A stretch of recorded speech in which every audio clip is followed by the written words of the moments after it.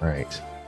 It's Patch Tuesday for Final Fantasy XIV, and for patch 6.55, which adds new MSQ, which it gives me here in the upper left-hand corner.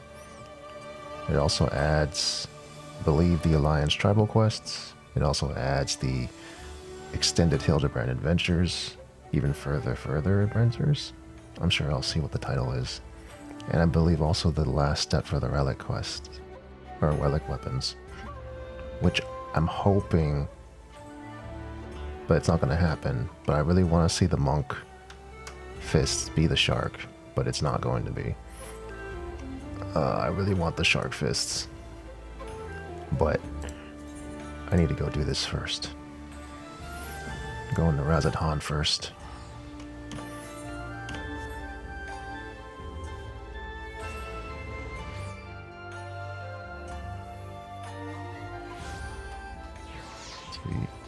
Going to the Megaduta. Megaduta, because it's always at the Megaduta. Megaduta.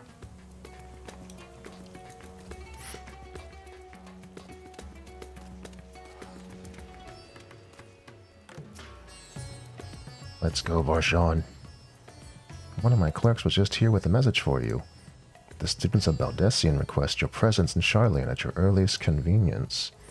Indebted as I am to our friends, I had hoped that I too might be of service, but it's you alone they require. I have no pressing business. Okay. I'll go without you. I think I know who it is. In the meantime, I shall continue showing Asdaya the city. From notable landmarks to the people's lives, there is still much more and more for her to see. Farewell for now, my friend. I look forward to the day we set forth on another adventure together. Well, yeah, we're not really going to do much anymore now that everything's been settled with him. I guess it's to old Charlian.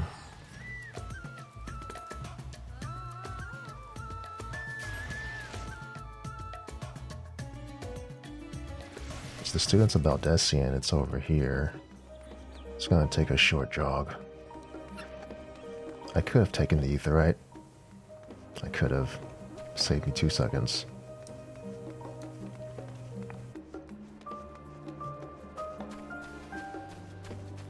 Let's go see what Kryl wants. She's probably going to show me her brush or something. A warm and hearty welcome to you, Cylindra. I gather you received our message. I did receive the message. Please wait here while I fetch Kryl and Graha. Kryl's going to be like, look at my brush. No, she hasn't changed yet.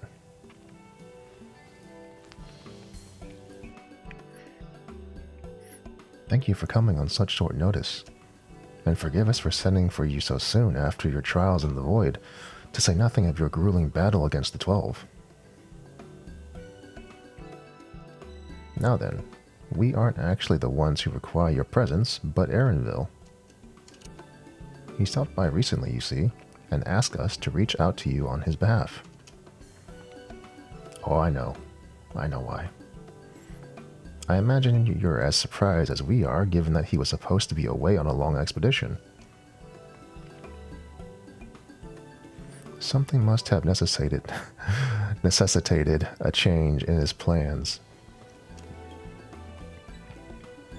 All he would tell me is that there is someone whom he wishes Cylindra to meet. He also mentioned that he would be tending to business at the studium. Shall we look for him there? Yeah, let's go. Let's go see what he wants.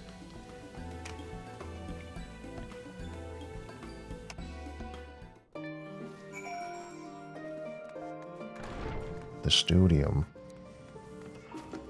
Let's see. Studium. It's like right there next to the Aetheryte.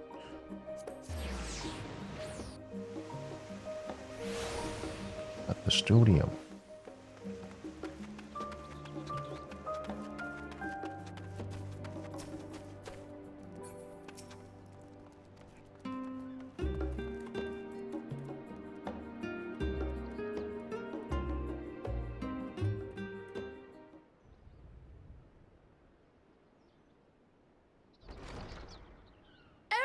manderville!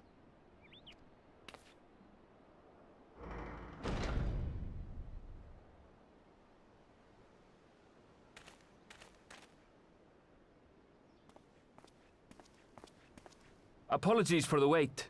I hope I haven't called you away from anything important. I chanced upon some commissioned items at my destination, so I thought I might deliver them. Where did you go, if I may ask? The New World. Tural. You went to Tural? Then the person who you wish to introduce... Aye, she hails from there. I present to you...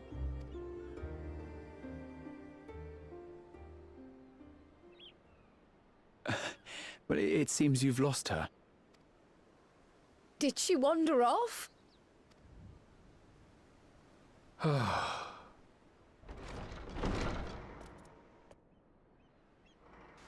Sorry. It's just so different here. I can't help but want to explore. Well, while you were exploring, your candidate came to us. This is her, the adventurer you crossed the seas to meet. Ooh, you weren't exaggerating. It's plain she's no ordinary woman. I'm Uklamat, claimant to the throne of Tulihuela.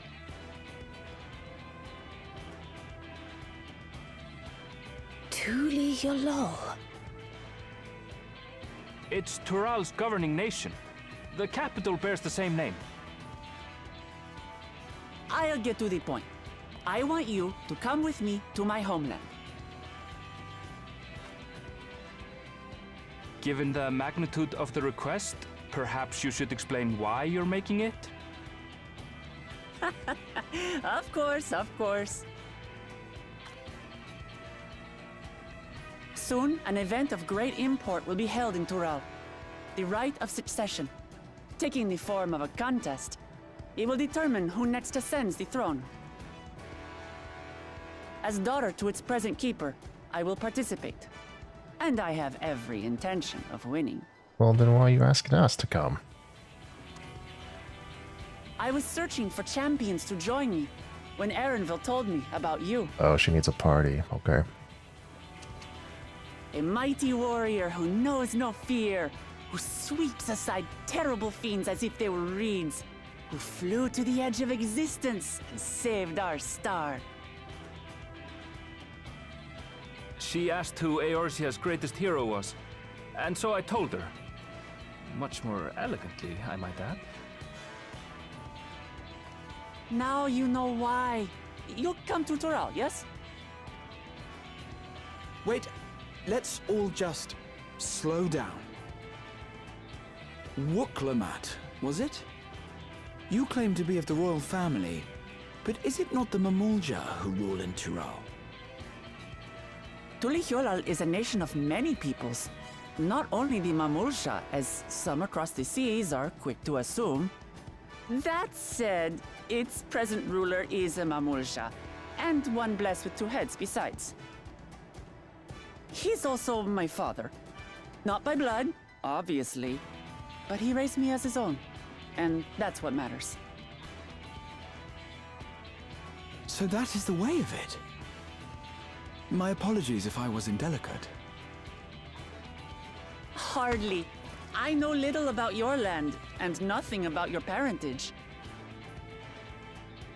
But in my eagerness, I've gotten ahead of myself. I can't expect you to agree on the spot when we've only just met. If you have any questions, I'll do my best to answer them. Just know, though, that if it's adventure you seek, you could do far worse than come with me. Thought she was going to ask us to fight her.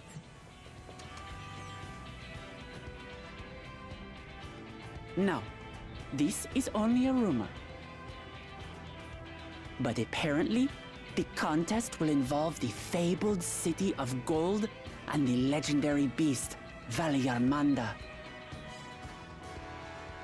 Tell me that doesn't pique your interest. I don't know what that is.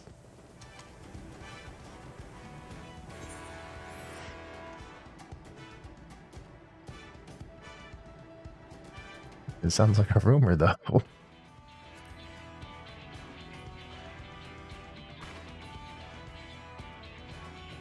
Well, the details of the contest have yet to be announced.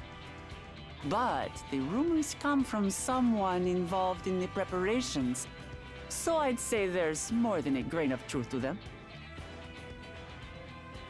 I advise you not to put much store by these rumors. Golden cities are not but a dreamer's fancy. Says the dreamer who was bent on finding one when he was a child. Just because you failed doesn't mean it doesn't exist.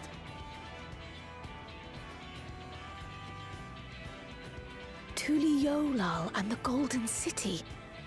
Just like in the letter to Grandfather. Regardless of what the contest may entail, it'll be no simple thing. If I'm to triumph, I'll need capable and dependable companions. So let's go on a hunt together. There's no better way to get acquainted.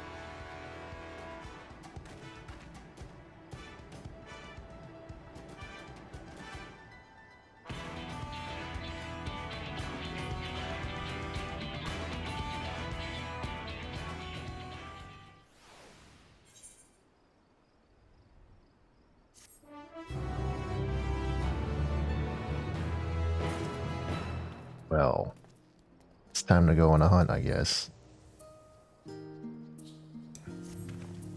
She's like a gust of wind, just blowing in here. The chance to see not only Tural, but the fabled Golden City besides. This is the stuff of grand adventures, my friend. Which is not to say you should hastily accept this invitation, mind. There's still a great deal Oh, he wants to go so bad. He wants those tacos. So let us begin to rectify that by first getting acquainted with our visitor in the manner she suggests. Sure. I'm not certain what might be a suitable occasion for her hunt, however.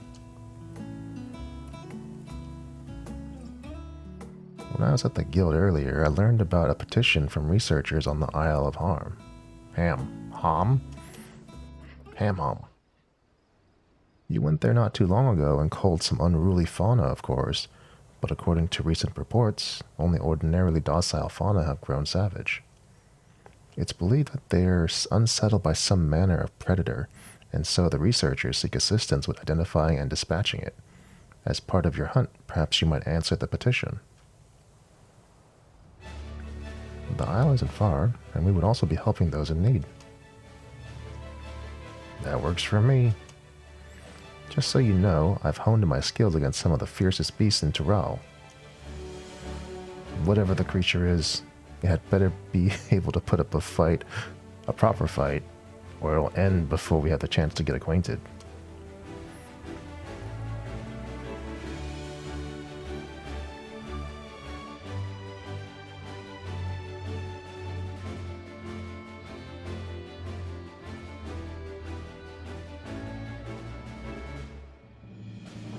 And before we can prove ourselves capable and dependable companions, she's thinking about it. She's going to do it.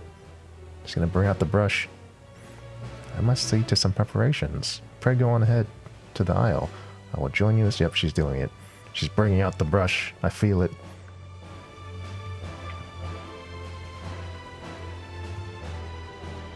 If the rest of you are ready, let us head to the harbor.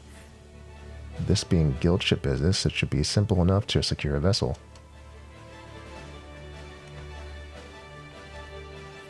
Let's go.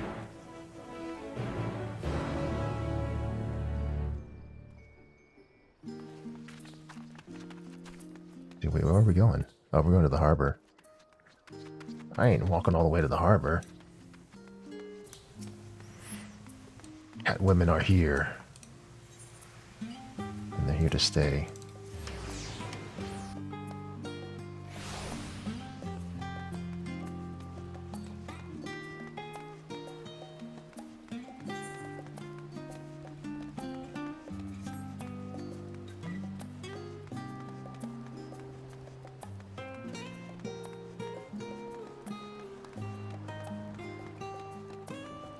So I should check something.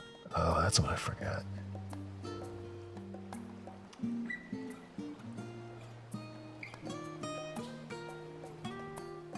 knew I forgot something.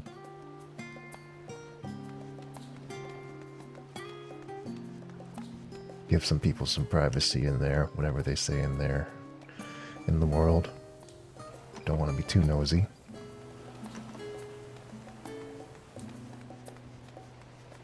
It's an instance. So we have a ship to take? And I've already set foot on, I barely set foot on dry land. Oh well, suppose it's for a good cause. A hunt. Let's get going. Several cutscenes. Da-da-da. Let's do it.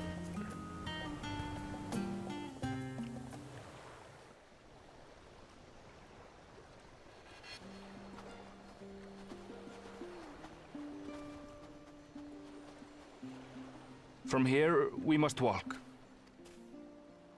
So much ice.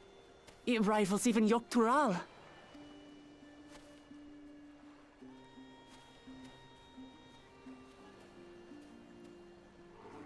Ooh, a white bear!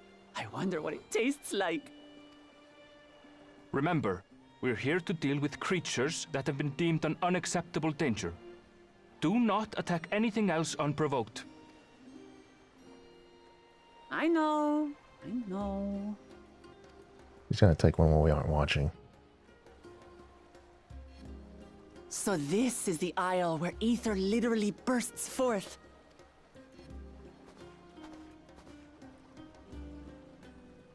Aye, the Isle of Ham. The geysers lie deep inland, however. You really are knowledgeable. Kona told me nothing about this place. I doubt your brother managed to come out this way. He's like to have toured facilities like Labyrinthos, however. The great big cavern under the city. It's amazing that they could make a sky down there complete with a sun.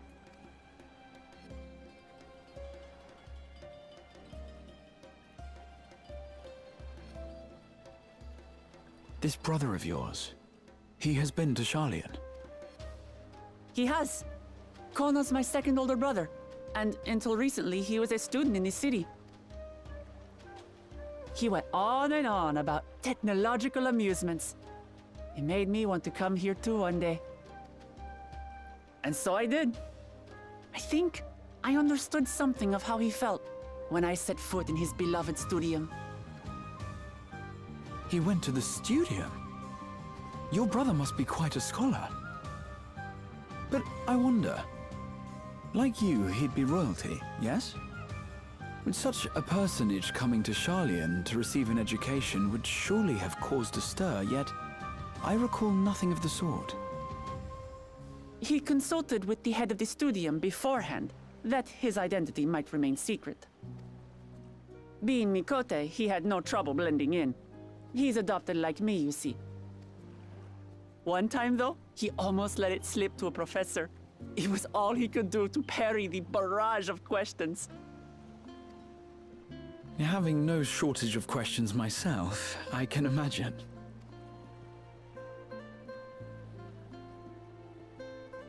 Ask whatever you like. I don't mind. But I maintain, hunting together is the best way to get to know someone. Oh, now that I think about it. So in the poster that we were shown at the fan fest, with the white girl at the top, there's that Mikote male on the right side with the blue hair is probably her brother, now that I think about it.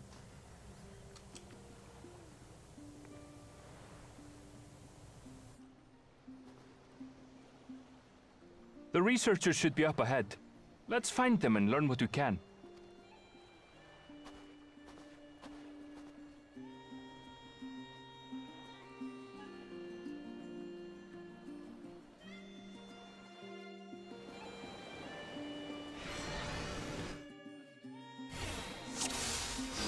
Oh. The researchers should be just ahead. There. The building to the northeast. Northeast. So ordinarily harmless creatures have grown savage. Don't know what's got them riled up, but I'll take down any that thinks to try me.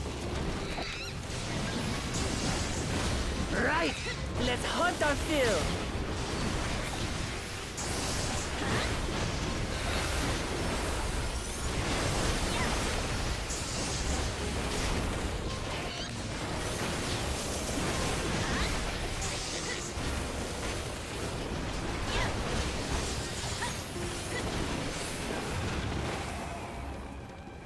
That was fast.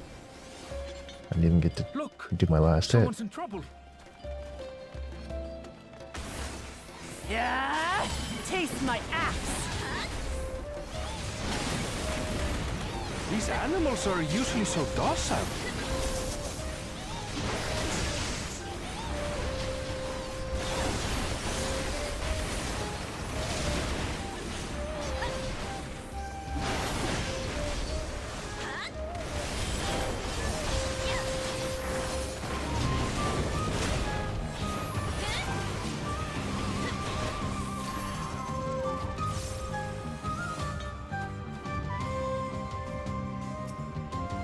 Thank goodness you've come. I take it you're the one who answered our petition. Well, wait, aren't you? You're Cylindra, the adventurer who saved our star. Would that our meeting was under better circumstances. I was conducting a routine inspection of the transporter here when I suddenly found myself surrounded. You'll find more of the same across the chasm, once docile animals grown strangely aggressive. My colleagues there can tell you more. I'll give you just a moment. I can finish checking our equipment. Oh, she's gonna redo the transport. We are famous. And for good reason, as you'll soon see for yourself. Raha's always on our side. I'm in. Quite an interesting contraption you've got here. Is that our petitioner? Let's go and have a chat. Hey, what's going on here? The adventurer come to answer our petition, I presume. We're most fortunate to have one of your considerable skill to here to aid us. A creature of unknown origins has been sighted on the island in recent days, and we believe its presence has affected the local fauna. The animals beyond this gate are the worst affected we've encountered thus far, though we dare not go back. Your task is to quell any threats you find, and search for traces of the beast responsible for all of this. If you should find anything at all, we would be most grateful if you would share it with us. Sure. I'll handle this.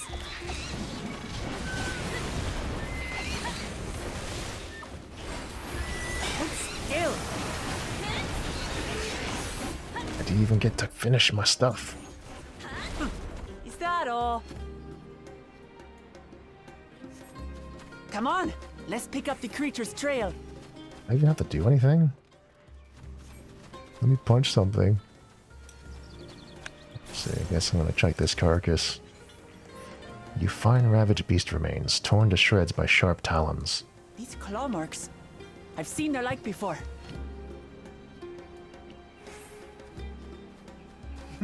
It's starting to feel like a proper hunt. Be so happy.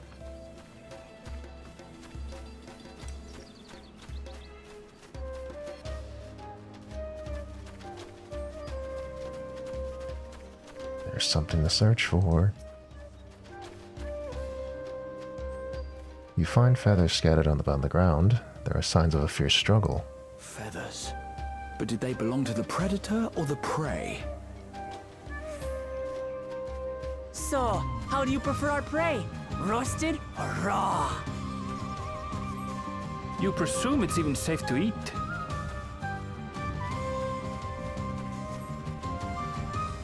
I kind of like what they're doing with this instance, because they did this last time over in Shadowbringers. Like, they demonstrated to us the ability to take over another character as in roleplay. So, like, you're playing like as Alphino or something and get to play as them. It's like it was something that was new to the system. And so, like, I'm expecting that they're going to do this kind of instance where you're following a party. There's a lot of conversation and banter all throughout Dawn Trail, probably. cloying stench of fresh leavings assault your nostrils. Whatever beast left them is likely to still close by. Still fresh. Whatever this beast, it cannot be far. Uh-oh. Guess what I'm gonna do? Whole lot of not doing my combo, because look how fast they die.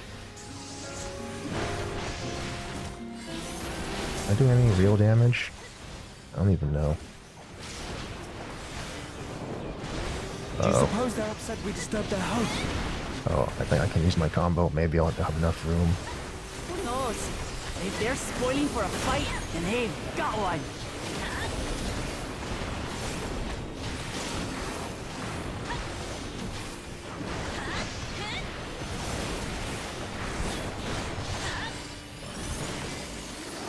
Let's head back and report what we found.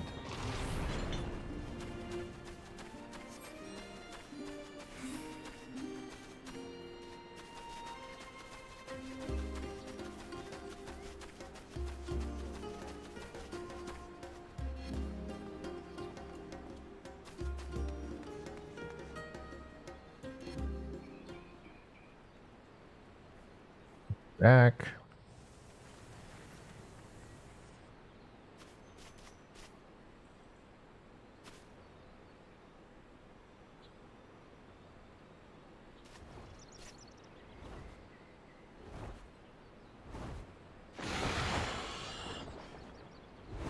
Powerful wings and razor-sharp talons. Worthy prey.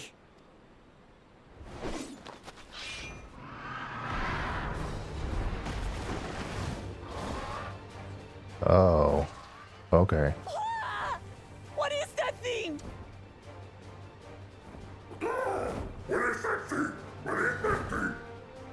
Giant colibri. I've never seen a giant colibri. It speaks?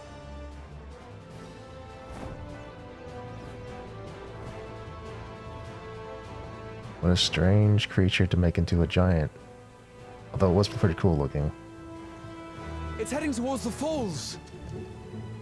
I'll stay with the researchers. The creature, I leave to you.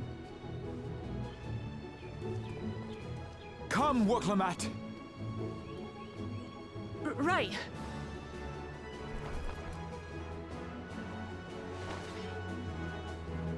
I mean, she's shaken by a little bit of mischief by a bird. Bird's mocking you, man.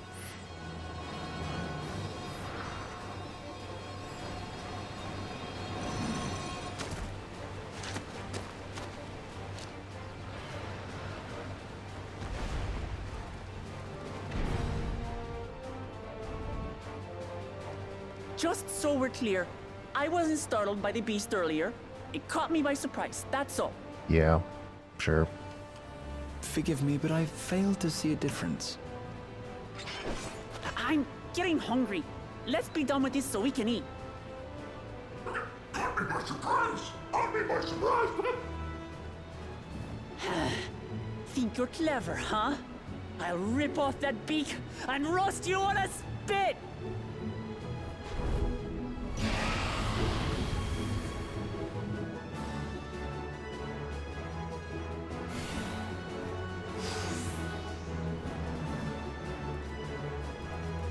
Oh, here we go. Alright, let's do it. Talk all you like, bird. I'm going to have the last laugh. Oh, I'm going to enjoy sinking my teeth into you. Do it.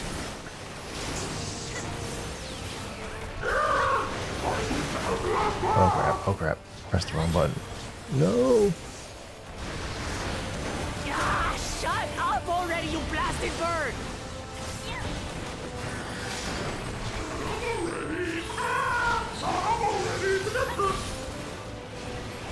This bird's having too much fun.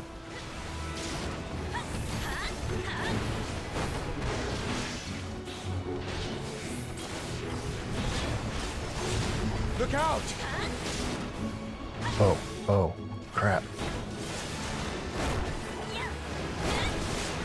I've never seen such an enormous colibri.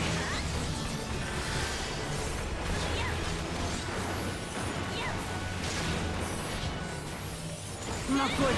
Quickly, gather together. Oh, oh. I gotta get out of here. I've got you.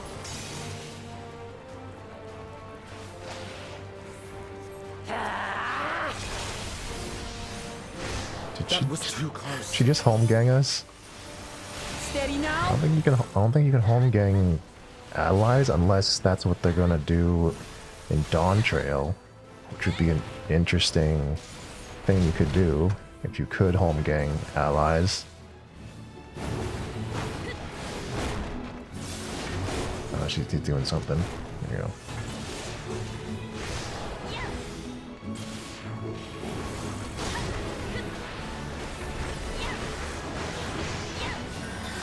And if they turn home, if they make it to where home gang is where you can mass rescue everybody, oh, that'd be so good.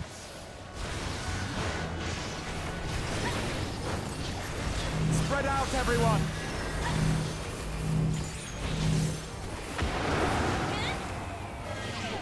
You paid for that. Stop ruining my combo. Oh.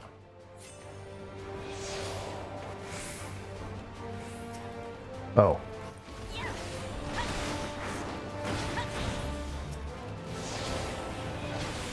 Thank you. Get out of here. Well, I can still do damage.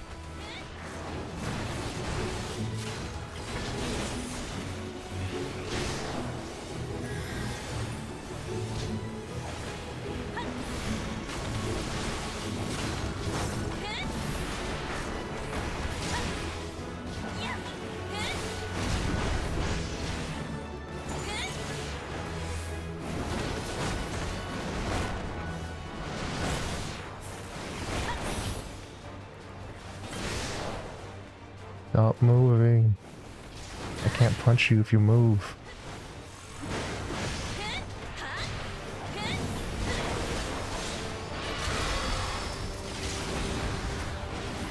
Oh, this mechanic? I haven't seen this for a while. This is a Stormblood thing. That was hardly a tickle.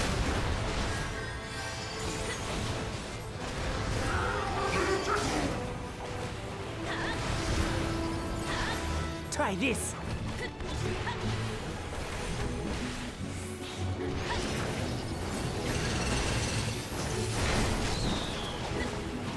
Nothing to it. I feel like she's demonstrating like new warrior abilities to us. Bastard!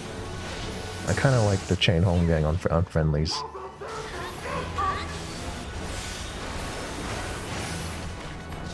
Throw everything you have at it. He's gonna go down. He's going down.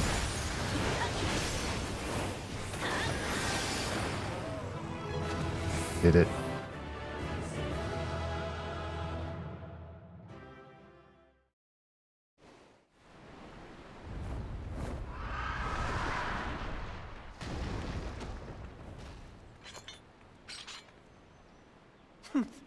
And I had barely limbered up.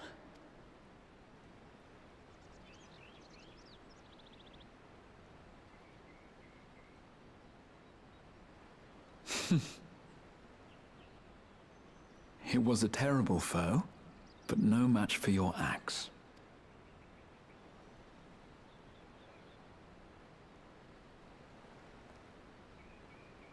Only to be expected. You were pretty impressive yourselves. I was right to invite you on a hunt.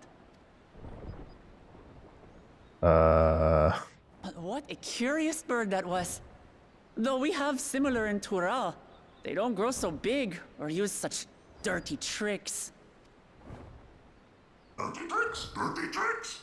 Aye, dirty and despicable. Otherwise, I could have easily...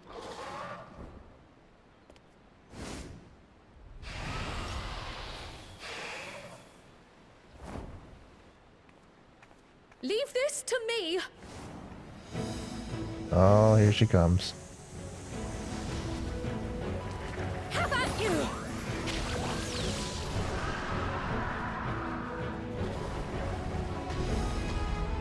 Oh, Pictos are overpowered. Look at that, she one-shot that. Kryl. I am terribly, terribly sorry to have kept you all waiting.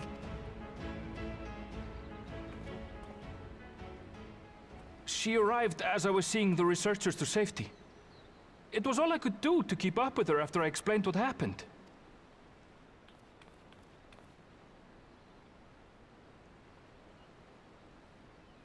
So this is what you meant by seeing to preparations? After hearing of the contest, I thought how wonderful it would be to join you. In coming here, I wanted to demonstrate my skill at arms to Wuklamut. Alas, it seems I missed most of the action.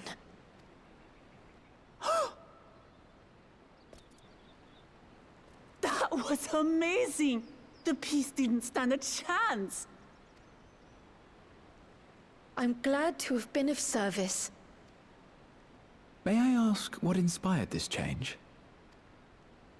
You will recall the time you descended to the ethereal sea in search of Heidelin.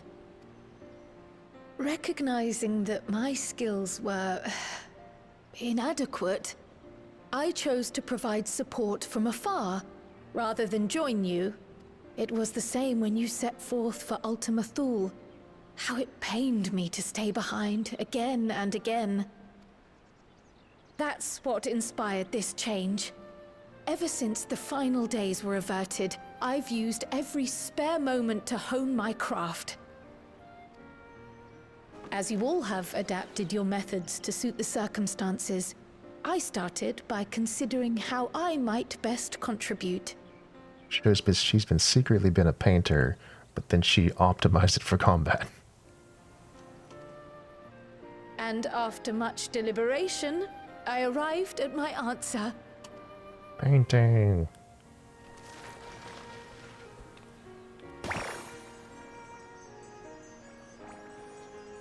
With the esoteric art passed down by the legendary Archon realm, Pictomancy. As I recall, you have embraced versatility to effectively complement a certain someone's style.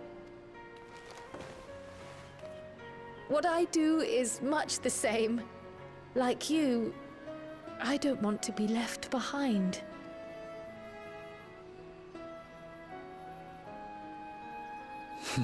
Indeed. I must say, you appear to be especially keen on being involved in the ritual of succession. Is there any particular reason? Yes, there is. This letter from Tuli Yolal.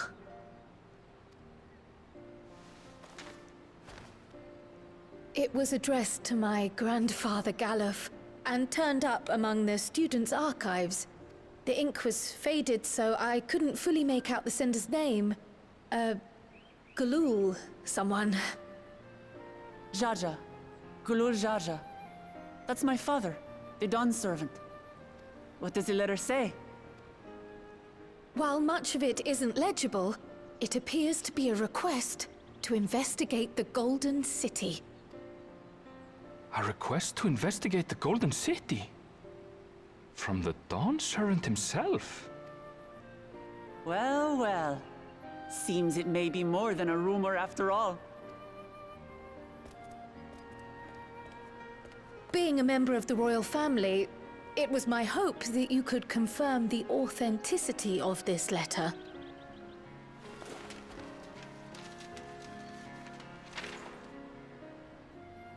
I can say for a fact that my father didn't write this.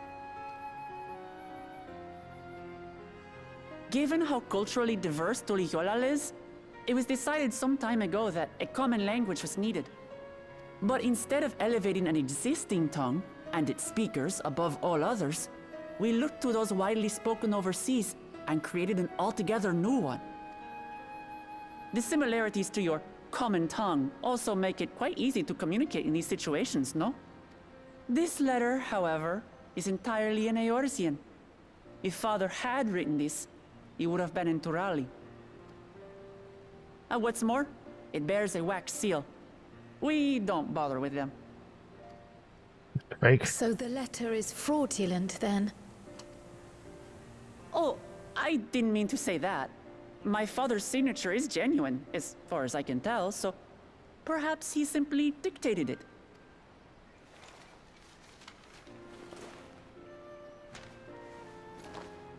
I see. Oh, thank you for the confirmation. It seems my grandfather indeed had dealings with Tuli Yolal. I can't help but be curious as to what exactly he was doing there. In order to help us decide on a course of action, would you mind if I asked you some questions about your home? By all means. After all, learning about one another was the purpose of this hunt. We can talk while feasting on this fellow. I, for one, am starving. I think she can go that alone. We're eating that.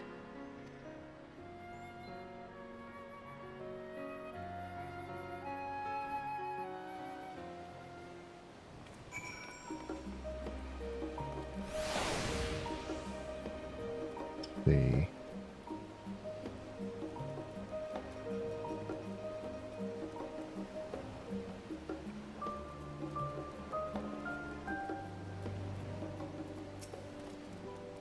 With the wildlife pacified and the researchers safe and our task complete, that just leaves the matter of the colibri meat. For better or worse, there's really only one place we can take it in here, in Charlian, the last stand. Come, let us see what Dukan can cook up for us. Okay.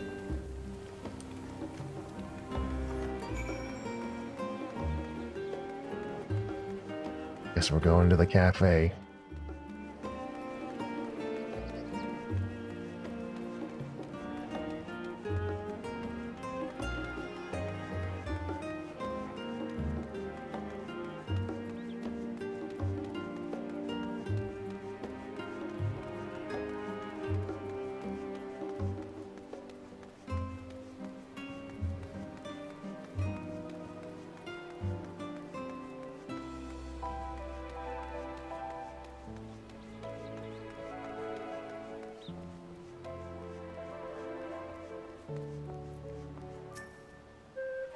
Oh no, that's a famished face if I've ever seen one.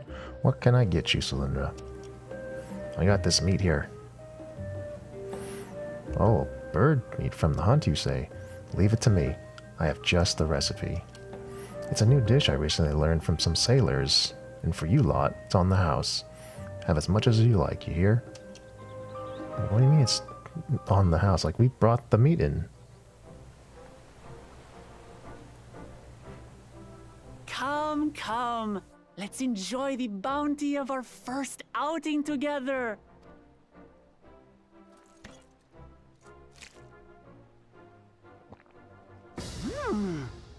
I'd heard that Charlian cuisine was terrible, but this is fantastic.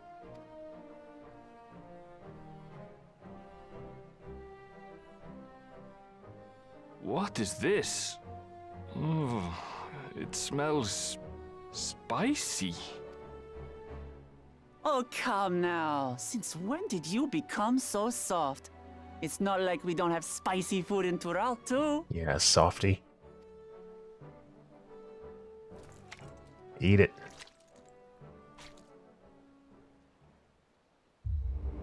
Oh, it's bad. It's real bad. She's at. According to Dickon, intensely hot dishes have become popular in Razadhan after a traveler ordered a curry with several times the usual amount of spice. I think, was that me? Was that? Was that? I think that was Zero and I. I think we did that. So he started offering the same in order to please the growing Harnish population here in Charlian.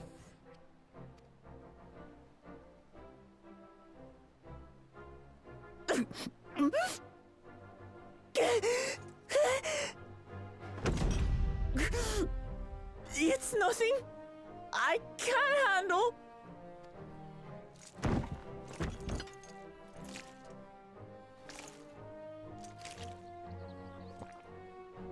Your boorish manners reflect poorly on the both of us. I wish you would consider your station. I swear, sometimes it feels like you open your mouth only to criticize. Would I be correct in assuming you've known each other for a long time? Aye, thick as thieves since we were little. I beg to differ.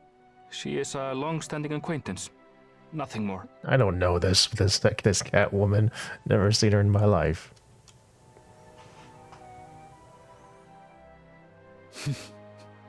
I see. I see. All this time you were from Tural. Oh, would that I had known sooner. There's so much I'd like to ask. You and everyone else. I've kept it quiet so as to avoid the endless interrogations. Well, if he's going to be a miser, I'll be happy to tell you about our homeland instead. Since ancient times, many peoples have called Tural home, and they've been fighting each other for nearly as long. The fighting finally stopped some 80 years ago, when the reigning Dawn Servant unified the disparate communities and founded a new nation. And that's how Tuliolal came to be. Since then, we've enjoyed an era of uninterrupted peace. But my father is getting old, and he wishes to relinquish the throne to a worthy successor. One who can preserve his legacy. Including myself, there are 4 claimants to the throne. But while we all have the right to participate, one among us cannot be allowed to rule.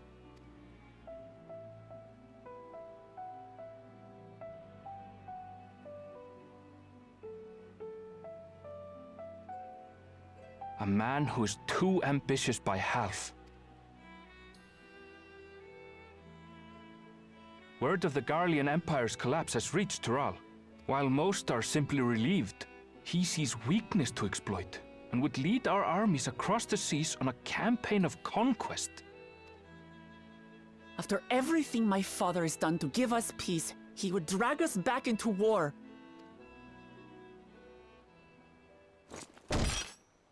I can't allow it.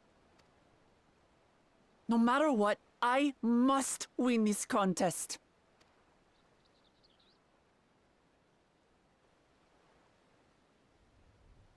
I understand your reasons. But this being an event that will dictate the course of your nation's future, is it appropriate for outsiders like us to be involved? Oh, it's more than appropriate. The Dawn Servant himself expressly encourages it. The ruler of Tural must navigate the intricacies of myriad cultures, and there's no better way to prove oneself qualified to do so than to work with foreign allies. That's why I sought you out.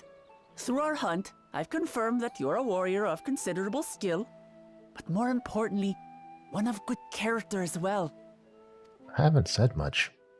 And so I ask you, will you lend me your strength and help me win the throne of Tulihualal? Sure. Let me think about it. You don't need to decide right this moment. But I will need you if I'm to triumph over the competition. I'll stay here as long as I can while waiting for your answer. In that case, allow us to prepare a room for you at the Baldessian Annex. That's very kind of you.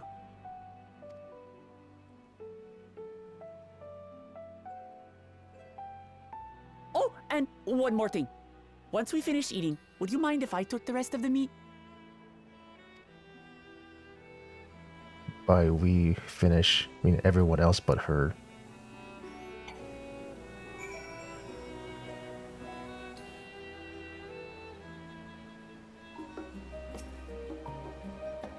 Whether Wuplamot has the markings of a ruler, I couldn't say, but I do know that she deeply cares for her nation and her people.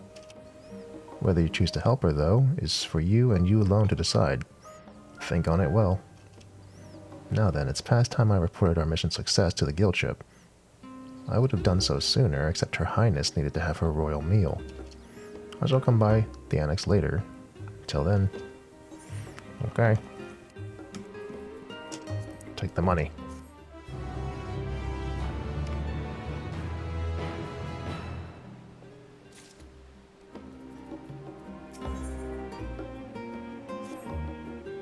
Well, I dare say we now have a fair grasp of Uklamat's situation.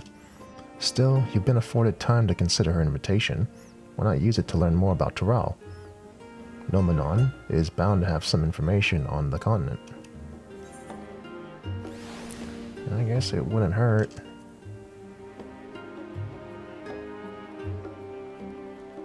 Quite right. Not only would it help you make an informed decision, but if you do choose to go, you would be better prepared for what awaits. Come, my friend, let's be off to the archives.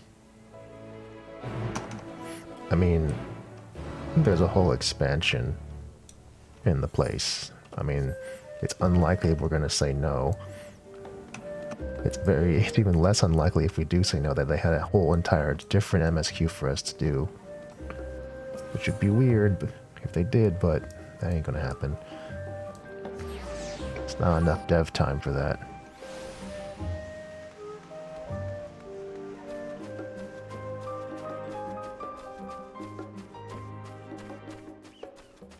Putting away still here.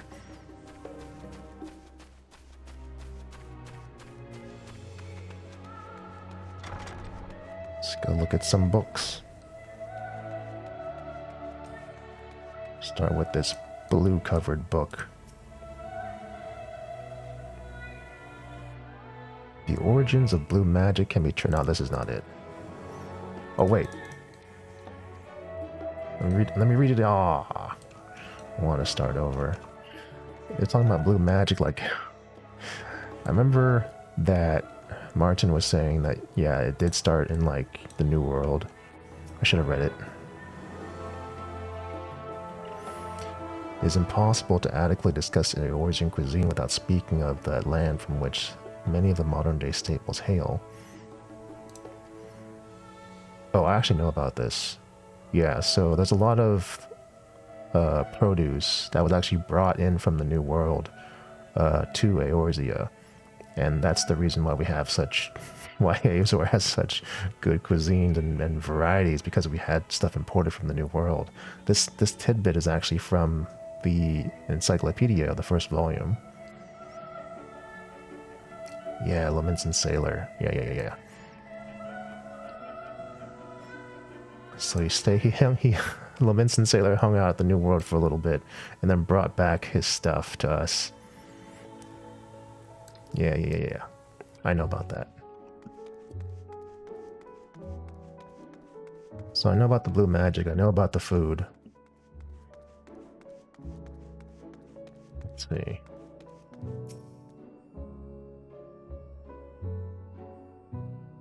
Unique wildlife, Taral's no exception. Many and more exist that are rarely seen this side of the Indigo Deep. Oh, the alpaca. We're going to see one of those sometime soon. Soft white fleece. Oh, I have a wyver. I spent a lot of time trying to get that wyver. 50 million gold. Or, well, it's not 50 million. Oh no, that's the market board price for the item turn-ins to get it, because you have to grind fates for it. I grinded so many fates. It's pretty cool looking though. Oh, the Valley Garmanda. That's what Catwoman was telling us about. Bird-like creature, the mightiest of beasts. Okay.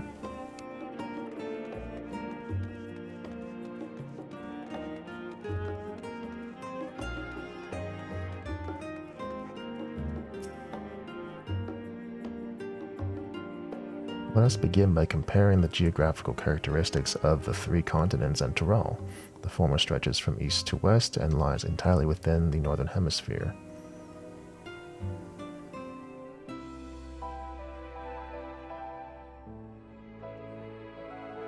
in the Northern Hemisphere. In contrast, the latter regions were both Northern and Southern Hemispheres. I think on the map it was like, yeah, it is pretty large. Differences in climate.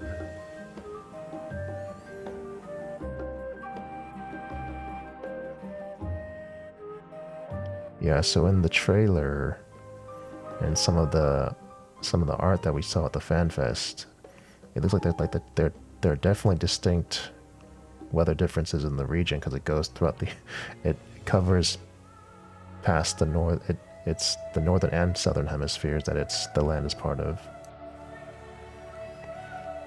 A case in point is the Allegans, who rose to power in Aldenard before advancing east to Ilsabard. Their movement would be mirrored thousands of years later by the Garleans. Meanwhile, the disparate tribes of Tural waged war with one another for generations. Stymied by the climate, none could make any great headway north or south. Tribes hailing from frozen lands, whether beneath the desert sun, while those that thrived in the open plains could not pierce dense jungle. Such was the way of it, until the leader of the Mamulja succeeded in bringing the continent under one banner. Given the land's divided history and reason thereof, one cannot help but be in awe of this feat. Huh. Oh wait, it says, should you wish to read these books again, speak with the reference page.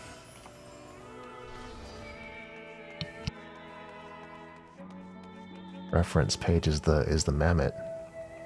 It's this guy.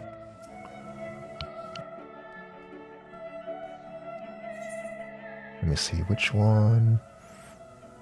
Blue magic.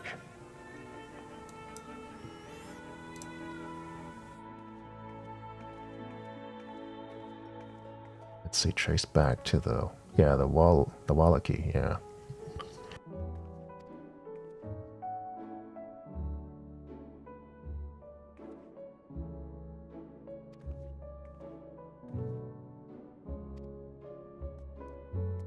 This should be Lapis Canyon.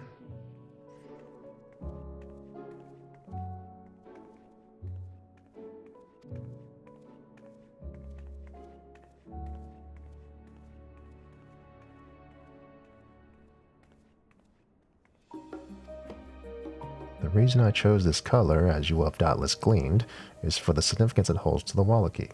Can't think of a name more fitting to honor the people from whom the noble magic was born. Yeah, I think Martin mostly covered that. You first meet him and stuff.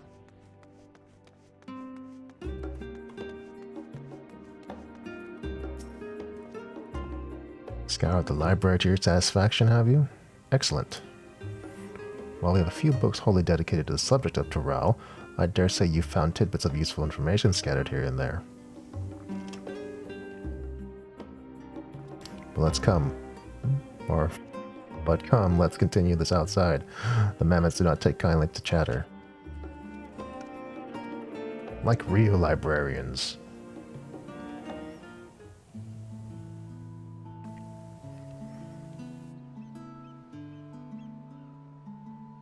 Now then, I'm quite keen to hear your honest impressions. I couldn't help but notice the way we read the very same book on cuisine. I was pleasantly surprised to find references to Tural within. Among them, did anything in particular pique your interest?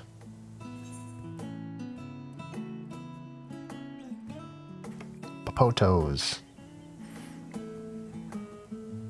I have a new appreciation for popotos. I do love popotos. As have I. Despite having just enjoyed a hearty meal, I find myself craving popotos. As they keep well, they are a boon to sailors, and it was that same property that allowed them to survive the voyage to Eorzea.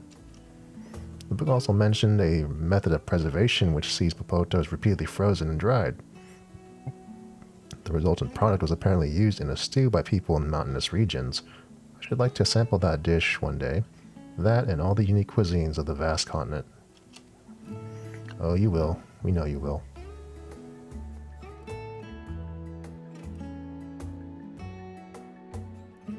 Well, moving on. Did you perchance learn aught about the fauna of Tural? Given your adventuring background, I expect the topic would interest you. I learned about alpacas.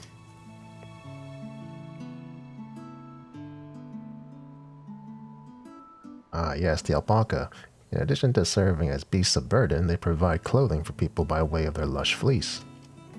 They are especially prized by mountain tribes, who hold certain rare specimens sacred.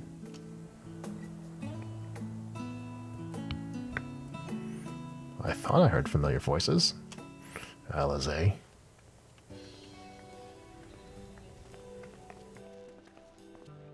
Fancy running into you two here. Well, have some research of your own to do? Aye, we hope to arm ourselves with knowledge that may benefit the Garlean people. Having forged a new trade agreement with Razatan, they will look next to foster relations with other nations. This includes former imperial provinces. In view of this, we hope to find hints of in history of how our neighbors of differing races and ideologies might engage with one another. And what of you two? What endeavor brings you here this day? Oh, we're going for a trip. Planning it out.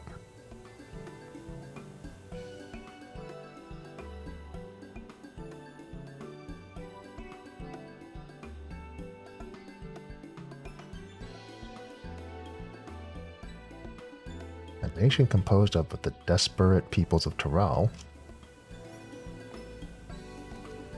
I dare say this is precisely the kind of example we seek. We do well to read up on Tuliolao ourselves. The contest, is Cylindra the only one allowed to help Wuk-Lamat? There was no mention of such restrictions as I recall. On the contrary, Wuk-Lamat gave us the impression that she could have several champions. She's like, let me bust him up. I think I know how to make the most of our respite. Follow me, Alphino. We have planning to do. And she plans to crash the party. Would seem our plans have changed, if you'll excuse me.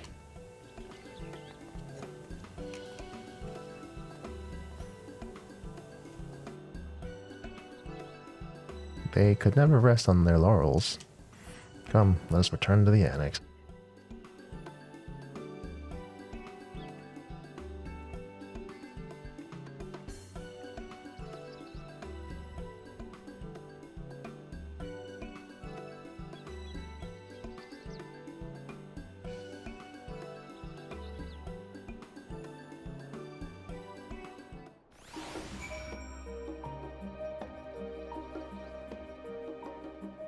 Let's go back to the annex.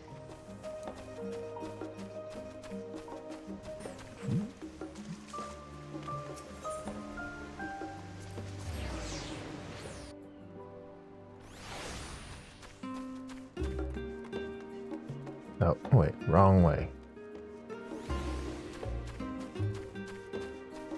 This isn't the annex, this is the bridge across the annex.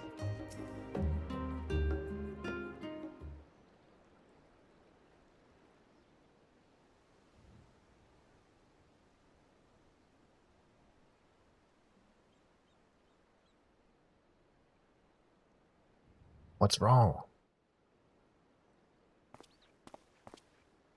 Oh, it's just... Despite all that we've learned, I can't help but feel we've yet to hear the whole story. What about you, my friend? Are you inclined to accept or refuse Wuk-Lamat's request? Oh, we're going. I'm pre-ordering.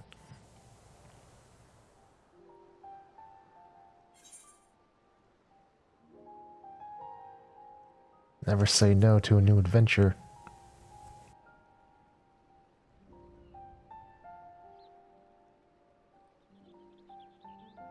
Ha! I thought you might say that. With an intrepid attitude such as yours, I believe all shall be well. Be it the contest or something else, there will be many trials for you to overcome at your destination. But in the course of seeing new lands and meeting new people, you'll surely find a way forward. That's what adventurers do, is it not?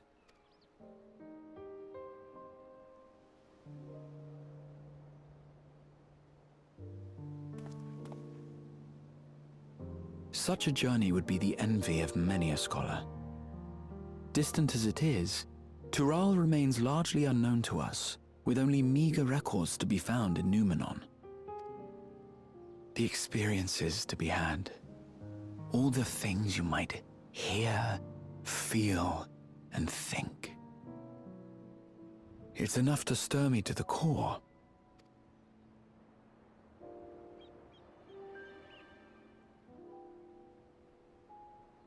Life is a series of journeys, my friend, and there's no telling what awaits us on the long road.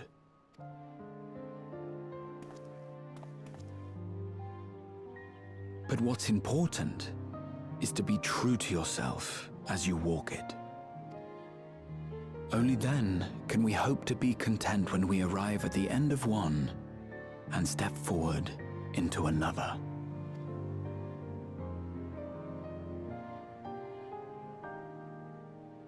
Ah, but there's an idea. I have a matter to attend to at the Agora. Please, go on inside. I will join you shortly. Okay, bye.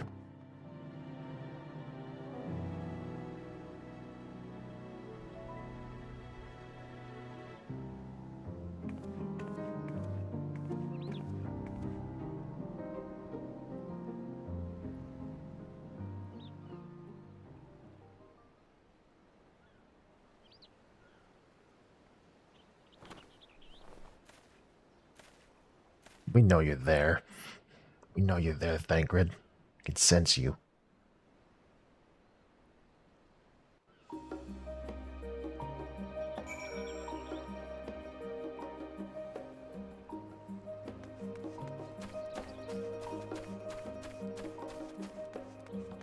Now we go to the annex.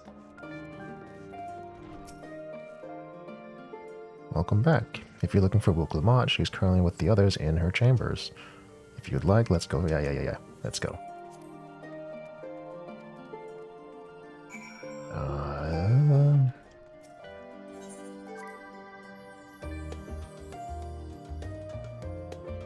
Gonna wait here. Wait, actually, did they update the map?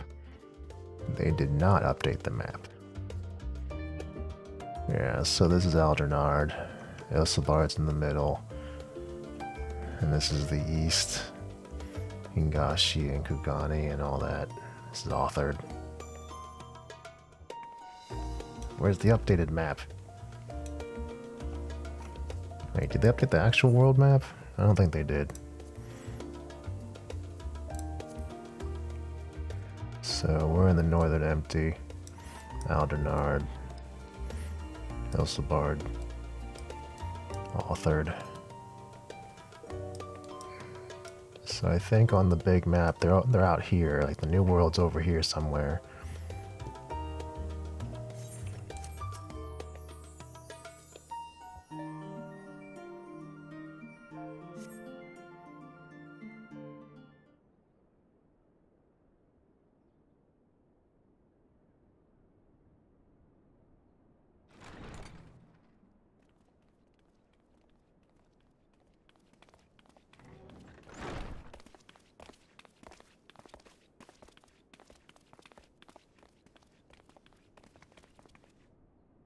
You have the look of someone who's made up their mind. Go on then. Let's hear it. I'm going to be the queen of the new world. I'll go. I'll do it.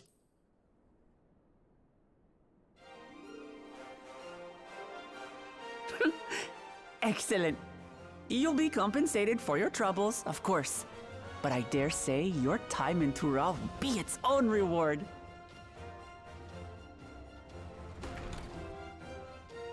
You're not planning to leave without us, are you? Oh God.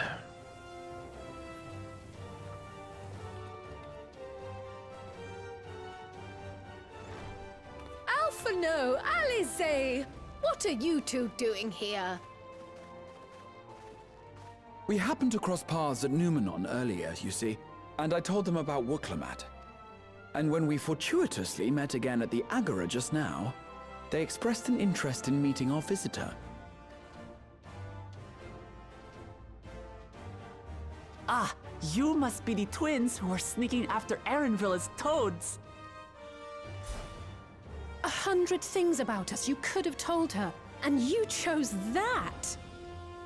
First impressions last. True. It's true.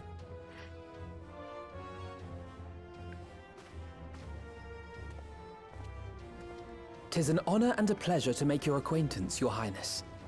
Alphino Leveilleur at your service, and this is my sister Alize." Oh no, let's not do that. I really can't stand titles. So, you want to participate in the contest too, is that right? Indeed we do. We've been assisting with the rebuilding effort in Garlemald.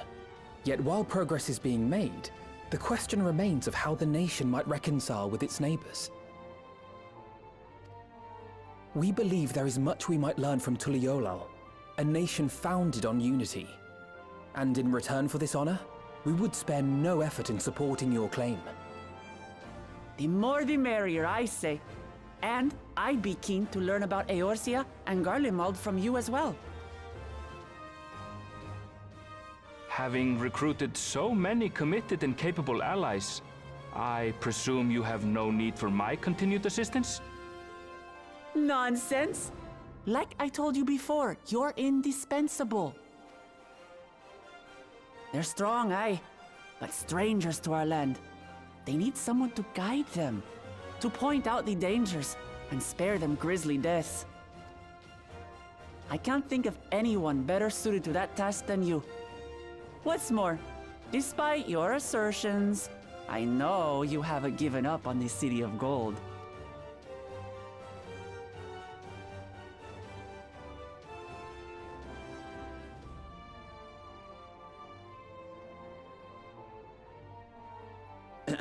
As I recall, Kryl, you were the first to state your desire to visit Tural. Perhaps I was. Still, I can't help but worry about being away just when our order is beginning to find its feet again. You have nothing to worry about. I haven't forgotten how you held the fort while I set off to explore Alzadal's legacy. It's only fair that I return the favor. Pray, leave the students to Ojika and me. But, Raha...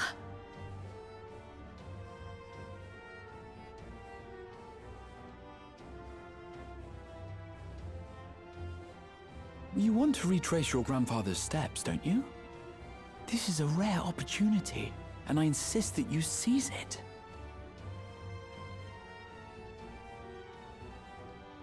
Thank you, Raha. Thank you. Well, looks like it's settled. I'm counting on you all to help me win the throne.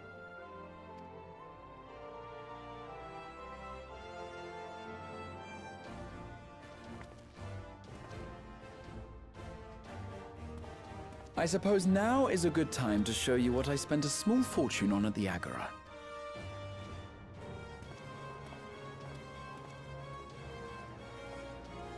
Oh, he's gonna update the map. There.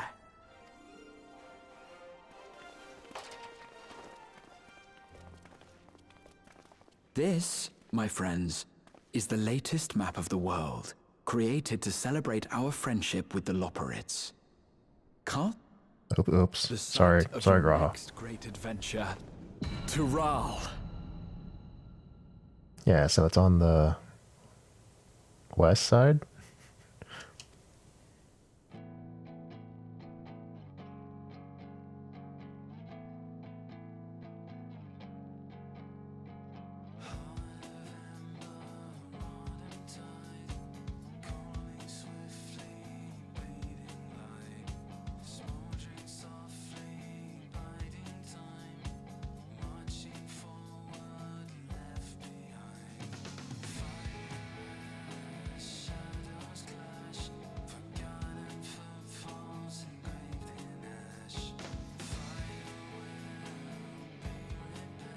Oh, there's credits?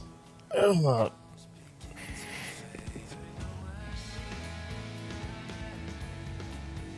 So that's the last MSQ pad, or yeah, that's the last MSQ for the expansion.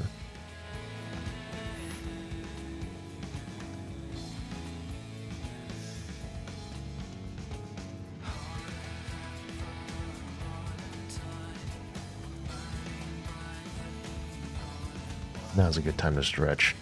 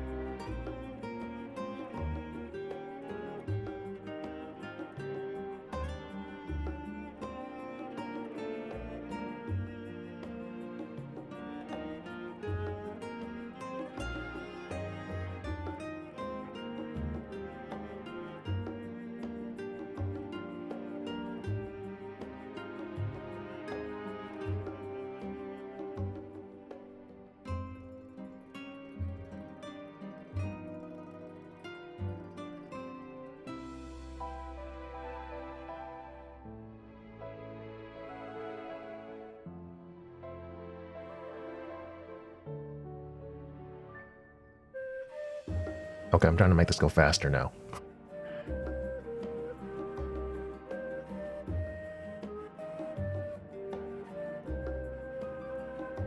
I need scrolling text.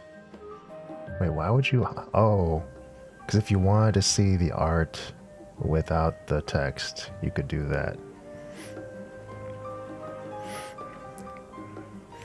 So I took a long time to stretch and drink water and eat food, and now I'm back. And it's still, the credits are still going. There's just so many people. All work that needs to be appreciated. I should have hit the number 2 or the numpad 2 a long time ago. It probably would have been done after I got up, or when I got back. By the time I got back.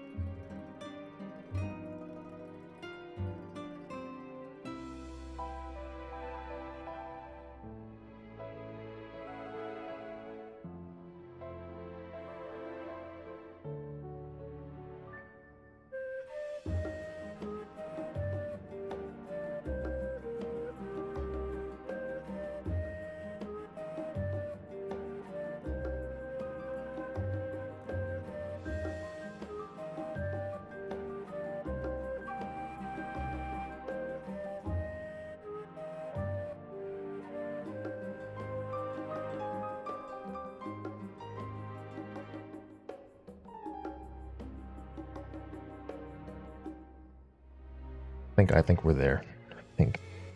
I think it's the end.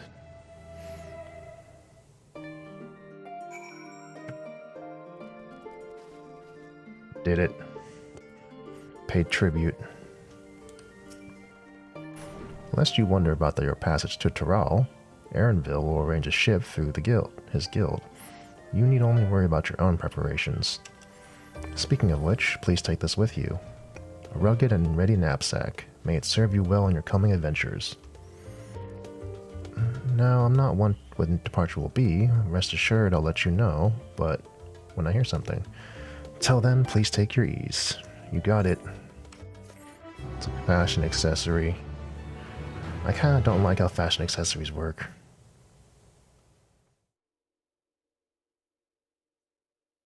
Meanwhile, in Limsa Lominsa,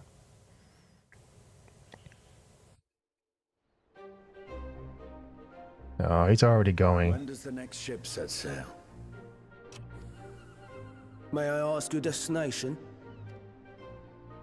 New World. The north and east, I've already seen. I suppose I'll head west this time. West, you say?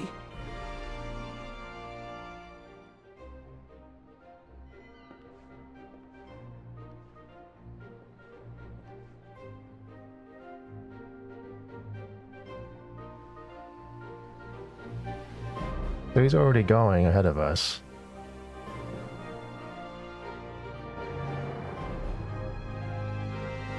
Meanwhile, in old Charlian, it's probably going to be Thancred and Urianger.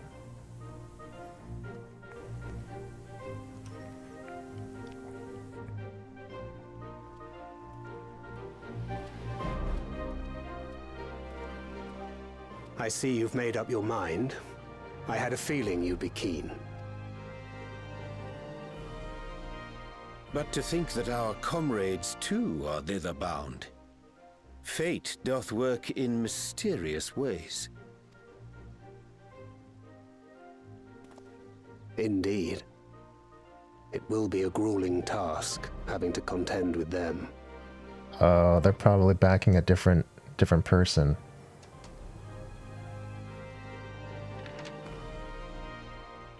If the prospect doth trouble thee, 'tis not too late to decline the petition. Though thine expression would suggest thou art far from perturbed. Oh, how could I possibly be, knowing what's to come?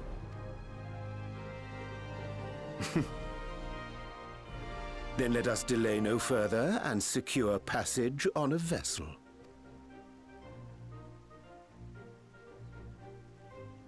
Aye. This will be a mission to remember.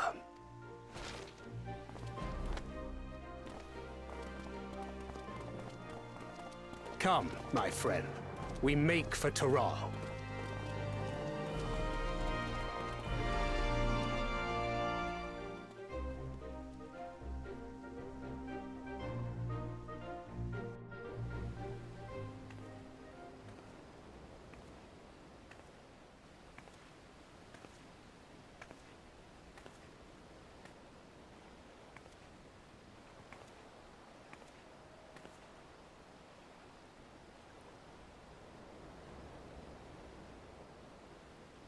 Tell me, have you been to the ruins beneath the waters of the Bounty? Or the treasure islands beyond the frozen waters of Blind Frost in Offerd's north?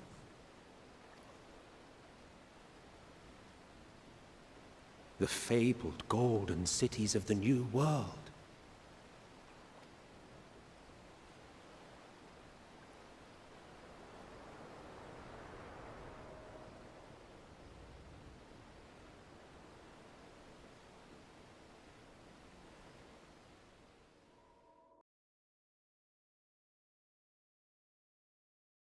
The anchor now, the tide is high, and the dawn of a new adventure nigh. Row forth to break horizon's bond, and tread the gilded path. I didn't read it, it was too fast.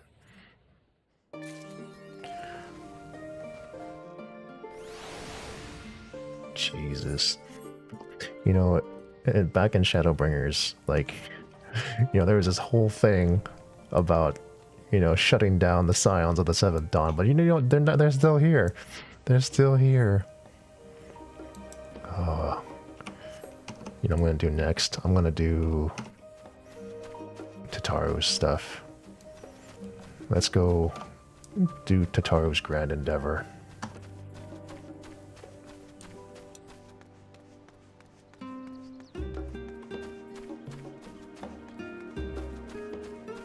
So there's Tataru, there is the Alliance, or Tribal Alliance quest that needs to be done.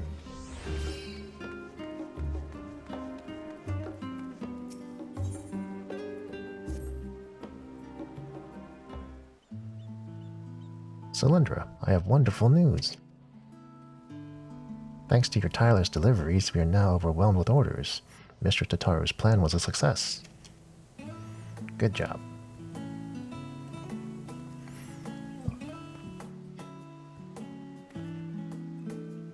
That's another shipment sent. I don't think I've ever packed so many parcels in my life.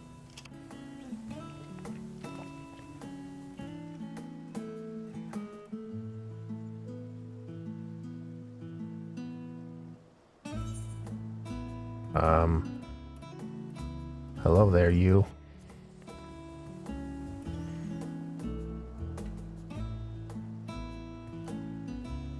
What an incredible memory you have to remember one such as I, but I don't think we ever properly introduced.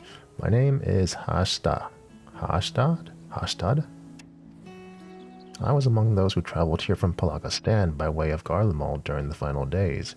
You and your comrades ensured our safety, our safe arrival.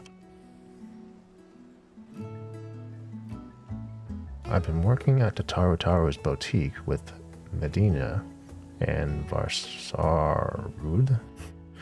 A bit behind the scenes, it's rare that I have the occasion to visit the storefront. An unfortunate side effect of the constant demands on our staff, though I think we all agree that the hustle and bustle is for the best.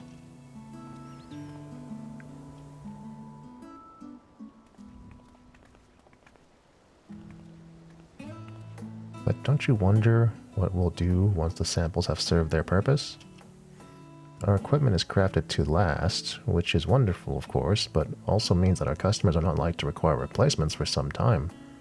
Therefore, if we are not constantly receiving new customers, our good fortune will eventually sour, no? Mistress Tataru isn't so foolish as to have not anticipated such things. I'm sure she's already coming up with new and exciting products to offer our existing clients.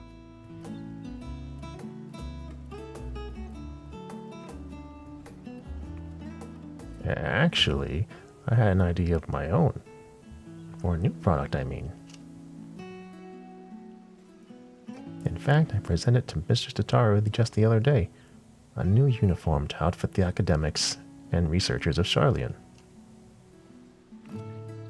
Oh, how enterprising. And what did she say? Well, she seemed hesitant, which I could only interpret as reluctant to hurt my feelings with explicit rejection. But then she told me she took a look into it further and drafted a formal proposal for review. That's wonderful, Magina. When she said to look into it further, did she mean for you to conduct some manner of market survey of the academics and researchers? Just so, but, well, some are involved in such sensitive work that simply approaching them is out of the question, which is to say my petition to enter Labyrinthos was denied.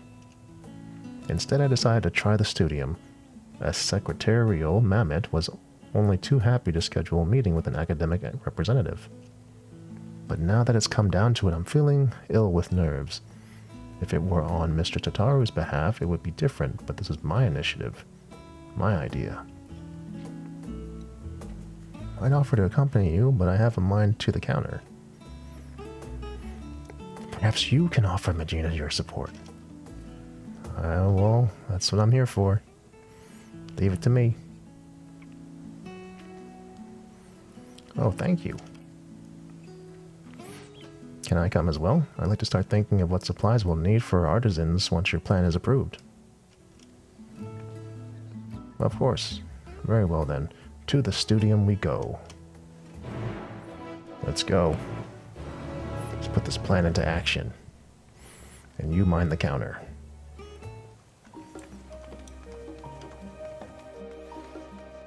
To the studium.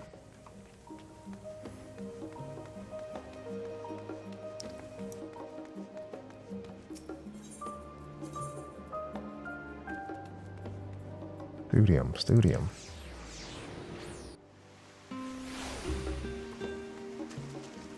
Oh, we're in the studium this time.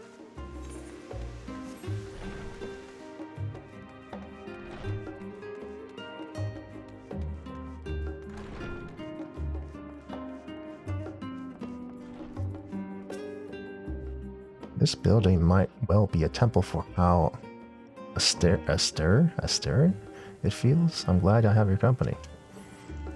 I was told Caiovong will be meeting us here. I'm sure they will be along shortly. Very shortly.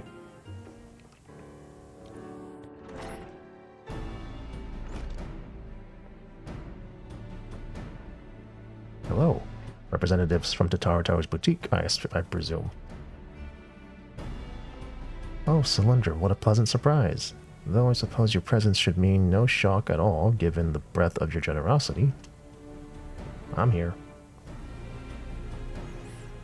Pleased to meet your acquaintance. My name is Magina, and I am ever so obliged for making the time to speak with us.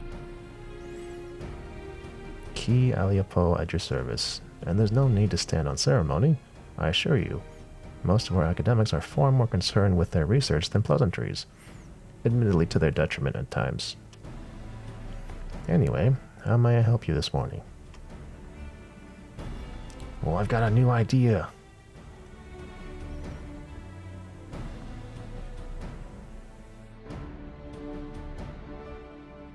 A uniform for academics and researchers, you say? I myself am ill-equipped to offer an authoritative opinion on the matter, so permit me to arrange some meetings with faculty representatives. God, more meetings. More and more meetings. Please make yourselves comfortable in the auditorium while I go and summon a few more of our personable personnel.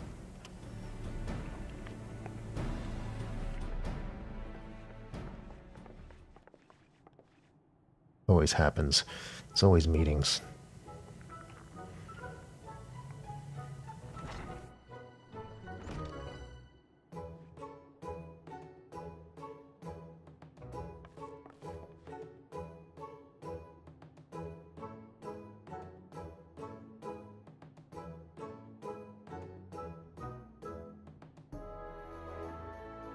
In the Faculty of Archaeology, we spend much of our time trapezing around ancient ruins, which often ends up ruining our clothes, if you'll pardon the pun.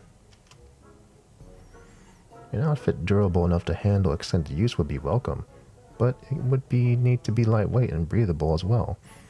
Equatorial deserts can be most taxing, but then again, you'd be surprised just how many relics are hidden at the bottom of lakes, and northern waters can get quite chilly.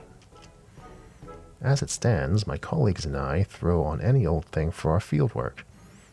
Whatever we have on hand that is suitable for the conditions, with the understanding that it may need to be disposed of afterwards. Poor Boric works his fingers to the bone as it is, and if Professor Namono caught me shopping for fancy clothes instead of interns, he'd be the one dressing me down. Misplaced priorities, never mind the tight budget. No, this is what you were hoping to hear, I realize. Oh, thank you for your candor. It's true. New kit can be rather expensive. We must ensure our prices stay affordable. Okay, we're going to talk to every person in the studium. The ideal outfit for astronomers. Wait. Jeromir mentioned something about fashion correctly. Recently. When we were stargazing. What was it? 'Tis not the clothes that make the man, Jude, but the man that makes the clothes. Yes, very lovely and poetic, but I have the foggiest idea what it means.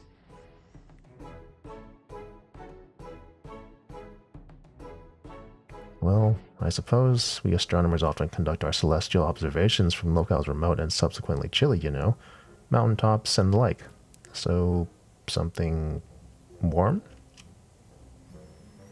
If warm is truly their only requirement, then I think it's safe to say that this is the opposite of an untapped market niche.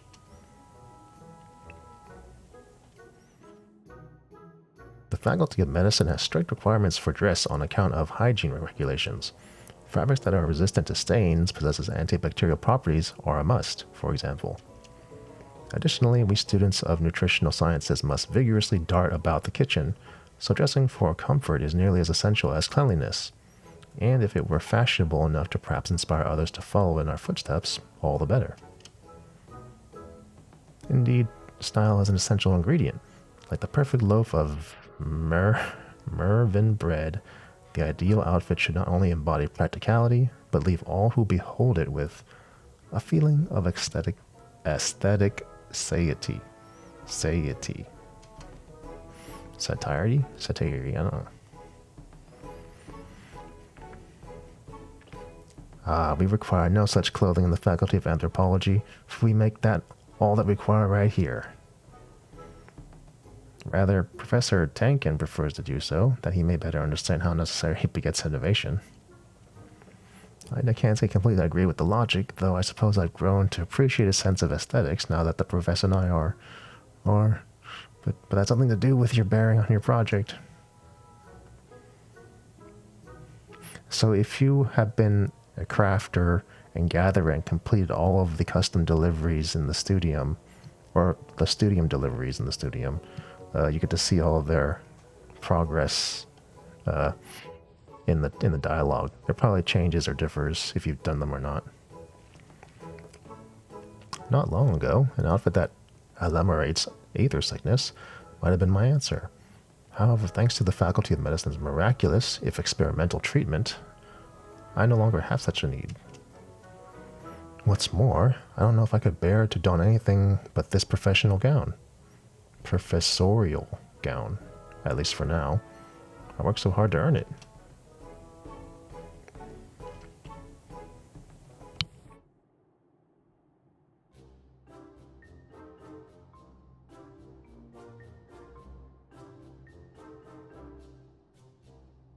You guys all look confused.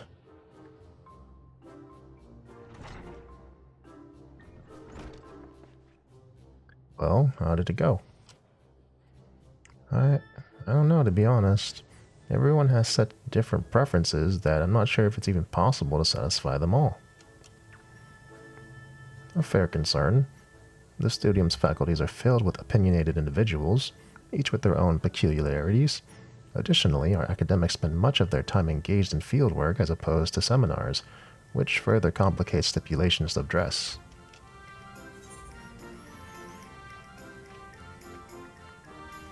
Academics aren't just as unique as adventurers.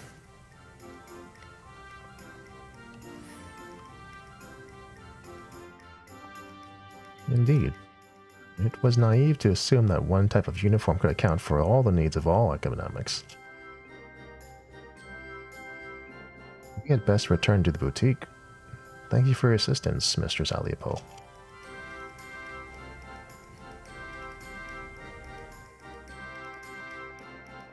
She's like, get out.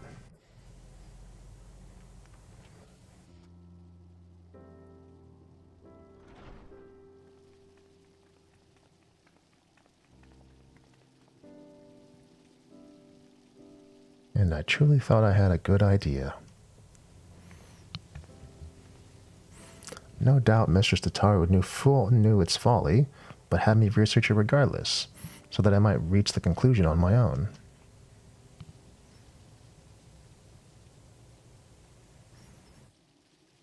She meant well, I am sure.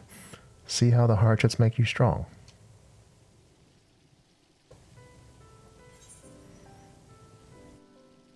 That's an important phrase to you, isn't it?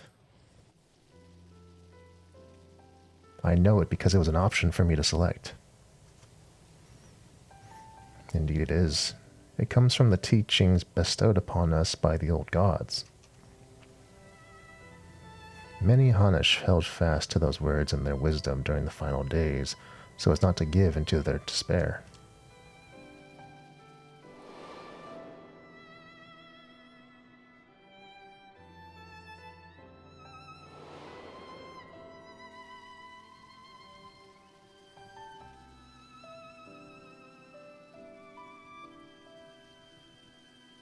When we call upon the divinities, it is not to beg for salvation, but for guidance. So long as we live by their teachings, there is no hardship we cannot overcome. This is a core tenet of Hanush faith that has seen us through much adversity since the founding of our nation.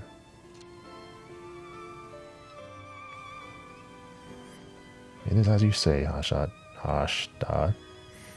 Yet, until you did, it did not occur to me to consider how they might apply to my personal struggle. Coming to Charlene and working with Mistress Tataru at the boutique, I've met so many peoples from all sorts of cultures, but in trying so hard to accommodate their wants and needs, I fear for my own heritage has become an afterthought.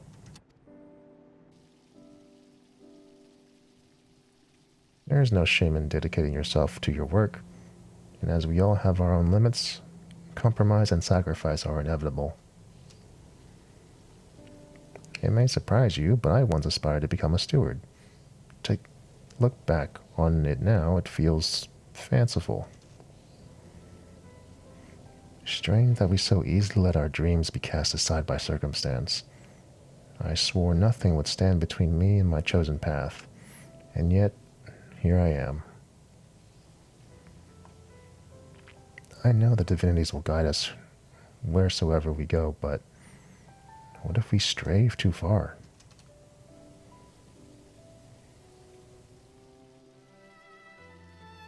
I'd be a fool to suggest that perhaps we should return to Thavnir? But Mistress Tataru has done so much for us. We cannot simply leave the boutique on a moment's notice. Maybe not, but what of our family and friends? It is one thing for us to send money and well wishes, but I wonder if we could not do more if we were there, helping to rebuild. We haven't been back to the village since the final days, and if we're already forgetting our old lives, I don't know. I just think Mistress Tataru should know how we feel is all. I'm gonna go tell her right now.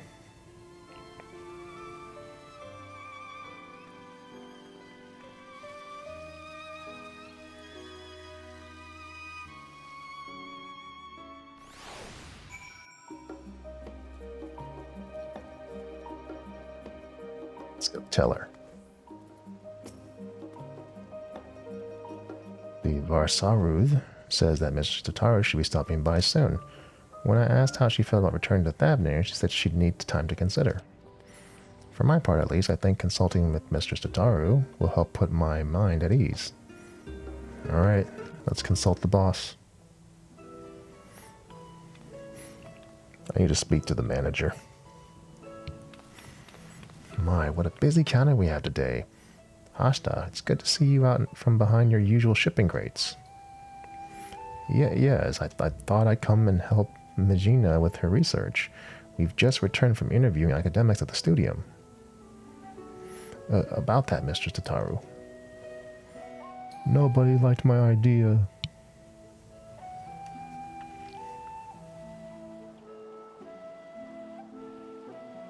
Suffice it to say, the requirements were all radically different. I know I set a uniform for research and academics, but I'm afraid I may have deeply underestimated the feasibility of such a project. And that's perfectly alright. The important thing is to learn from what you discover so you can retain and apply that knowledge as you continue on your entrepreneurial journey. The right idea for a new product will find us when it's ready. In the meantime, I have more samples in need of delivery, and seeing as Cylindria is very conveniently standing within my line of sight... 1,000 pardons, Mistress Tataru, but But before you continue, I wish to speak with you about another personal matter. You have shown us incredible charity, which makes this all the more difficult to ask, but I wonder if I should return home to Thavnir. Please do not mistake this as dissatisfaction with our arrangement.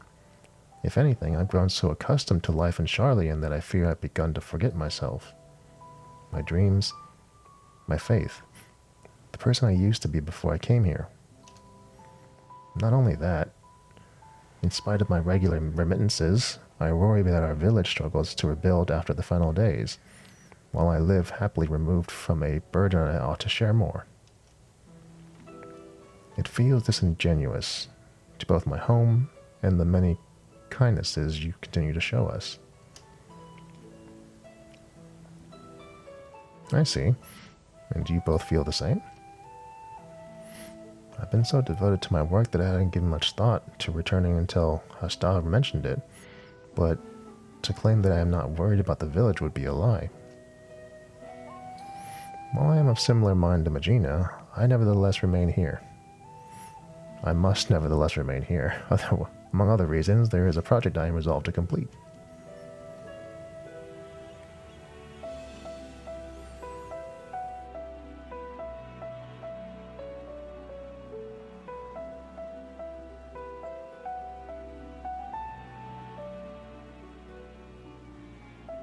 Well, I would be very sorry to see you all go, but if remaining here causes you grief, I will spare no effort to see you safely home. Which is why I've decided that our next set of samples shall be delivered to Palaka's stand. Furthermore, I ask that those who wish to visit accompany Cylindra on her errand. Seeing how your village fares is no doubt the best thing for you both right now. It will help you to understand your feelings, after which we may proceed howsoever you desire.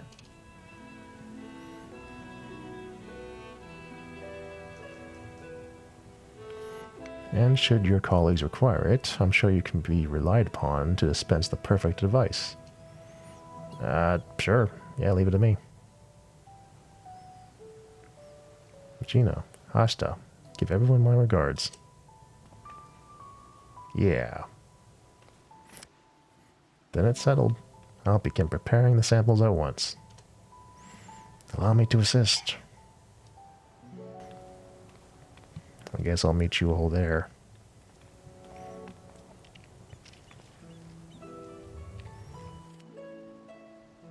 No matter what happens, we must finish Mr. Tataru's necklace. Are you ready to proceed with the restoration, do you think? I dare say we have enough additional materials thanks to Cylindra's dedication. As for the work itself, I thought we could entrust it to the lapidary Mistress Tataru, once apprenticed with.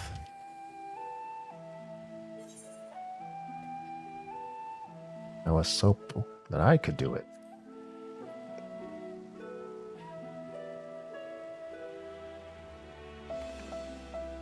Ever so eager to contribute, fear not, I have an especially important job for you later, if you'll pardon the mystery now. Sure. Let's leave the necklace in Varsarud's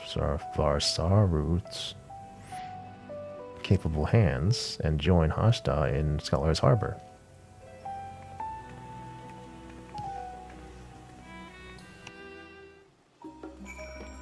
Let's do it. Let's go to the harbor.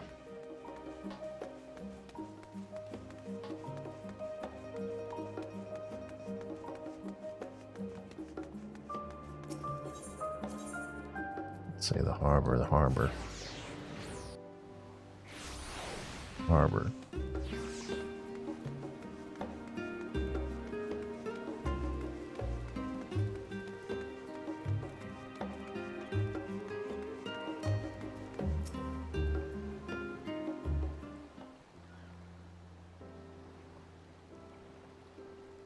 When we first set foot upon these docks, after a long, exhausting journey through the frozen wastes, after surviving those horrid beasts, Mistress Tataru was a warm beacon of light.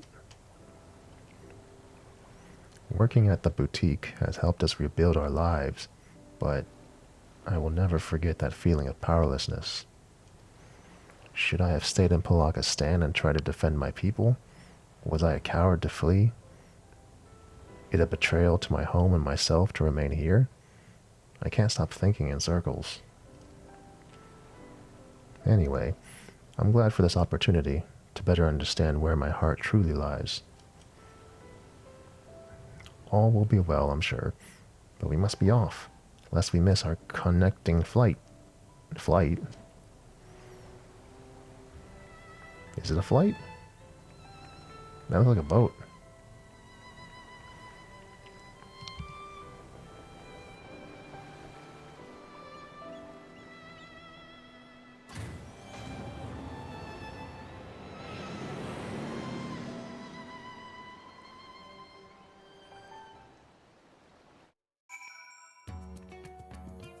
Here. We're back. We're truly back in Thavnir. Was Reddithan always this grand? I can't believe we lived so close, yet so rarely made the trip. Remember how it was? Village duties always kept us all too busy for travel. Defending pilgrims was enough for the stewards even before the final days. I wonder how many temple roads are still traversable. Even if those in Razathan struggle to travel for worship, our feelings of estrangement may be more common than we think. Since we've come all this way, would you mind if we mind terribly if Hashda and I toured the city on our own? Let's meet at Palakistan anon. Okay, bye. Let's see. Palakistan. Palakas.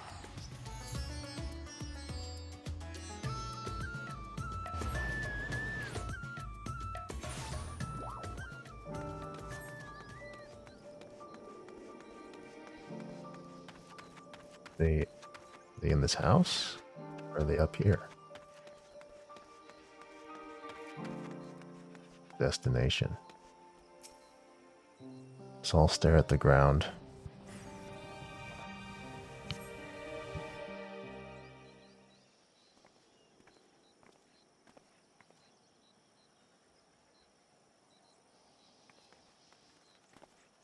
At last. Yes, home. I can finally breathe again. Come, let's go and find the elder.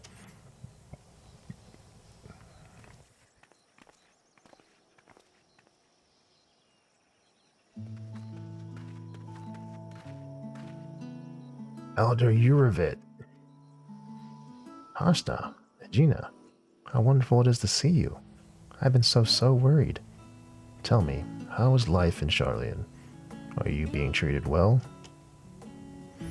Oh yes, Elder. Our employer, Mrs. Tataru, is the kindest of businesswomen.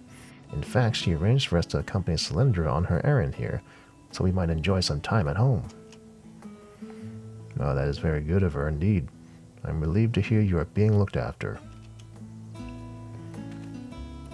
You are ever a guardian to our people. Thank you for seeing these children safely home. Now then, what is this errand you speak of? We've got parcels to deliver. Here you go. Oh, how splendid. Our steward shall put these to good use, you may be assured. If only we could repay your generosity with something even half as marvelous. Alas, ours is a village of little extravagance. Everything seems as ever it was. Indeed. With the support of the Radiant Host and the funds you and the others have sent, we have regained much of the peace we once knew. Thank the sisters. Still, there is something I wish to speak to you about, Elder.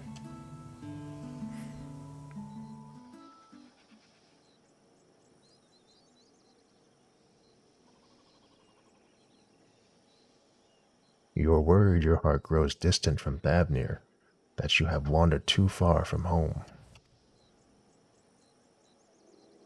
But my child, it is only right that you should wander. that you should roam. Your heart's connection endures no matter where you go.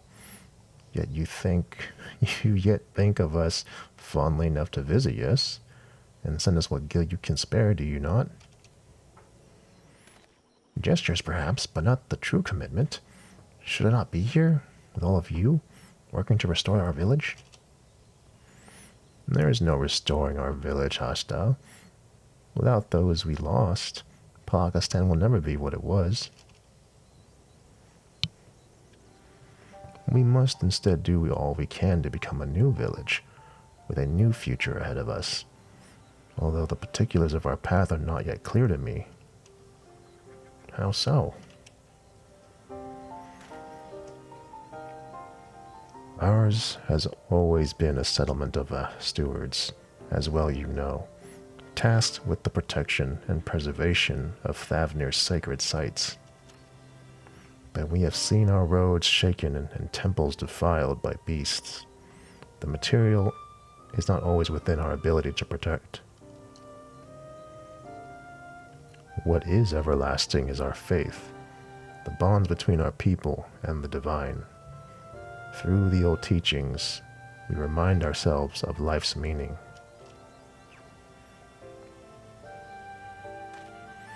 Yet, if we wish to ensure our traditions endure for generations to come, should we not strive to do more than maintain our temples until pilgrims deign to visit? But I do not wish to tire you with such an old man's musings. Surely there are other ways of enduring our people remain connected to their heritage and faith. Ensuring. All we need is the right idea, something new our village can offer. Well, well. My words seem to have inspired you, and with the worldly insights you have gained, I'm sure any future you envision for Pakistan will be nothing short of remarkable. But there is no need to rush. Take some time to speak with the others, and make yourselves at home.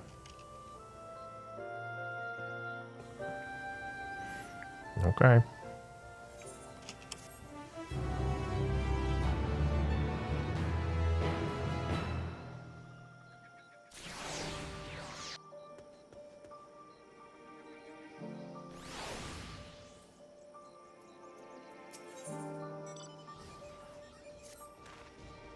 How foolish I was to think the answer would be so simple. I would come home, roll up my sleeves, and help restore the village the way it was. I would find fulfillment. Alas, not all that was lost can be reclaimed. Our people face a new struggle, but perhaps by discovering new ways for the village to fulfill its duty, we might yet help our community. Exactly. Like the elder said, surely our experiences in Charlene has given us a unique perspective. Not to mention Solindra's extensive knowledge of the world. I'm sure that between the three of us, we can come up with a brilliant plan to support Palaka's stand.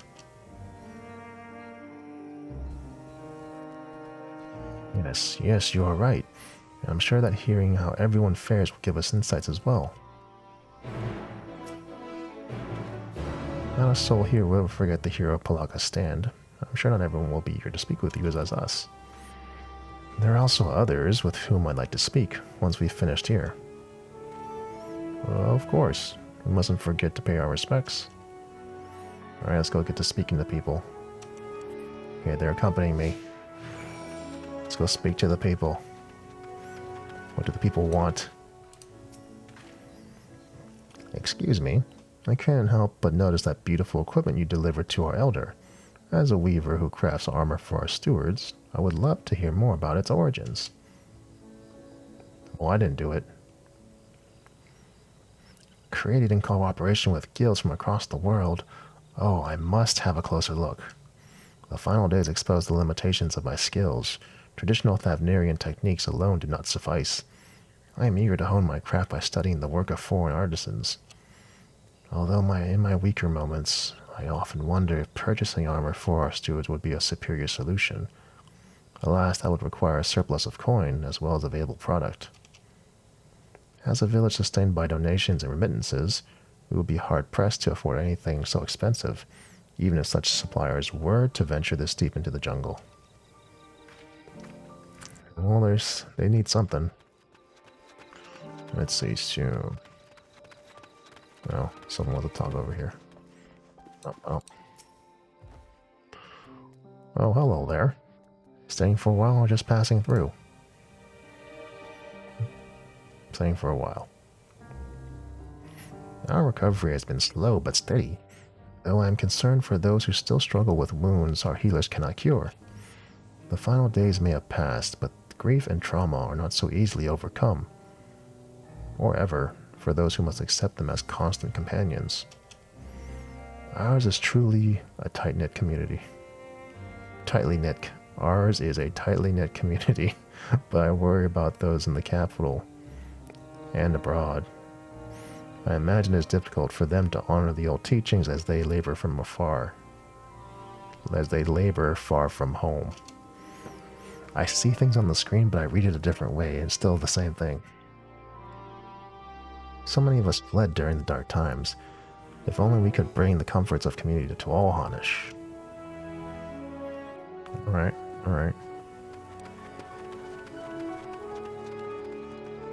Where is the last person? It's up here. Oh wait, is there like a special circle thing? There's not. Sometimes when you have followers, you have a special circle thing, just like for extra stuff. If it isn't Hashta and Majina, accompanied by our savior, no less. Welcome home. Welcome home. Got questions for you. True, we're a bit short-handed these days, but we managed nevertheless.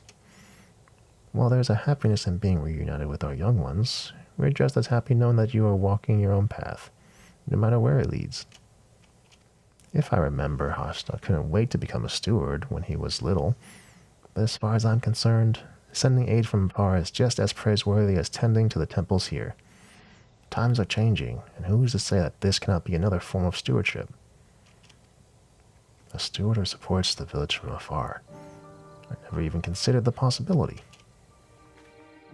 Seeing everyone so eager to help one another makes me more determined than ever to contribute. But before anything else, shall we go? Let's. It'll be good to visit. To Perusa, then.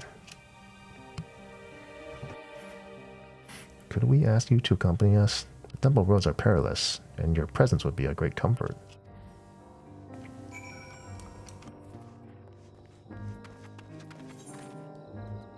Let's see, so there's a thing over there. Which means it's time to fly.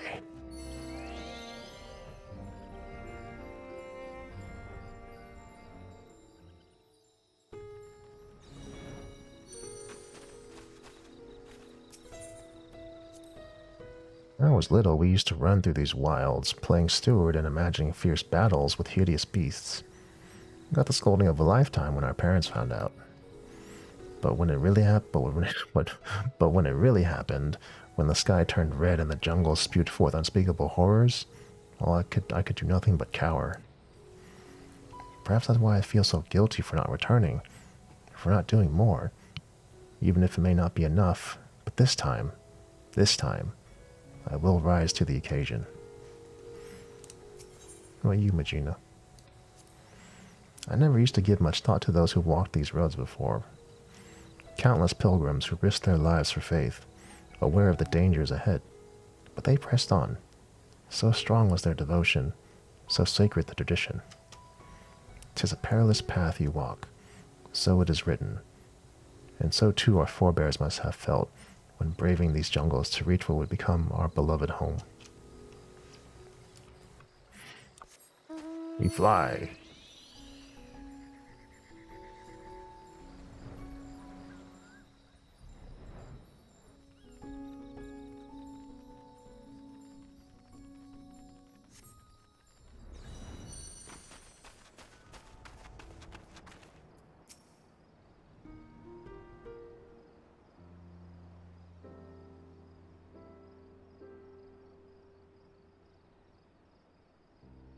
It's been a while.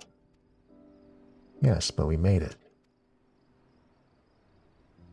I'm home, Mother, Father.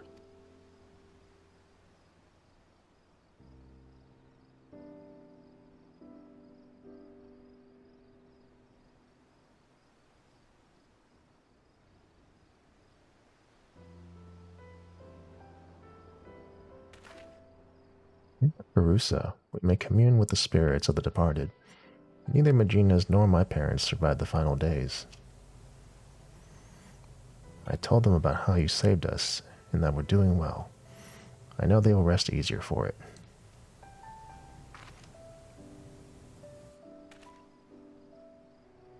Next time we visit to be delivered glad tidings from Palaka's stand. Though I was relieved to find the village in a better state than I had feared, it seems there are still issues we might help assist or address. Finding a steady source of income, for instance, so the stewards can be properly outfitted without overwhelming our weaver. I was also troubled to hear about those who continue to struggle without the support of a local community. There must be some way to provide respite. Yes, indeed. The question is what? You have any thoughts?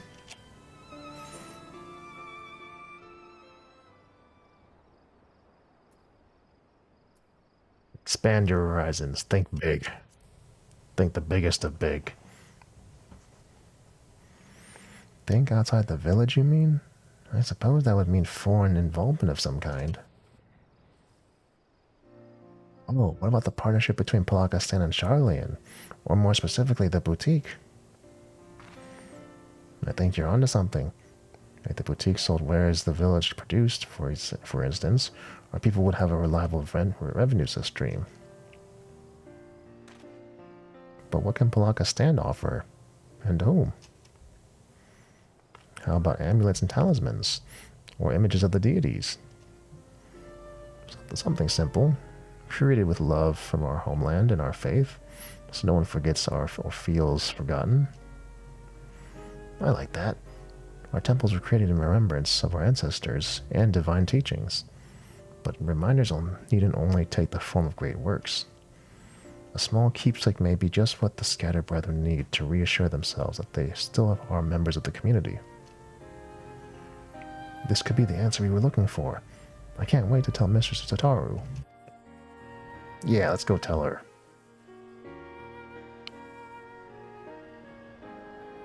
Rather, I can't wait for you to tell Mistress Tataru, Magina. It was your idea, after all. A team effort, let us say. I certainly couldn't have come up with it without you and Cylindra. If our proposal is approved, Mr. Tataru will no doubt need assistance in Charlian. I am ready and willing to provide it, but what of you, Hashta? What will you do? I too will return to the boutique. One day I will come home to stay, but for now, I wish to do all in my power to help our village thrive. I am relieved to hear you say so. Let's go and consult with the elder about our plan.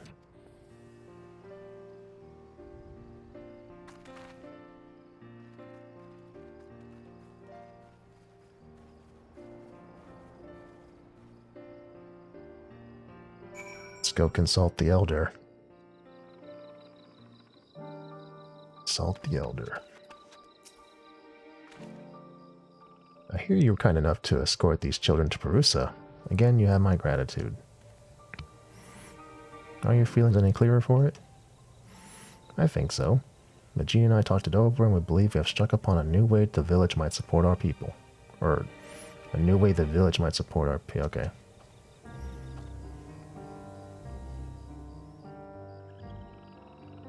Tangible mementos of our faith. An interesting proposition. Many here will be glad to create such reminders.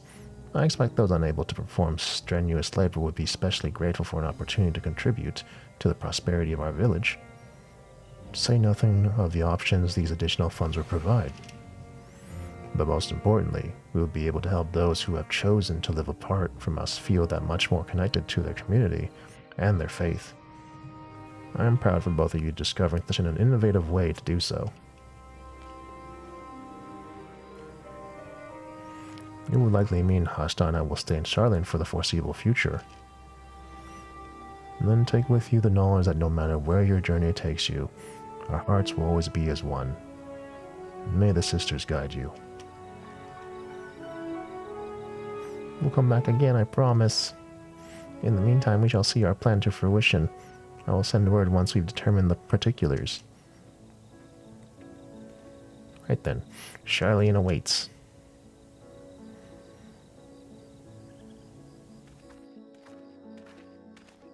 Charlene awaits.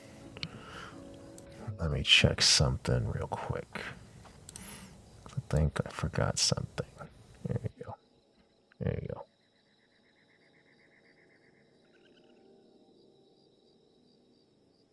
Just make sure.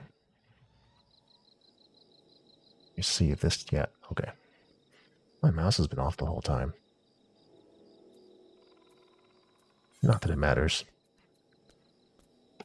Does bother me.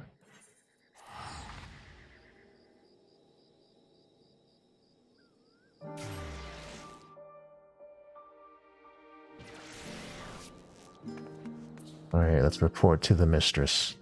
Report to the boss, the manager.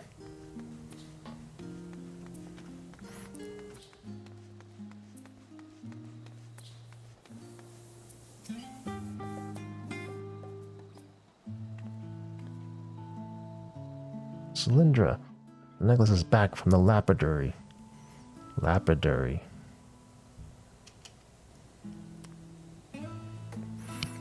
He had nothing but fond memories of Mr. Tataru and was eager to pour his everything into the restoration.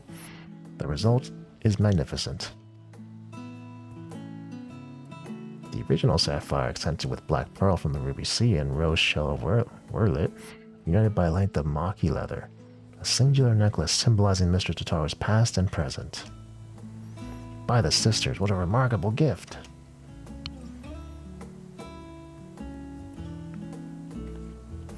However, it wants for a finishing touch. Preferably by your hand, Cylindra. And after hearing about your visit to Palaga's stand, I know just the thing. In short, we will be proposing a new line of products to help our people feel closer to their roots, yes? So in honor of Mr. Tataru's roots, I would have you inscribe the symbol of Nathal upon the back of the pendant. I'll do my best. Although Nathal doesn't exist anymore.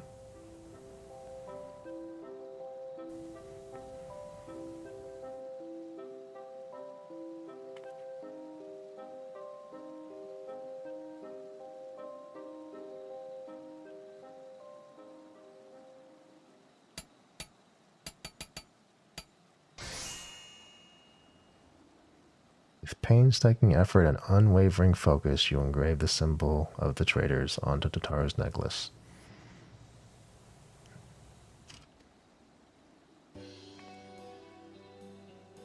I'm sure she will adore it. Our work is officially done.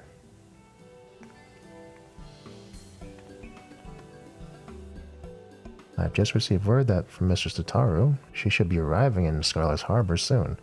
Let's go and meet her there. Okay. Let's go meet her there.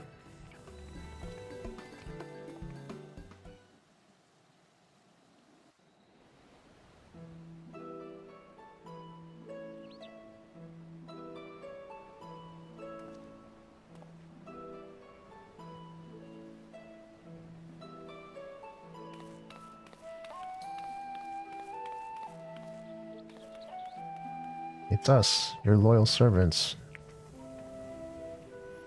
I wasn't expecting a personal escort from the docks, though I dare say I could grow accustomed to it. How was your time in Palaga's stand? Did you find it worthwhile? Yes, we did. We have an idea.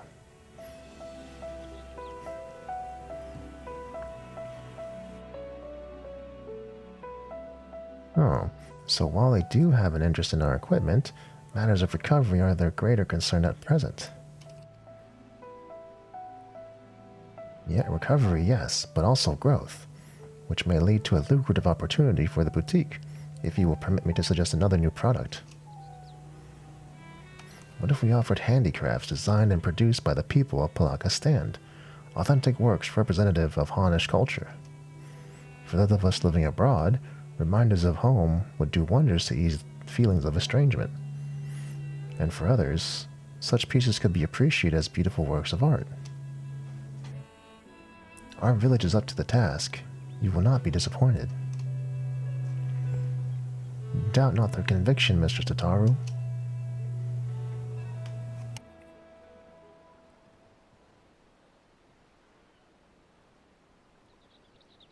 A product that embodies Thavnir's spiritual beauty to be shared with the whole world, why the boutique should offer nothing less. Though we've made wonderful progress with our samples, I believe it's time for a change of pace. And handicrafts born from a heartfelt desire to celebrate one's culture is bound to resonate with others.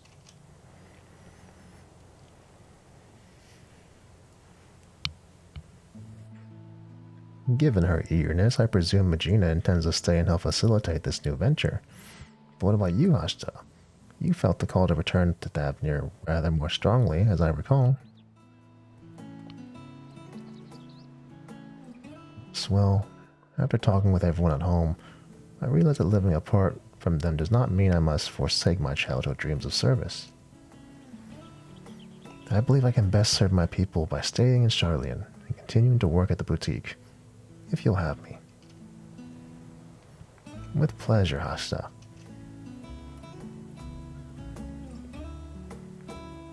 A servant you will continue to be. Mr. Tataru, if it would not be untoward, we would like to present you with a small token of our appreciation for everything you've done for us.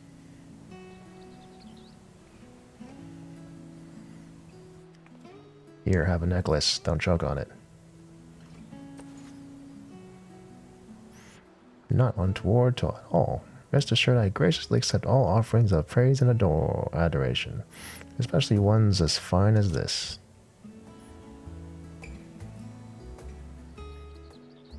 But how queer.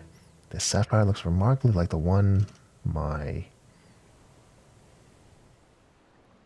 Cylindra, is this my mother's sapphire? Yeah, I stole it.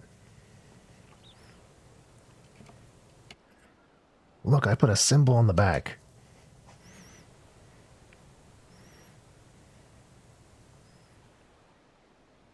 Did you now? What an auspicious necklace it'll become.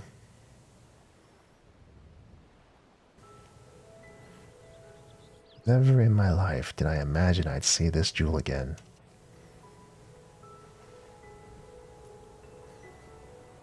It was part of a family heirloom. When my mother was married, she received it from her mother. How her eyes sparkled when she spoke of one day giving it to me, I'll never forget.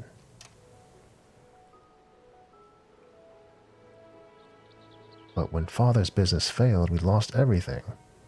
And that was the last I saw of it. Though your heirloom did not survive it entirely, Master Pippin managed to recover the sapphire. From there, we collected parts from clients during sample deliveries and commissioned the necklace you now hold. Now that I think of it, Cylindra often did receive mysterious gifts on those visits, so that's what this was about.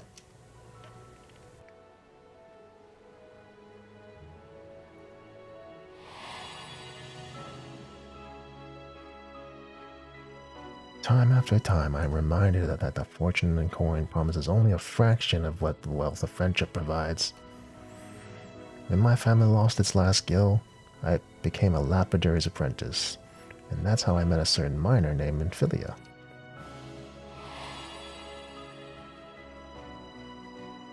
We hit it off instantly, chatting every time she bought in gems for appraisal, and then one day she came not with her unusual haul, but with an invitation to join the Path of the 12.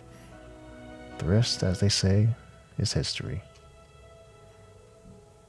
One serendipitous meeting that led to so many others, that led to so many incredible adventures.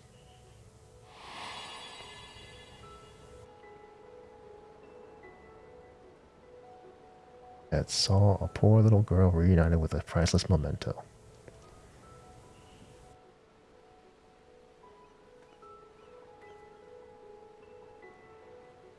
Our teachings say that there is more ugliness than beauty in this world. To live is to suffer. He's so happy to say that. To live is to suffer. But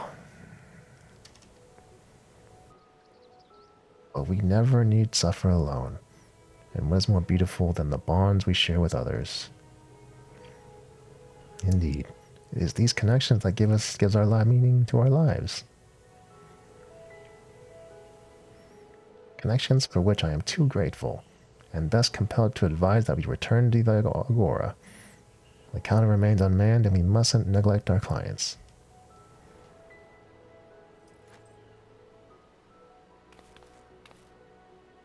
Quite right, quite right. Back to work, with the lot of us. We've got new products to plan.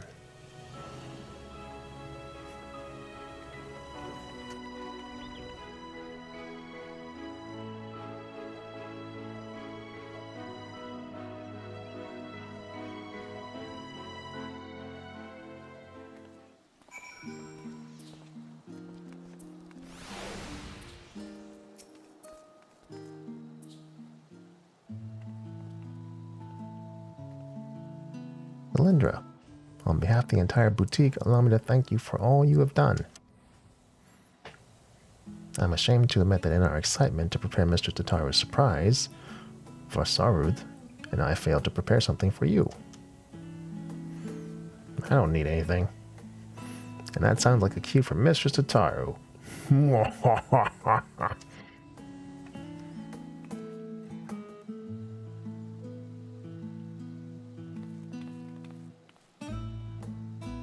Very soon, Cylindra here will no doubt embark on another journey to corners of the world unknown, as she is wont to do. Oh, she's going to give us another costume. So to wish you well in making new friends, and to remind you of those who will always hold you into their hearts, I have prepared bespoke chocobo. Oh no, chocobo barding.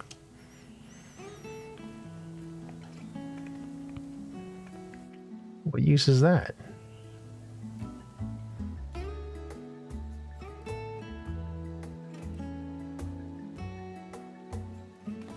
I wanted some more clothes. I dare say the boutique will be embarking upon its own adventure in the coming days, and with true adventure invariably comes tribulation. But with your compassion, resourcefulness, and reliability, I have every confidence that we shall succeed in our respective endeavors. 2. Ever higher returns of both coin and camaraderie.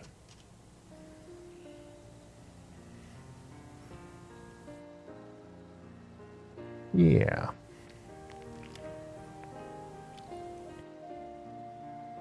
Oh, and I don't think just because you're running off to the other side of the world that I don't intend to solicit your future involvement, Cylindra.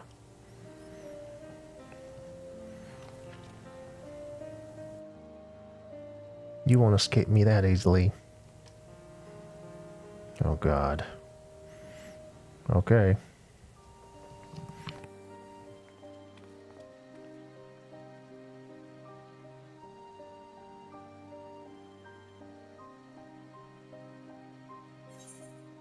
Let me see. So I get Wayfarer's Barding and a kit? Oh, Framer's kit. I need to check something though. I need to check. I don't have the patch notes up. So I don't know what quest I'm supposed to do next. Let me see. Let's see, patch notes. So after this, let me see, I did the MSQ. Oh yeah, the hildibrand in there. It's at Razatan. Why did I forget that? I didn't forget that. Yeah, let's do hildibrand. Let's do some hildibrand. And, let's bring this to my main window, and then I can just minimize it there.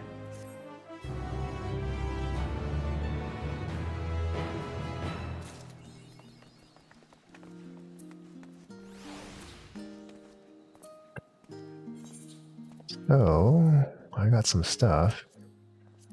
This goes into the Yeah, it's a fashion accessory. God, why don't they just give us a fashion accessory slot? That's what they should have done with the belt slot.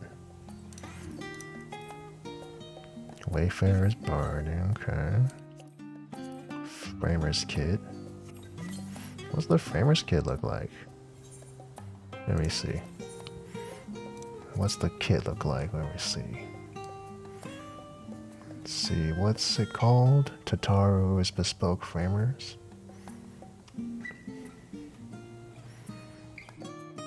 You call? Is it just Tataru? No. The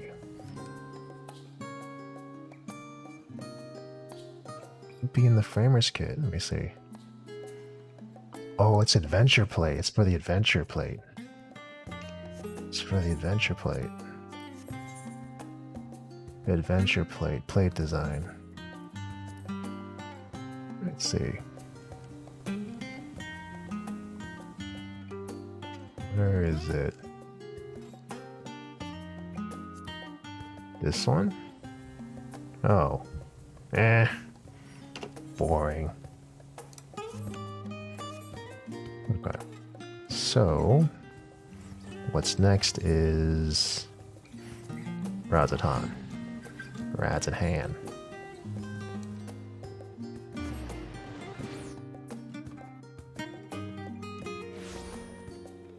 And they're over here. So I have 1500 causality. I'm going to be upset if it's not a causality because I saved up this time. Each time the patch dropped, I never had 1500 to do the first one. Alright. Ah, Cylindra, you're just in time to assist with my latest fact-finding expedition. A recent foray into Charlene revealed that Pupu's friend was in the company of a Hanish alchemist, yes? As such, I was inspired to do some preliminary legwork here in Thavnir. I contracted my usual sources for local sightings of alien phenomena, but alas, they have none to share. I have thus switched tactics and decided to track down the alchemist fellow instead. Surely someone will have heard the tale of an apothecary bold enough to set up a shop on Garlean battlefield. The inspector and the others have been pursuing a similar line of inquiry, yet have found no leads here in the city or at the Great Work. I believe they've moved their investigations to Yedlidma, so I suggest we hurry over and join them. I cannot have that little blue man muddying the waters when we're so close to grasping his master plan. Okay, let's go stop them. Let's go stop the alien.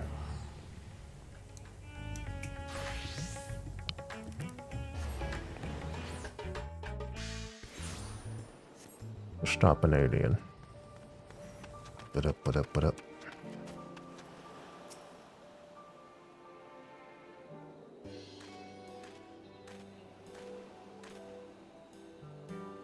I see the two of you are eager as ever to observe my inspectorial genius at work.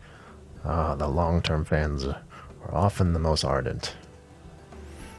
As a matter of fact, we were just about to continue our investigation into the alchemist we know to have been traveling with Master Pupu's comrade.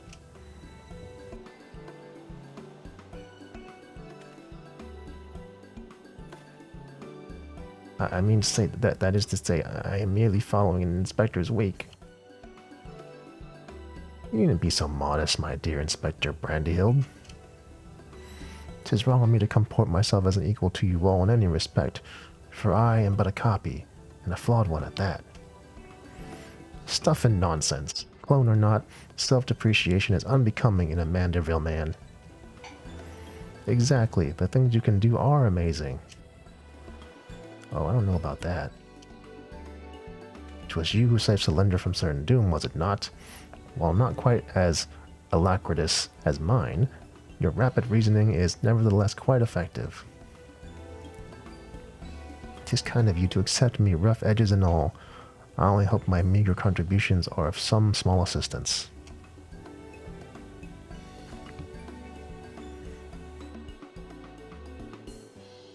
Too modest by half. I'd say his mental faculties far surpass those of the original. That's enough chinwagging amongst ourselves, I think. Let us spread out and learn what the locals know of this adventurous apothecary.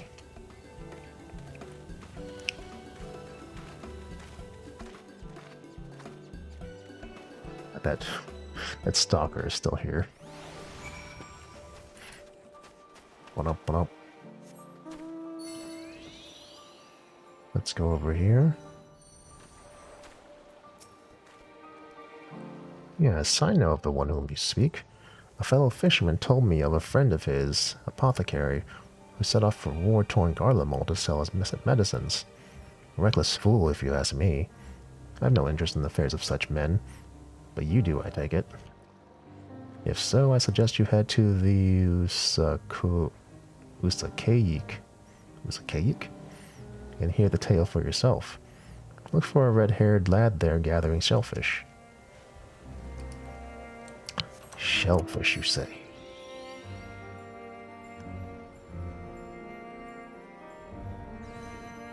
Hey.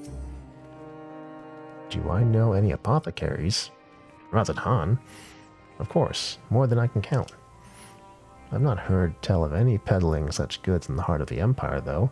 Seems like a terrible idea to me. What with a civil war raging and the world almost ending.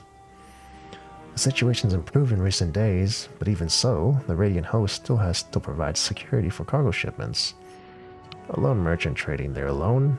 Impossible.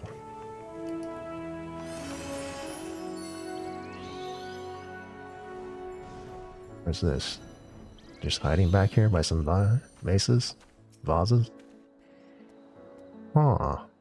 I know of many merchants who travel abroad to ply their wares, but none who have business in Garlemald. You have to be mad or desperate, indeed, to consider setting up shop in that troubled land. I mean, word is we've signed some kind of trade agreement with the Garleans, but it's still not the kind of place where one simply wanders in and opens a street stall. It's true. It's really cold there.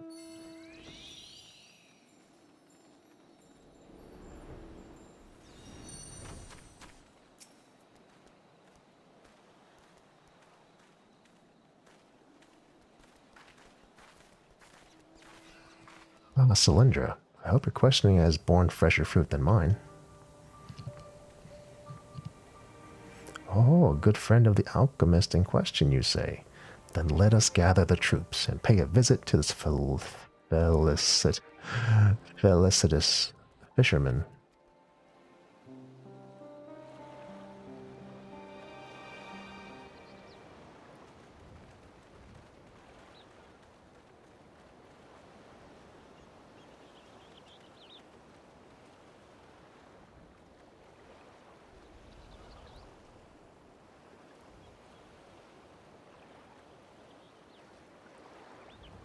Story of my apothecary friend. Oh, you must mean Baharasaf. Well, I was near enough to calling it a day anyway, so here's what I can tell you.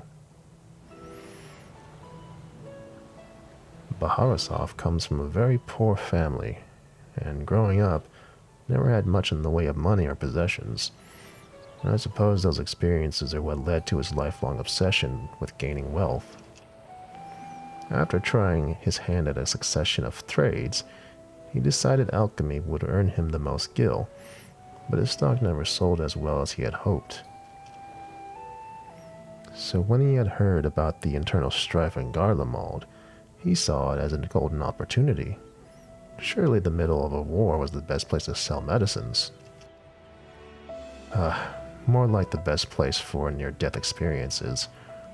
He soon gave up on his Garlemald venture, but while one would have expected him to return lamenting his ill fortune, Baharasaf was practically euphoric when I saw him again. A God's given blessing he'd found in the snowfields had given him much cause to celebrate. He said he'd learned how to create gold. I must admit, I laughed at first. But then he showed me a gleaming mountain of the stuff, enough to proclaim himself a merchant prince. He even changed his name to Von Hudi, a word which brings to mind the bounty of the divine. A name I have heard. He's the rising star in the markets, is he not? The one snapping up commercial ventures left and right? Yes, Von Hooty has certainly made his ambitions known here in Thavnir, especially when he attempted to purchase the entire port of Yalidma. Dockmasters decline to sell, of course, but when it comes to buying historic landmarks, a bottomless purse can open up surprising doors. Last I heard, he converted the Gilded Araya into a private abode, and has been filling it with every rare treasure his gold can secure. He pays out particularly large sums of artworks for artworks depicting the goddess Asura. I remember him being a fervent worshipper of hers, even as a child. I've encountered such Masuya on Manusha and Murgalore in Razatan, yet I recall no mention of this Asura. Well, that's hardly surprising. As a deity of war, she is not well loved by the common folk. Baharasov is different, though. He sees life as a constant battle to amass wealth, and it is to Asura whom he prays for victory. Ah, damn me if she didn't listen. That once poor boy became merchant royalty, a man far too rich and important now to afford more than a fleeting moment for simple fishermen, even those who were once dear friends. Ah, if you'll excuse me, I really must leave it at that. These clams won't sell themselves, you know. Bye.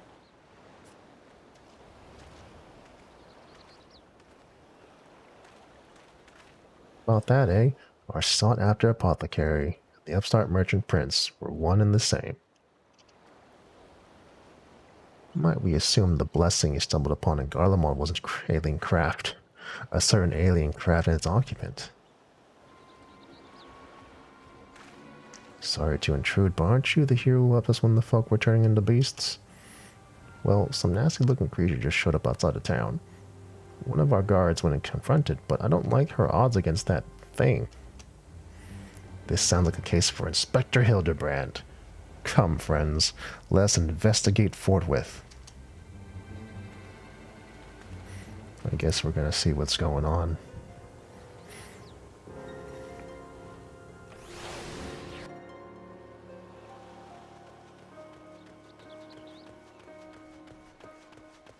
Oh, this guy again?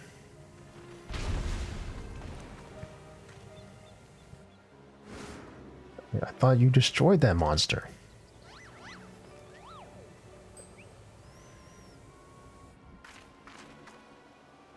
I have the situation under control, citizens.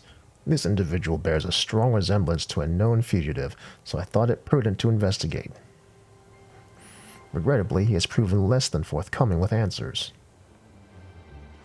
How many times must we teach you the same lesson, shiny skull man? Lesson? What are you on about?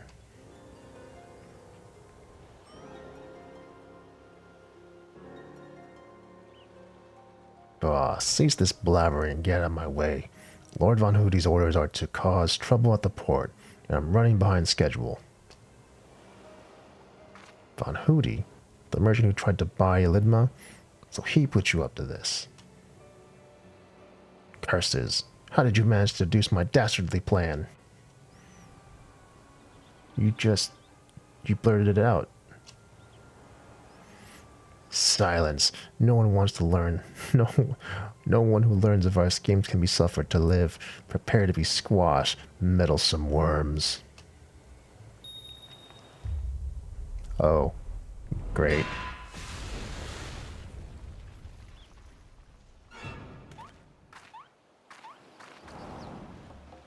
Oh, he's got copies. Oh, it's not the original. 3 more sinister skullmen. Was the doctor a quadruplet?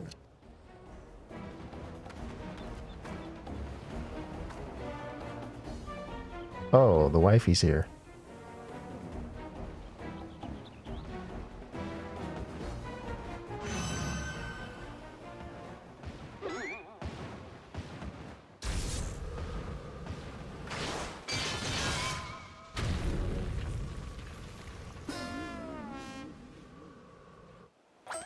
Mother.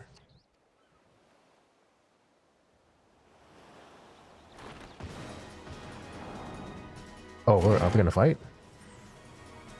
Vexatious vermin, this will soften you up. Oh. Oh, okay.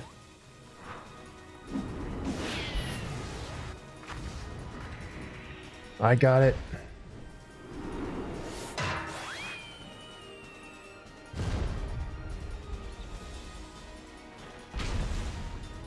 A lucky hit.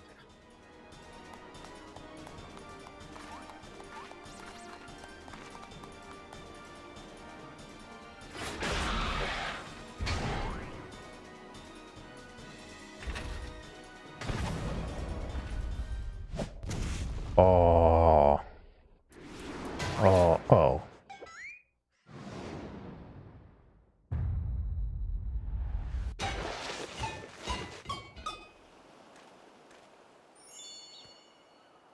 It's still a bomb.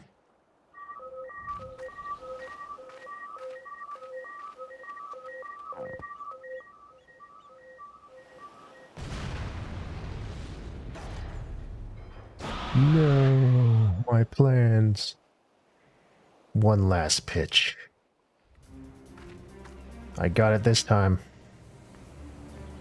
I'm calling it out. It's a home run.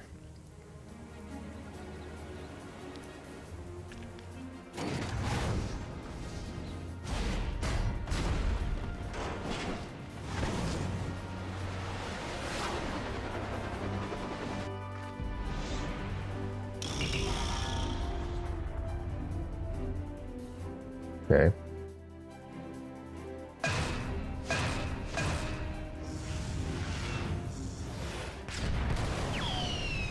That was my fastball.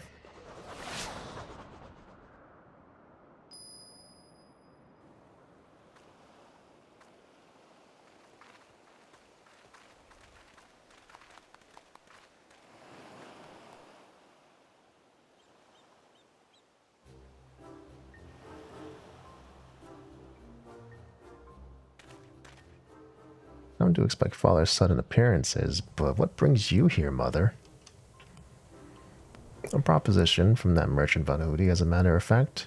I'm accompanying your dad as a manager for manderville, and we were just on our way to the bloke's mansion. I've already refused Master Van Hoody once before when he tried to buy out our commercial empire. This time, however, the deal concerns offloading a quantity of gold at wholesale price. 'Tis quite an attractive offer considering fine jewelry is out of stock in trade, and we thought to at least listen to his proposal. But if he were purposefully commanding his lackeys to disturb the peace of a public port, we can't do business with a thug like that. Absolutely not. Where did all those lackeys come from in the first place? Is there a hulking, weaponized brute manufactory around here somewhere? He knows. Oh no, he called his ship.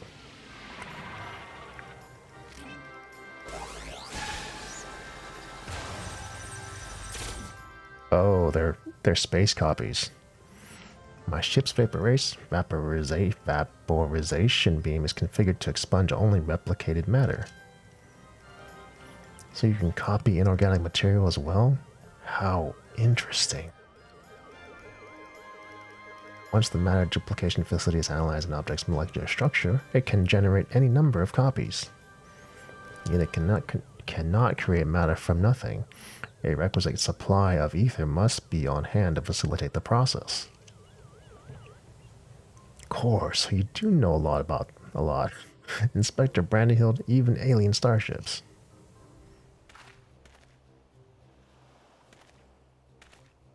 'Tis no great achievement, as I've mentioned. The gaps in my knowledge were patched with data from the starship's own archives, which included the vessel's full schematics and functions. Assuming I understand this correctly, it is possible Van Hoody is using the repaired alien craft to replicate piles and piles of gold. We share the same suspicion, Master Delian. To my knowledge, no other method exists that can reliably produce precious metals. Of course, 'tis the obvious conclusion. That being the case, one might further assume that Van Hoody is either threatening or deceiving Master Poopu's comrade in order to gain access to the vessel's superior technology. Of course, our course of action is clear. We march right up to the gold spawner's front door and demand the release of its extraterrestrial hostage. Yeah.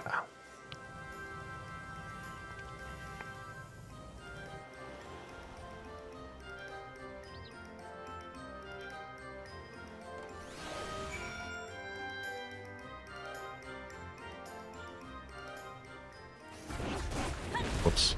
Wrong button. I didn't mean to kick anybody. We must confront this malicious merchant at once. If your heart's set on confrontation, then you may as well come with us. Van Hoody's invitation included a private airship flight to his new estate. Aye, we need just to formally reject his deal anyways, and his pilot will be waiting. Let's do it then. Wait, who's got the question mark? Oh. Godbert does. Shall we be on our way? We're to meet Van Hoody's pilot atop the rise, just south of Kajaya's footsteps. Kajaya, huh? Kajaya. Let's see, that's... oh. Wait, isn't that a place of worship? It's not a place to stop an airship.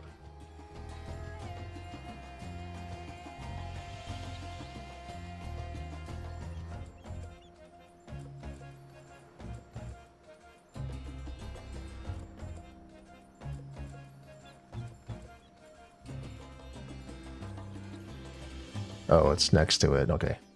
I was gonna say that's be kind of weird.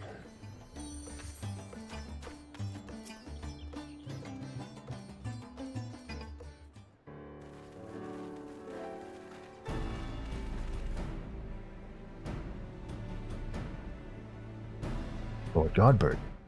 Lady Julian. Julian. Julian? And entourage? Pray excuse our presumptuousness. My son and his companions insisted they come along, desperate as they were to meet with the illustrious Master Van Hoody.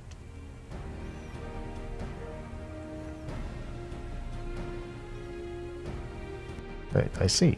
One moment, if you please. Don't let him call him. Knock him out.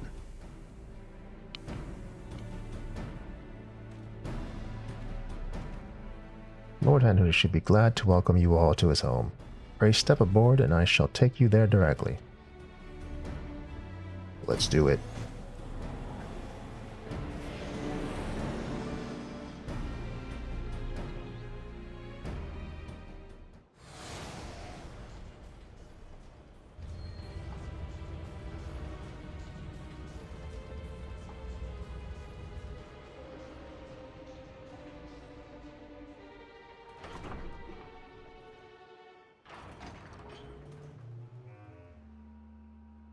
Welcome, honored guests, to my humble abode. I trust the view is to your liking. Since you traveled all the way from distant Ul'dah, a pleasant backdrop to our talks was the least I could provide. And what an unexpected boon this is. I had been debating when to extend you a personal invitation, but now here you are, like a wish come true. Save your act for the magistrates, Van Hoody. We know the secret of your ill-gotten gold. You will cease this exploitation of alien technology and release your hostage into the care of Master Poopu at once. Unraveled all my schemes, have you? Good. I needn't waste my breath on tedious explanations, then. This is Master Poopu, I presume? I do have his fellow alien here with me, yes. As for exploiting their technology, I freely admit to duplicating a quite frankly obscene amount of gold, but that was merely the beginning. Imagine making copy after copy of the deadliest weapons in existence. Would not the world itself be yours for the taking? Let's get straight to the point. I want you at my side. With the vaunted warrior of light as the template for my clone army, we could conquer this and every other land in creation.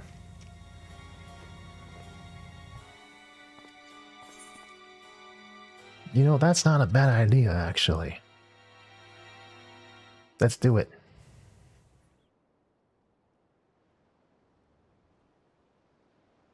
A splendid jest, my friend. A splendid and not at all indicative of suppressed megalomaniacal ambitions jest. Yes?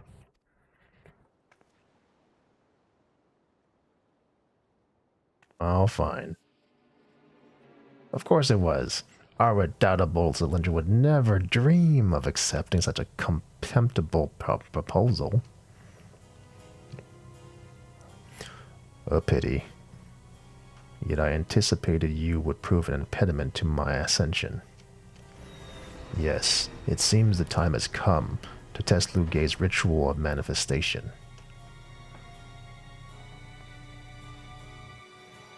All was prepared long in advance for your coming. This tower holds not only mundane treasures, but also caches of crystals. As for the requisite congregation of worshippers, well, I had but to clone myself. After all, who was more devoted to my cause and my goddess than me?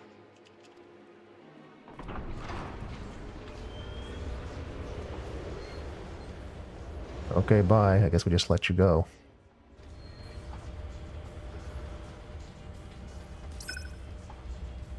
Divine Asura, take up thy blade and wage war upon mine unearthly rival.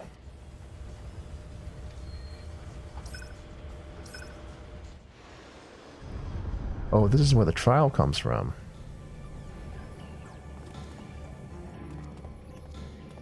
Interesting.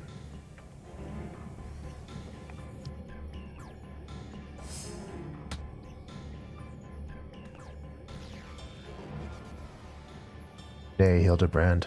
Against the primal we may be more hindrance than help. We dare not remain within its sphere of influence.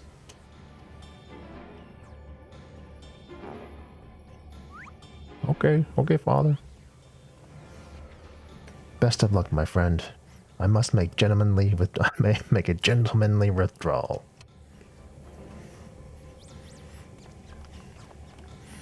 I mean, I feel like that's enough people for the trial. That's 8 people altogether, right? It would have been a really hilarious encounter, but I guess they wanted to make a real trial out of it.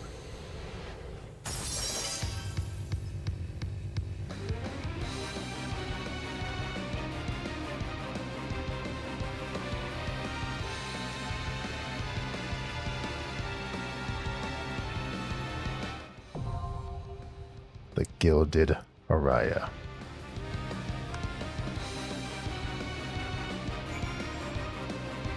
Alright. I guess let's do it. Let's do it. Let's do it. Let's do it. Can I like look? I can look, can I? Oh, can't really look. She got a big hitbox is why.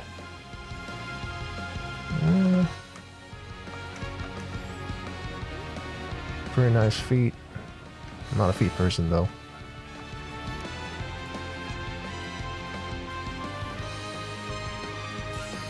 Oh, that was quick. Let's do it. Let's do it.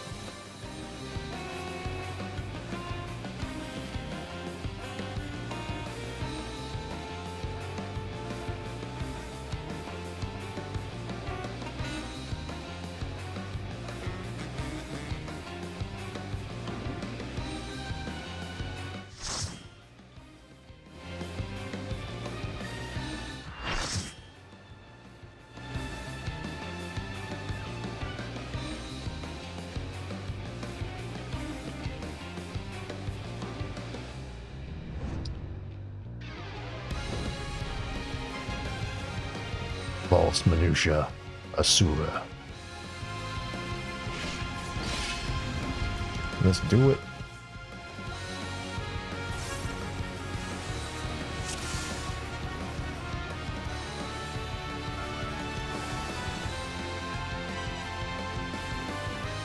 I am Asura, and on battle I thrive. Oh, she's got a voice. Have you the courage and strength to face me? I like it. I like it.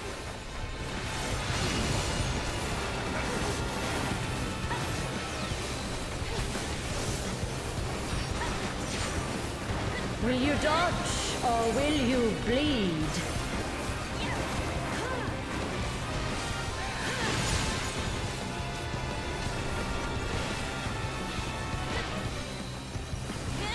The frail shall fall.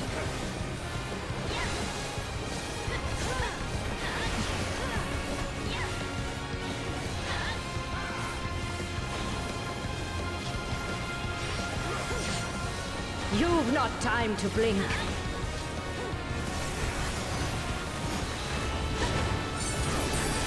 Uh-oh.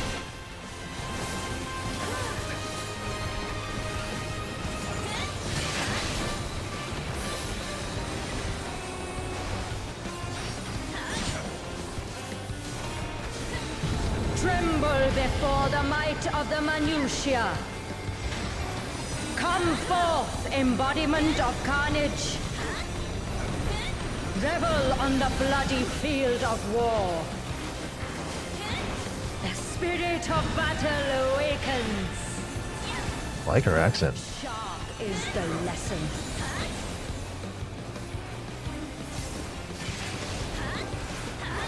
The weak shall perish. Oh, oh, oh.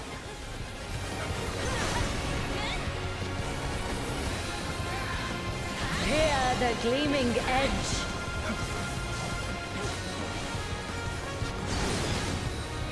I'm gonna guess it's gonna be close up. Yeah.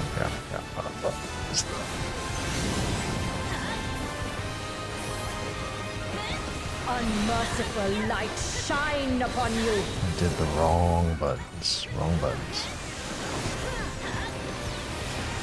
What is she gonna do? Oh, oh! I got hit.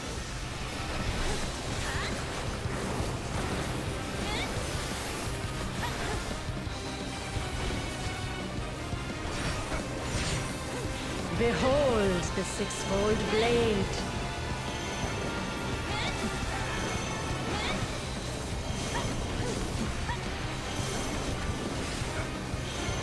Oh crap.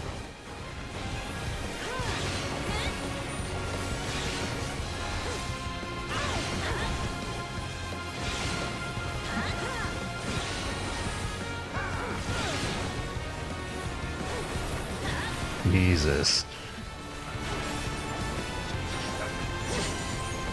Fury be my strength. Face over. I'm gonna stay on the blue side. Wait.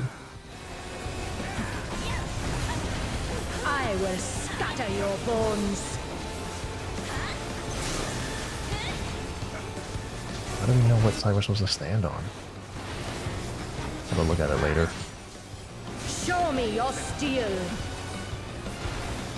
Uh-oh.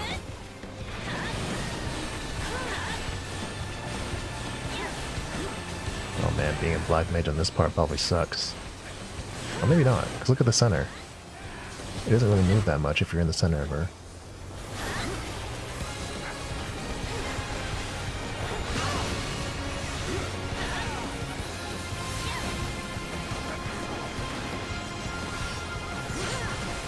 The spirit of battle awakens. Sharp is the lesson.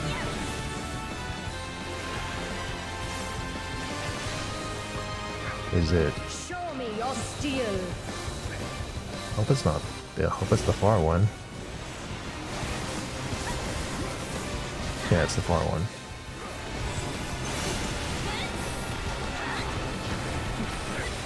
Hear the gleaming edge. And this was going to be the close one. So she's going to move to a different direction. Yeah, so don't get close.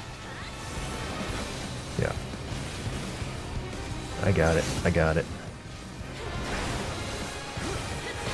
Unmerciful light shine upon you. And this one turned into the big laser.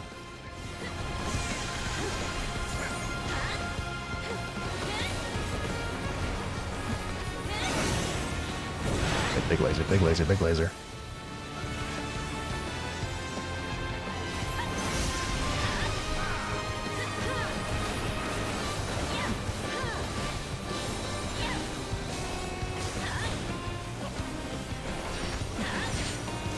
Behold the six-fold blade. Oh.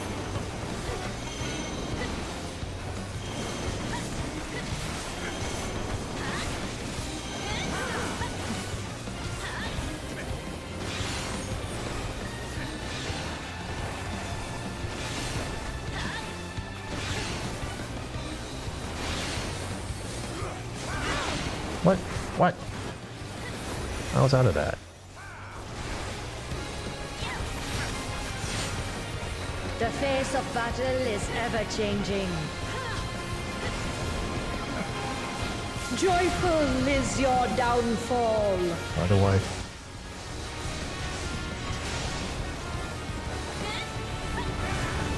Oh, is it the place that she's facing?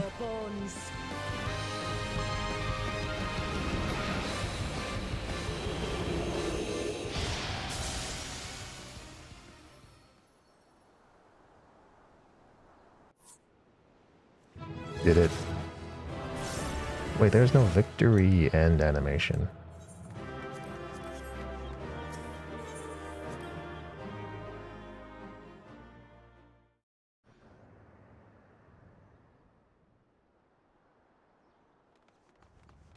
Good show, Cylindra. 'Twould seem you thoroughly trounced that pesky primal.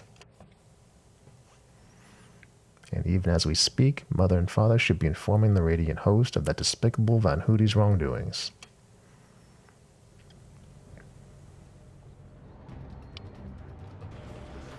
He's right there, though. The defiant Asura, defeated. Turn the wheel. We flee for now.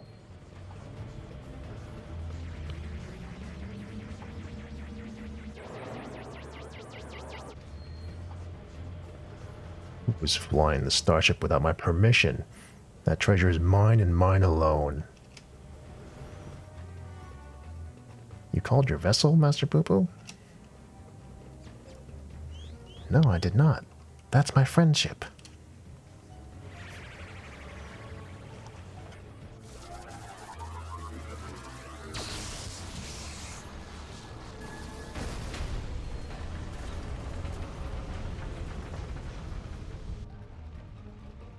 There he goes.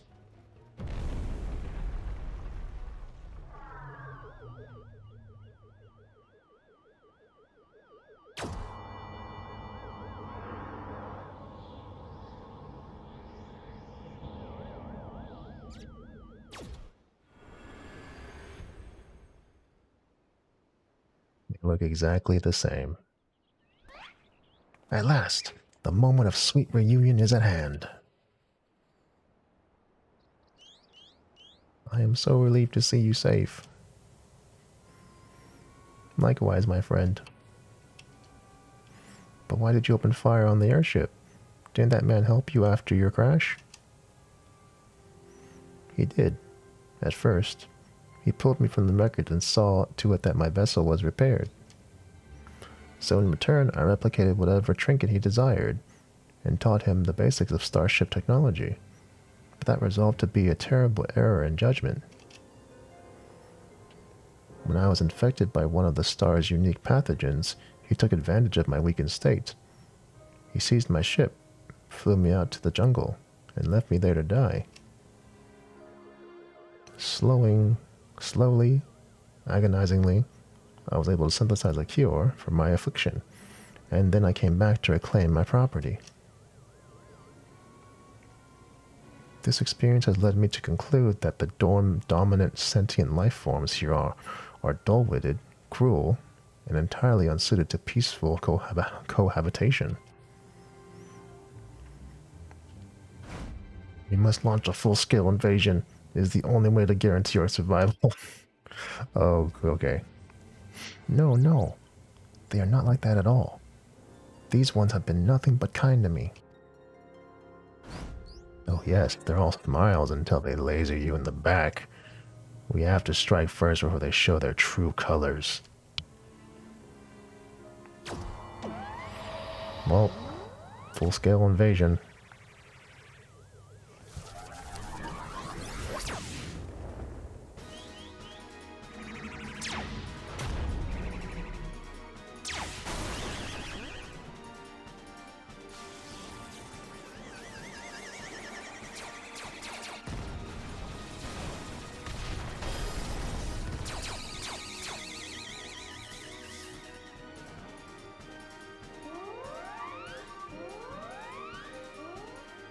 The ship's reactor core has been breached. If it explodes, everyone in the vicinity will be automatized.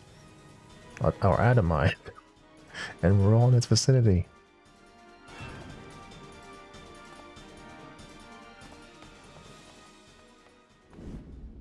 Oh, here it goes.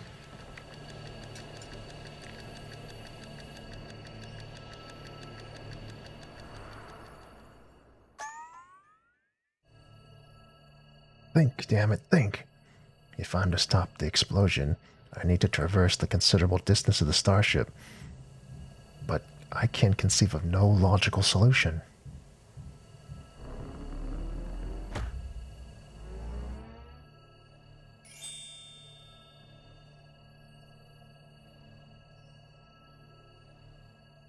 Oh, it's double think time.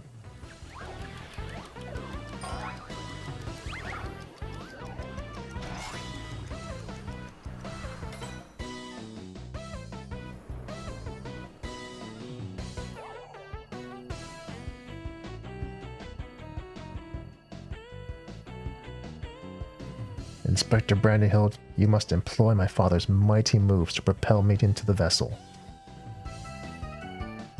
I too have calculated that Lord Godward's signature techniques are our only means of achieving sufficient propulsion.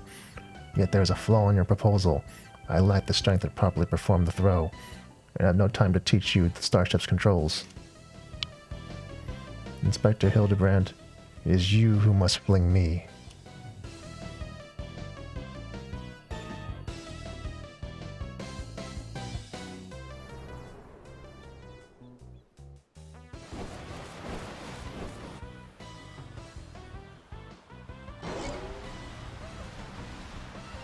Skyward, as only a Manderville can. Oh. Oh. Okay. I lost my grip.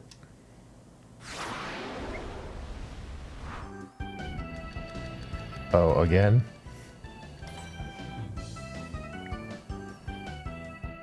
Given my trajectory and velocity, the correct shift and posture should generate enough lift and precessional motion to... Yes, I can still make it.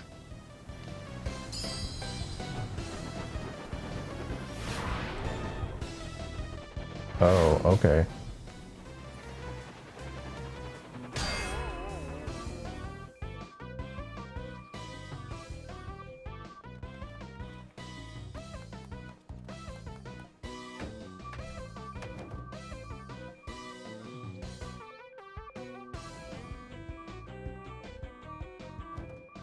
Wait, the controls are on the outside of the ship?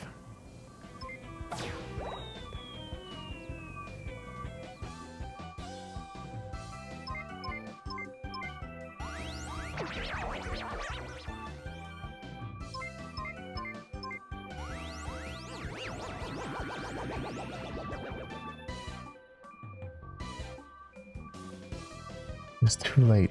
The reactor's going critical. There's only one way to save the day. Oh no.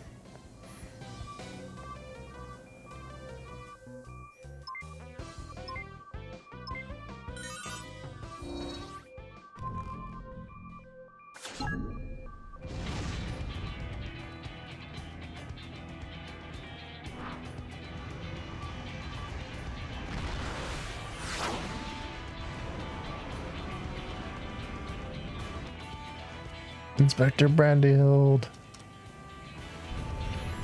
Our brief time together was more than a defective clone could ask for. Be well, my friends.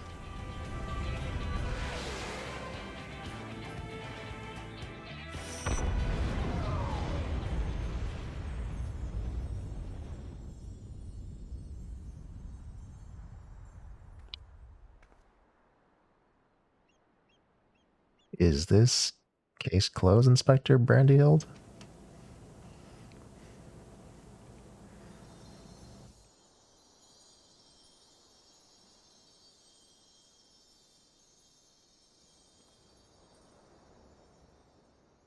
Nay, my loyal assistant. As a chip off the old gentleman, our dear Brandyhild has surely survived to tell the tale.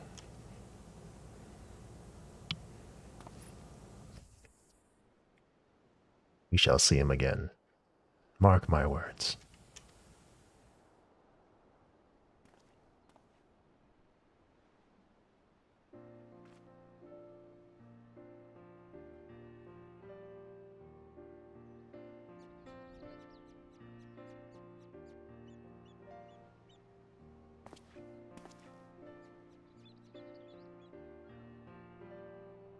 You rescued me, even though I tried to incinerate you with high-intensity plasma blasts. Even at the cost of one of your own. If only I could make amends and earn your forgiveness. But alas.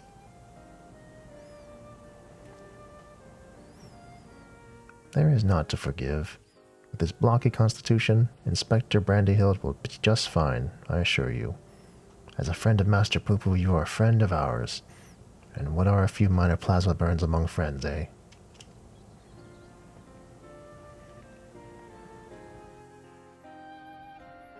Our home planet, it was lost to the phenomenon you call the final days. We survived only because we were away exploring the cosmos at the time. Our explorations, which had heretofore served no purpose but curiosity, shifted to a search for safe haven. We visited countless stars, but all had succumbed to the same insidious ruin as our own. Growing desperate, we decided to settle on any suitable refuge we could find, whether it was populated or not. If the native beings were hospitable, we would live peacefully alongside them. If not, then we were prepared to claim a new home by force. So was that our route at your miraculous planet? Lulled by the apparent absence of metaphysical chaos, I blundered into a mundane war zone where I was promptly shot out of the sky. The rest you already know. Having fallen behind during our search, I hurried here when my communications received no answer. That was when I met you, Inspector Hildibrand. Those touched by the despair of the final days are reduced to beasts. Given our savage willingness to invade your star, it would seem that, in a sense, we fell prey to that despair after all. Fortunately, my encounter with you generous people brought me to my senses, an outcome for which I am profoundly grateful.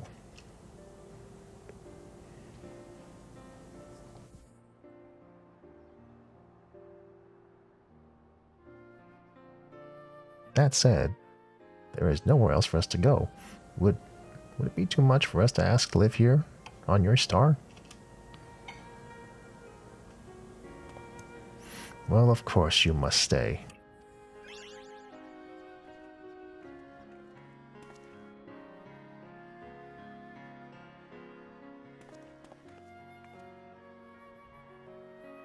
And I suspect you'll be wishing to repair your damaged vessel.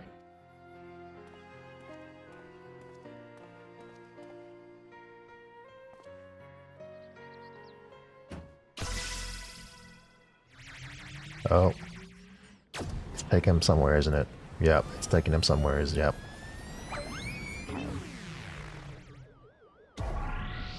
Mommy! Oh, Inspector, not again. Wait for me. Oh, never a dull moment around our Hildibrand. At least we needn't worry if the ship crashes. Not with an impervious mandervillian on board.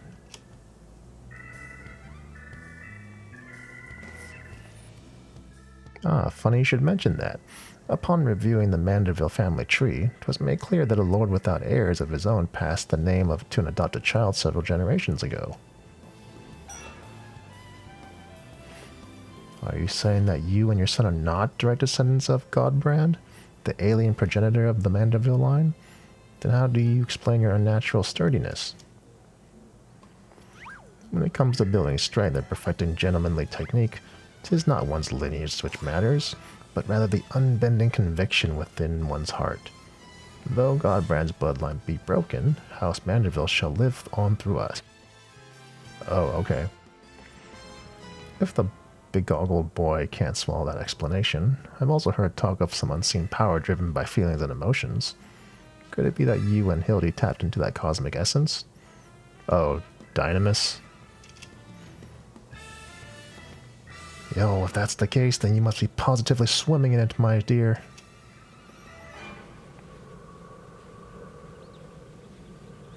Yes, swimming in it. Every thing appears to be under control here, so let's return to the city, shall we?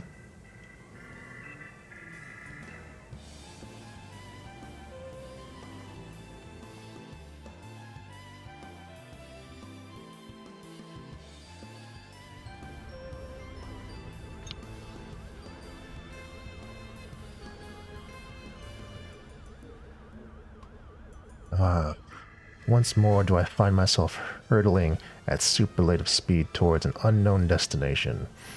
Another day, another thrilling case for Hildibrand, agent of inquiry, inspector extraordinaire.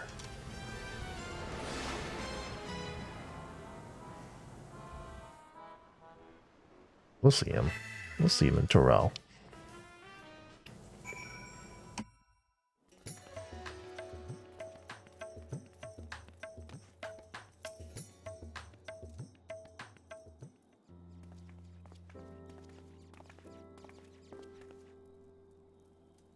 Thanks to an enlightening conversation with Master Pufu on the way back, I believe I have the answers required to proceed with our weaponsmithing project.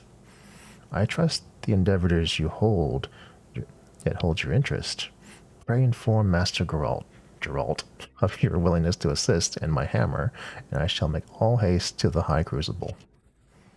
And with that, I bid you good day. Thank you for looking out for my beloved son.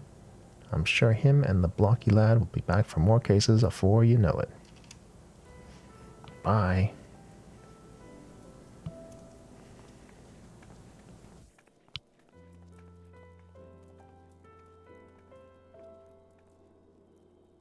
You've gone above and beyond for us, Cylindra, so I'd like you to have one of the replicated starship we made. It doesn't have the duplication facility or any other such technology on board, but it will carry you through the skies. Use this key to call it whenever you wish. Okay, thanks. As for the two of us, we've decided to get to know our new home better by embarking on a journey of exploration. So this is where we must say our farewells. Thank you for everything. We are fortunate indeed to have met you. Bye.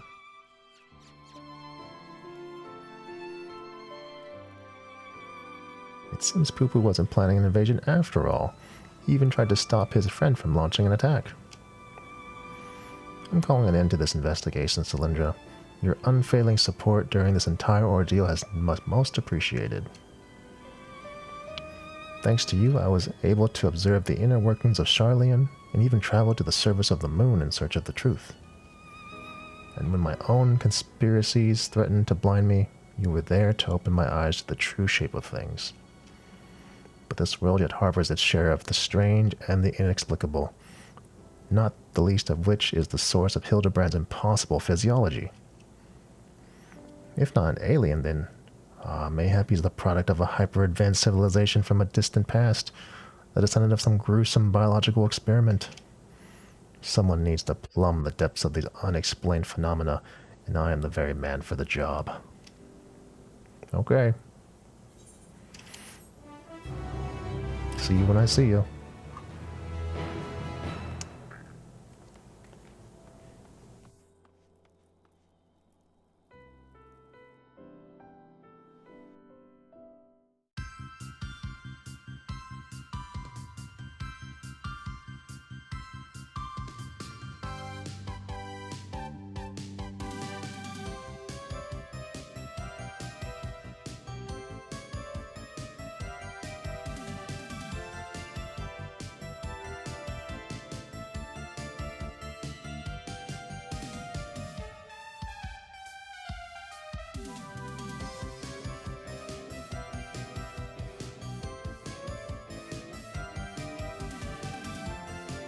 I don't want that running animation to be available to us.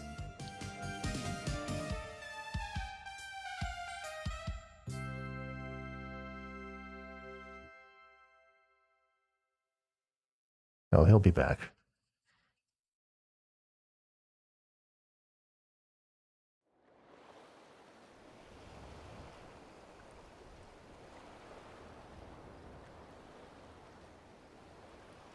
Oh god, the stalker.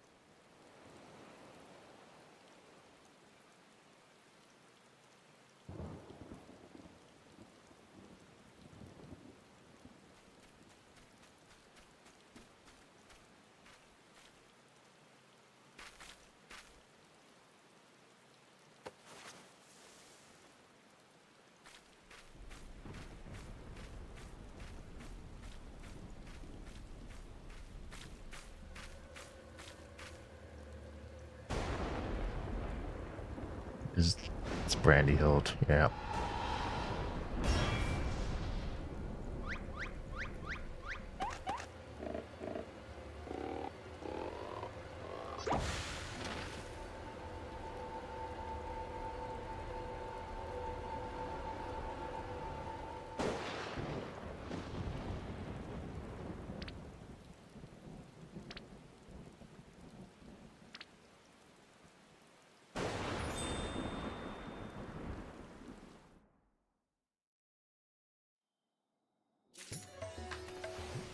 Nice, nice. Get this song, get this mount. And let's see, the next thing is... Let's see, the Tribal Alliance quest, which starts in Ultima Thule. Okay. I'm down to go to outer space. Yeah, let's just go directly there. It's gonna be base Omicron, probably. Close to it. It's probably the cafe. Let's see. Oh no, yeah, it is the cafe. It is the cafe-ish. Let's see, so... Wait, is it this one? Wait. No, there's like another one. Yeah, I think it's this one.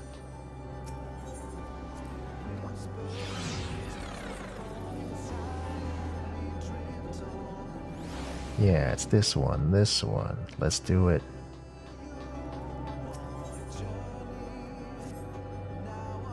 Here for a status report, Cylindra. I quite understand. I terribly I get terribly anxious whenever I have to step away from the cafe. Why, just the other day I returned to find that a Greybelouf had snuck behind the counter to bathe in the soup. Such incidents aside, the last dregs couldn't be more successful. We're bustling with business, and Elysian is thriving. Yet, as the manager of this operation, I would be remiss not to ponder new ways to juice a little more happiness out of this carrot. This unit hastens to indicate that the current levels of juice and happiness are within optimal parameters. Attempt to push either beyond capacity may prove disruptive to the present equilibrium. Of course it would be disruptive, you glorified can opener. A threat to the status quo it may be, but innovation is the lifeblood of business.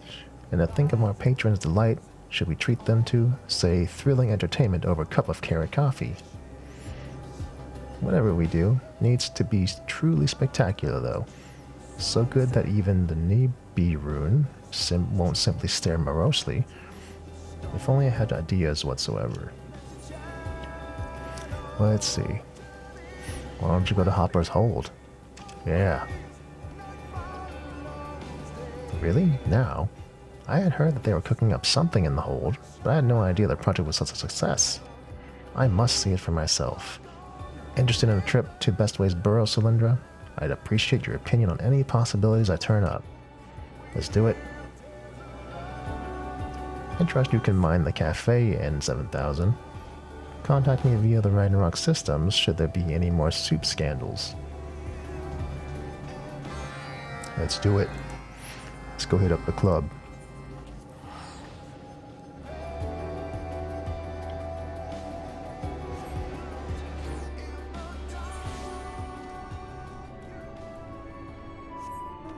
So there should be a shortcut. Right up here, yeah.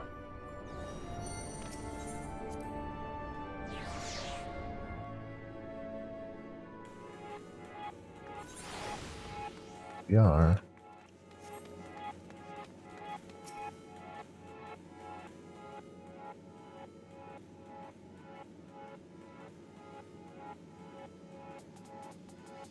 So this is the new Hopper's Hold, eh? I must say it's a significant improvement over the old crates and buckets. As for these stations that everyone's hoping to join, that one over there is a true work of art. I particularly appreciate their taste and subject matter. However, one can hardly expect half a dozen civilizations to share the same aesthetic sensibilities. I shudder to imagine the pontification and gunfire that would ensue if we asked our patrons to paint a mural. Those machines remind me of N7000, right down to the ears. They would fit in quite well with our current staff. Then again, that would hardly be an innovation addition, would it? We already have more condescending numerical projections than we could possibly need. I suppose music is another matter of taste, though those lawbirds certainly seem to be having fun.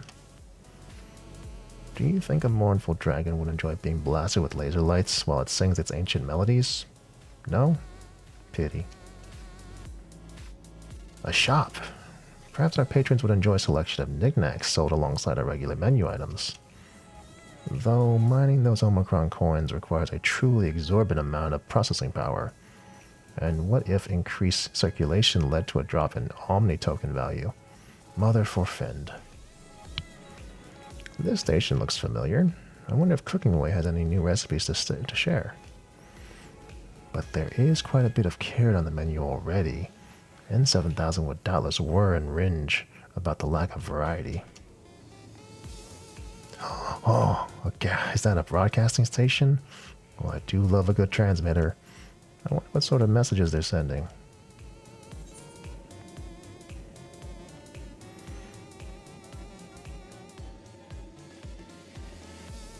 Listening to Hope FM. Stay tuned for more talking in ways, all day, all night. Moontime. Color me intrigued. Ensuring widespread access to receivers seems like a hard work, but well worth the effort indeed. We could adjust the tuning of the Ragnarok's communications facilities to receive this transmission in the last dredge. but it still may not provide the level of crowd-pleasing excitement we're aiming for. Huh. While each and every one of these stations is wonderful in its own right, I fear none are quite suitable for our goals. Perhaps Dreamingway can dream up something special for us.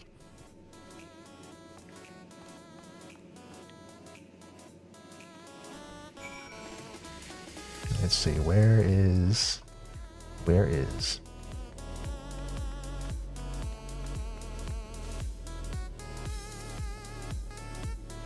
Oh, Cylindra, and is that Jammingway? It's been so long, I started to think they were avoiding me. You open a cafe out in Ultima Thule. That's one mother of a dream. And business is booming. Well, I am honored to be consulted about your upcoming event. Now only need to work out what it is. Have you spoken with Talkingway yet? They received letters from listeners across the star. Surely one or two have mentioned exciting happenings on Etheris. Wait here.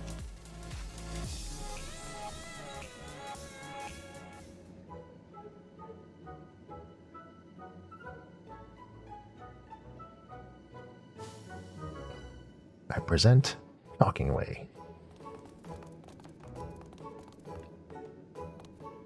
It's a pleasure to see you again. I would be happy to assist in your endeavors however I can. Forgive me, but have we met before? Ah yes, you remember me as Counseling Way, but I have recently taken the name Talking Way in honor of my new dream.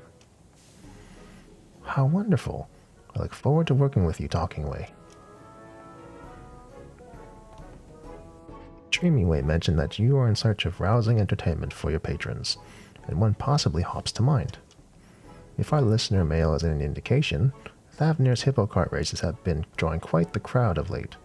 Folk come from far and wide to see those hippos hurdle, 'tis said.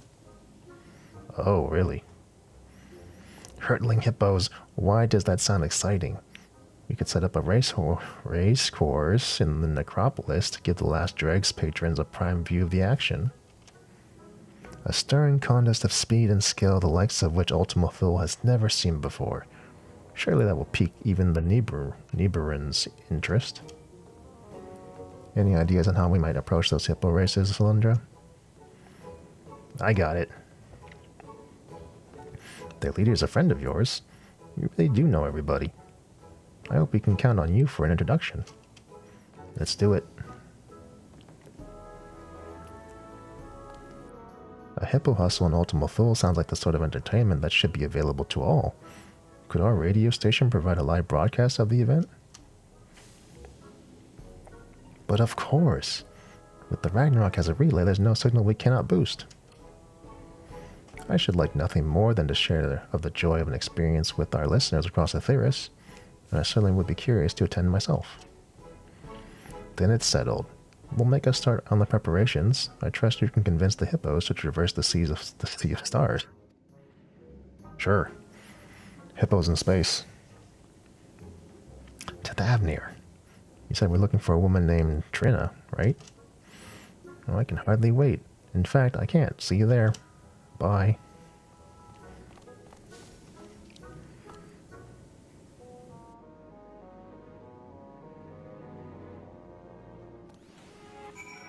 Okay, let's go.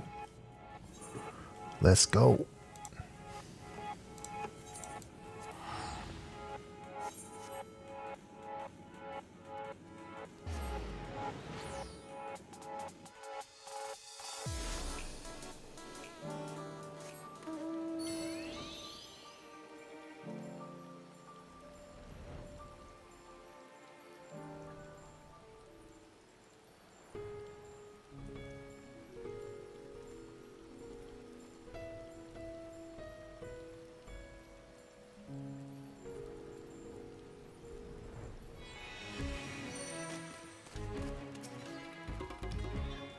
This little one with you.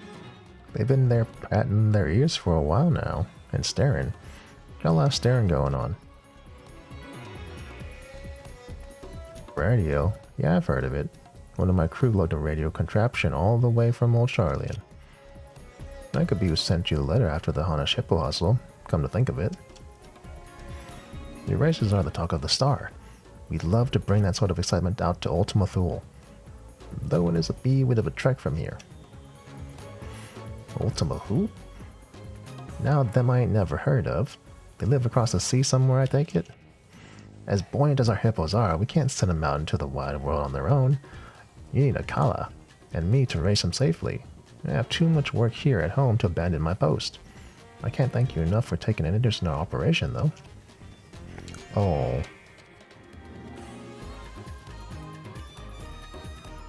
It's truly a shame, but I would hate to make the hippo riders disappoint their own customers in the name of entertaining ours.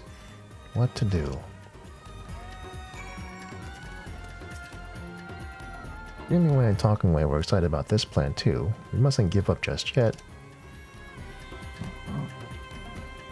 I'm calling a strategy meeting to be held. Well, that post over there looks like as good as any.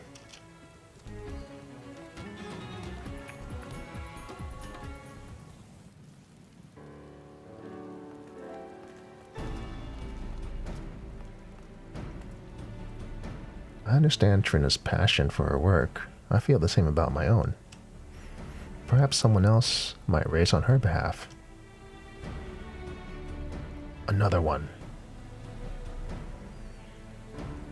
No, Trina race.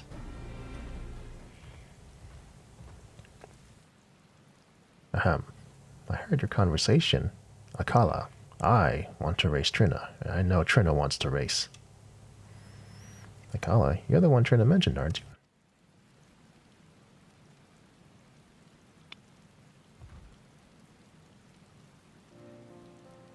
Never. Trina's work ends. When she finishes with Hippo, she teaches us the common tongue so we fit in. She teaches us Hanish manners and fairness in trade. I find your language difficult, but my speaking improves. Trina says so, but Trina has no time to ride hippos now. She cares about hippos and the hippo riders, her kin. Always she helps us. But she forgets we can help her. Always we want to help her. I see. Trina is a great leader, but she takes every responsibility upon herself. No wonder she has no time left over to race hippos. Always Trina listens to you. You must talk sense to her, at her. Yes, I quite agree. If in her heart of hearts Trina wants to race, that's all the more reason for us to host a hippo hustle. Do you think you can convince her to come around? Leave it to me.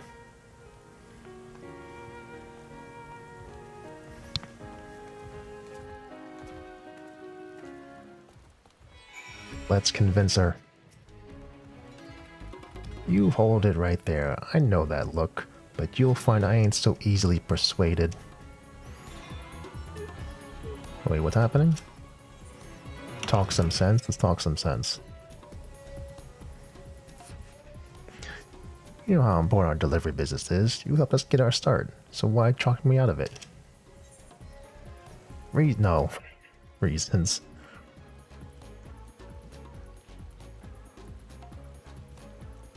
Let's see. Well, it's not one. No, you live for, don't you want to explore the unknown? So I don't want to do two because it's kind of like downplaying her responsibilities. So let's just tap into just her feelings. Well, of course I would. There's only so many times you can race the same course without starting to feel like a chore. But too many folks are relying on our services for me to go gallivanting. They'll survive for a few days. And Kyle's worried about you. Yeah, Kyle's worried about you, you know. Tell him there ain't nothing to worry about. I miss racing to be sure, but the hippo riders come first. Business is gonna be better, and I like to keep it that way.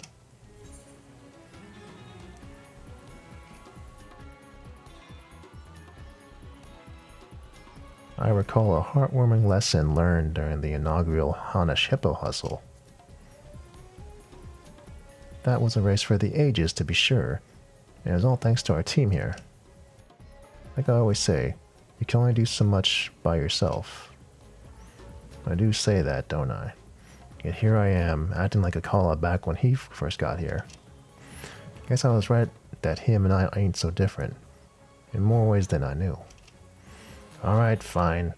The Hippo Riders will pull together to keep things moving in Thavnir, and you'll have your race. You did it. Convinced her.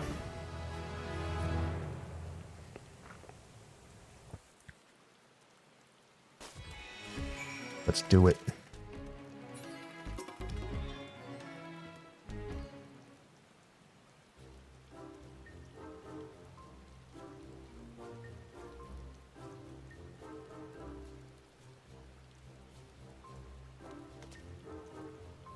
I knew you would come through for us. Why, you had her convincing herself by the end. And 7,000, is that you? Affirmative.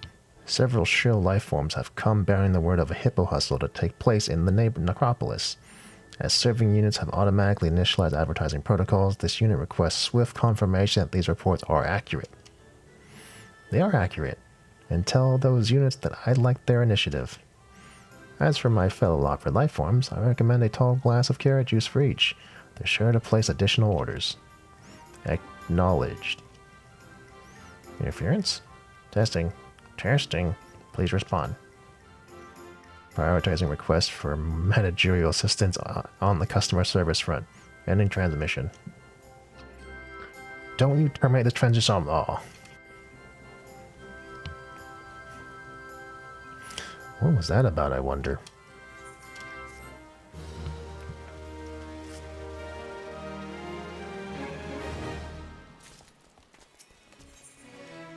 Alright, let's do it. Initiating a new call doesn't work either. I doubt that it's anything serious, but perhaps you should go check on N7000 just in case. You typically carry at least one object suitable for light bludgeoning, do you not? I'll work out the finer details with Trina and see the Hippo Riders safely to Ultima Thule. I trust that the cafe will be intact when we arrive. Well, I do have something for bludgeoning. Bludgeoning... Actually, can I wear the backpack right now? Let me see. Character... Fashion... Backpack... Yes, yes, backpack. I wonder if it stays... Well... The problem I don't like about fashion accessories is like your minion disappears. And I like my rat. I'm gonna go to Omicron.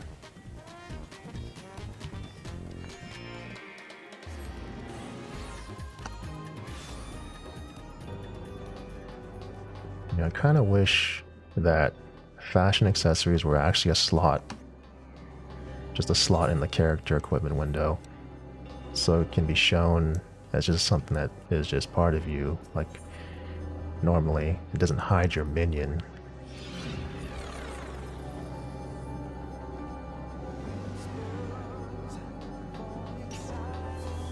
Oh, I can take off. Oh, I can still... Can I still fight with this on? Oh, that's interesting. Well, I'm gonna take it off anyway. I want my rat back out. Let's see, I need to go to the... I need to go to the cafe.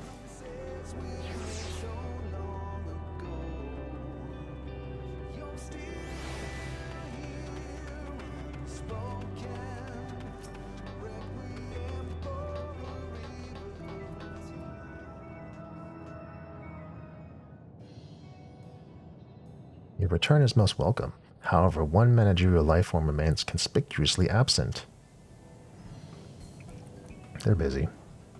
Understood. This unit will initiate idling protocols until jamming way arrives. Carrot-based refreshments have already been distributed to the newcome life forms. Such refreshing refreshments they were. Furthermore, as your sensory organs will have detected, the unusual customers have vacated the premises. This unit will now convey additional context. Once upon a nut code. So to sum up, we no longer need to worry for lack of patrons. In fact, the last dregs being empty is quite inconceivable.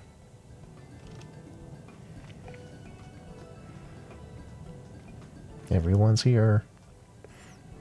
Cylindra, oh thank the sisters. Wasn't sure we'd make it, specifically after that experimental aetherite.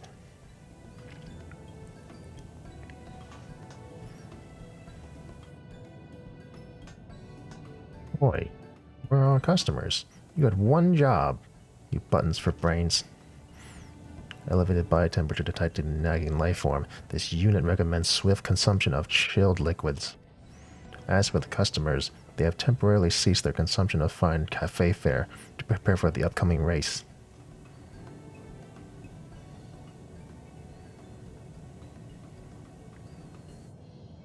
The Corellians procured a transport vessel with the assistance of the ffxiv. Presently, the global citizens and freedom fighters are conducting a joint test drive. Meanwhile, the Gurubluffs expressed a long-standing desire to float about within the Mumissivs, which were eagerly volunteered by the Aya caretakers to serve as steeds. This unit's ethical algorithms are still processing. The dragons, too, intend to participate. Soaring through Elysian's mountains has revived their passion for flight, and they have expressed a desire to see more of Ultima Thule from above. Okay. Unexpected, but I'll take it. So long as our patrons reach happiness, the means by which they travel matters not. This unit agrees, and hopes that all patrons will be replete with joy upon their inevitable defeat by the superior Omicron vehicle. Artillery may be involved. Artillery? Artillery is no match for Akala. I dodge. You dodge. This is shaping up to be the gauntlet fiercer than Bardam's metal. This unit also invited the Nibiruun to share the singular experience of losing to the Omicrons, but their registration remains pending. Nevertheless, they have conceded to observe the other civilians' preparations. We'll just have to hope that the overall excitement sweeps them up eventually. For now, we'll have our own preparations to attend to. On that note, this unit recalls that the inventing life form wished to speak with Cylindra regarding said preparations. Reports of critical levels of static electricity indicate the likely presence of this ally at base Omicron. Okay. Now this unit must return to supervising Sigma Force production of racetrack features, engaging enthusiasm protocols. Enthusiasm. Okay. Where are we going? Back to the base, Omicron.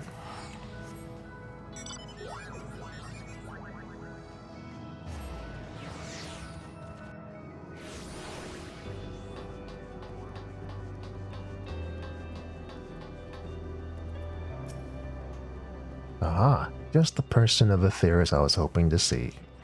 As our Omicron friend doubtless relayed to you, the race is no longer a mere spectator sport. The people of Ultima Thule will be bringing their best their civilizations have to offer, and they mean to win. Should the Arcasadora then be left to defend Aetheris' honor all on their own? Nay, I say, Mother put her faith in the myriad peoples of the star for a reason. Fortunately, we brought a number of moonhoppers to help prepare for that hustle. With a little help from the good old inventing way, there's no reason that one can't haul you to victory.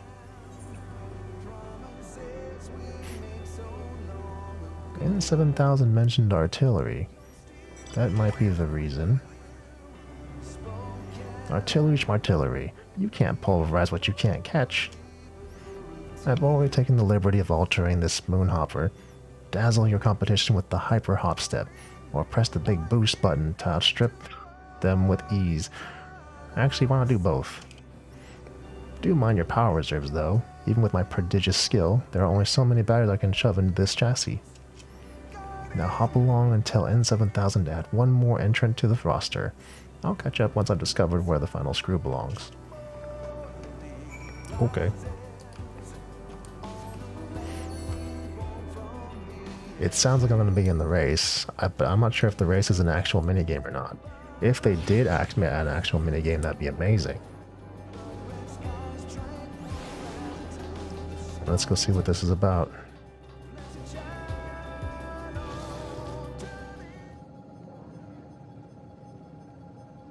Race preparations continue in accordance with projections. Did the inventing life form raise any matters of note? He said I'm participating.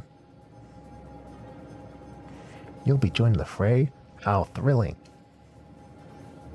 Entrant registered. This unit will now provide supplementary information regarding the course. Please direct your orbs towards this geographical data display.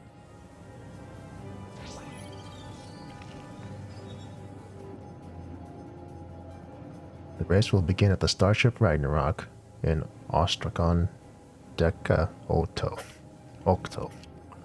Once jamming way and ovals signal the commencement of hostilities, competitors may proceed across Eritrea towards the Ostrakhan Tria.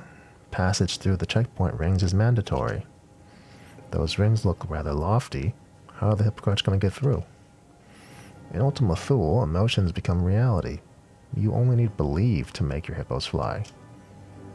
Did you just call me an ultimate fool? Because I'd love to be... to believe something like that.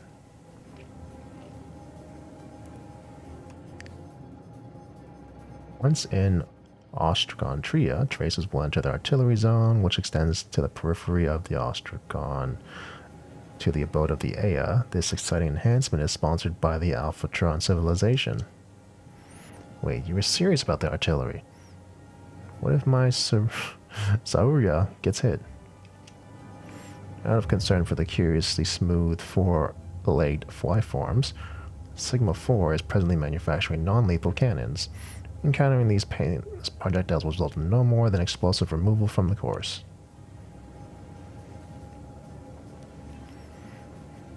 Those who remain unblasted should continue to Ostrakhan Decta Hexi and proceed through base Omicron. Then it is merely a matter of reaching the finish line. Okay. I win, and I feast on tiny desserts.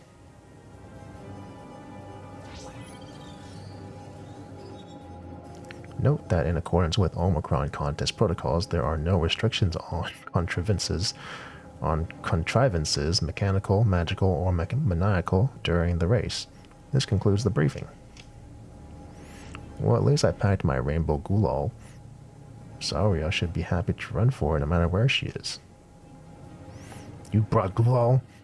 Why you not share? Sharing is caring. We've been through this, Akala. Your hippo's never shown a lick of interest. You just like throwing things. Go ahead and make your preparations. I need to make sure that N7000 isn't understating the firepower of those cannons. Once it's taken care of, I'll retrieve your Moonhopper and meet you at the Ragnarok. Alright, let's do it.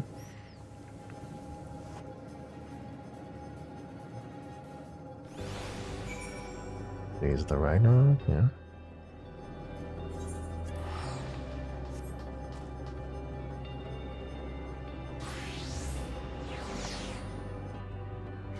I'm either going to be pleasantly surprised or pleasantly disappointed.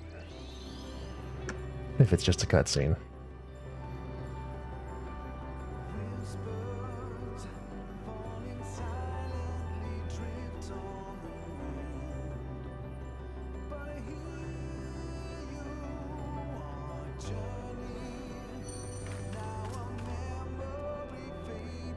Several cutscenes will play. Yeah, it's cutscenes.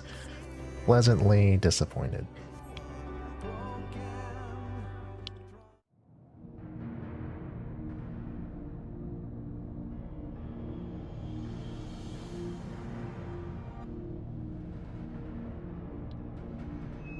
Estes, people of Aetheris, are you there? We are your hosts, talking way and dreaming way, coming to you live from the very edge of the universe. And here among the stars, the hyper hustle is about to begin. This contest for the ages will see competitors race across a land as barren as it is beautiful, vying for the first across the finish line.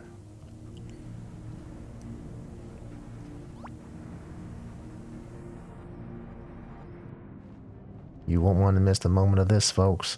Now let's introduce our racers. Hauled by the speedy Soria is a curious, fast as she is reliable. All the way from Thavnir, it's Trina, the Hippo Rider.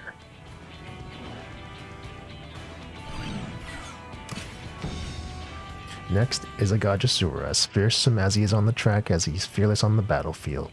Honed in the fires of the Hanish Hippo hustle, I, Akala.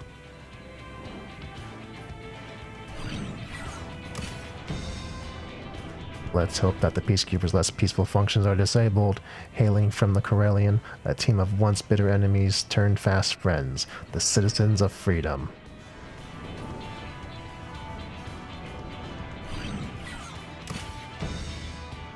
Next, our next entrant may look like some frolicsome, then furious, but past them at your peril. Supported by the eye of ever so darling Miss Mew Missive, it's the electrifying Girabluff X or 10.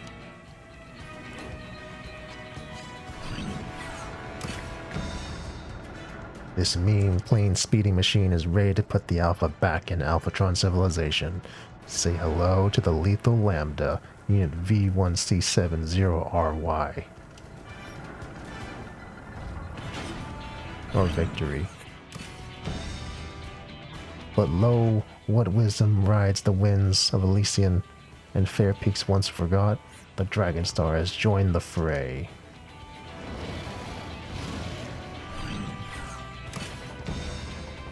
Last but not least, a sword in the darkness, a beacon of hope, the champion of Eorzea. Friends across the universe, we present the one and only Courier of Light. Sure. What's this? A Nibiru Challenger?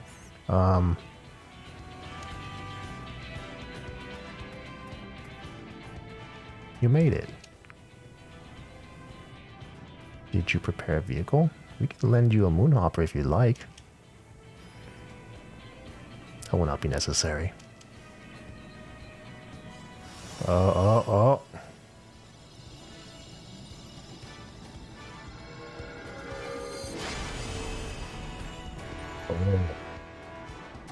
Okay. What in the name of mug swap and Murga? Sari's got a good girl, but she's got no divinity. How's the normal Hippo meant to compete with that? Like I said, you and your Hippo need only let your competitive spirits burn bright. Where there's a will, there's a way. Quite literally. I suppose I'll toss some Gulal and hope for the best.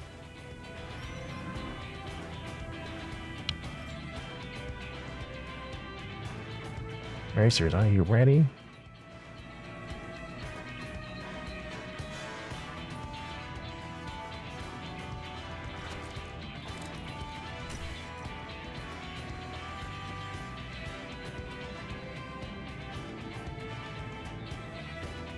Our racers have assembled at the starting line. Who will surpass the rest to emerge triumphant?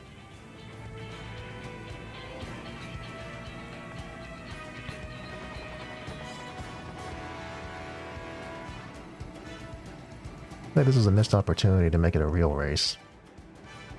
On your mark, get set, go. This should have been a real minigame. And they're off, with the Nibiru god of Rala taking the lead.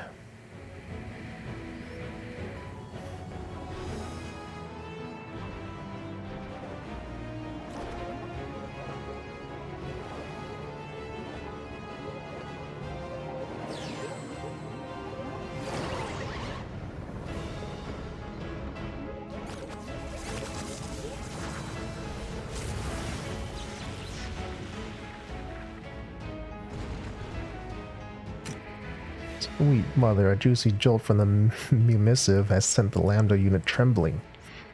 The other competitors race on, entering the next area.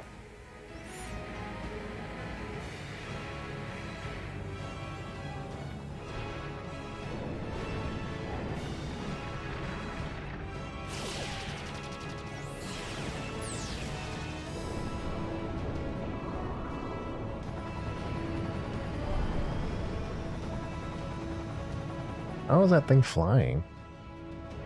The citizens of Freedom are going in. We have received transmission from the Peacekeeper. This is not compared to the carnage on Corellia and... Yeah.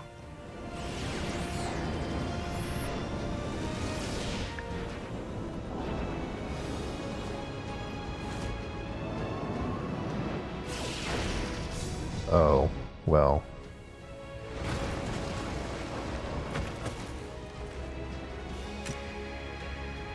And the Peacekeeper is downed.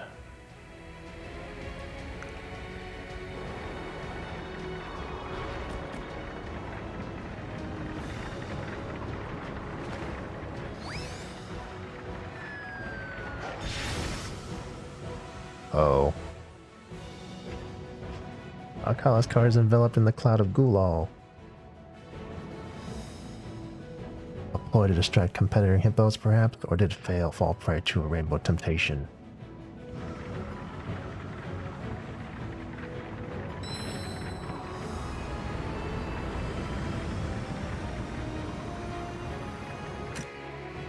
Whatever the cause, it only has made Trina the Hippo Rider's cart fly all the more faster. She has overtaken the Hurrier of Light for second place.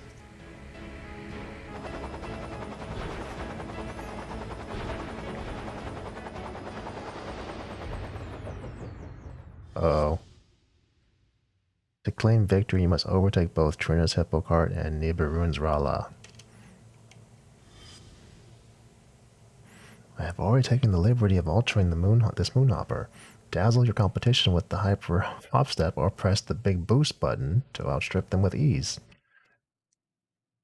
Do mind your power reserves though. Even with my prodigious skill, there are only so many batteries I can shove into this chassis. Yeah, I know about that.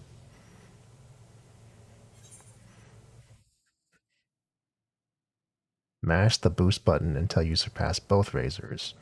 Use the boost to overtake the Hippo Cart, then distract Rala with the Hyper Hop Step.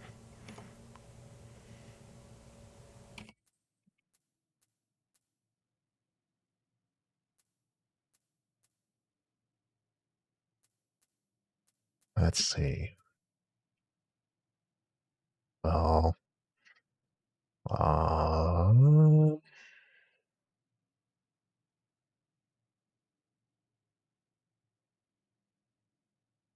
see, so Saruya's been boosted by speed already, so I don't think I can go faster than it, but I don't think it's 1. 1 sounds like a bad idea. It's gotta be 2 or 3. Let's see.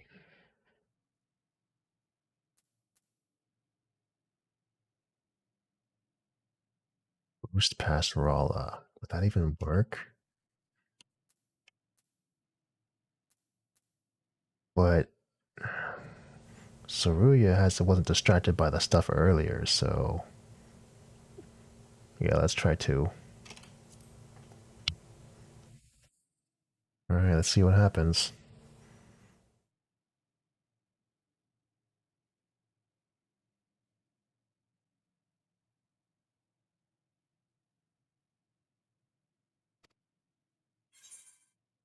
Oh, okay.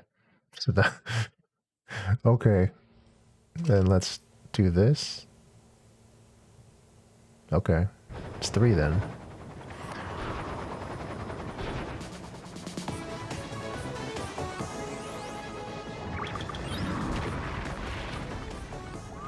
That doesn't make sense. Makes no sense at all. The hippo was halted, overwhelmed by the euphony of my song, no doubt. And the Hurry Light has taken second place. The cries of "This ain't over" from Cylindra. I can't read as fast as the thing pops up.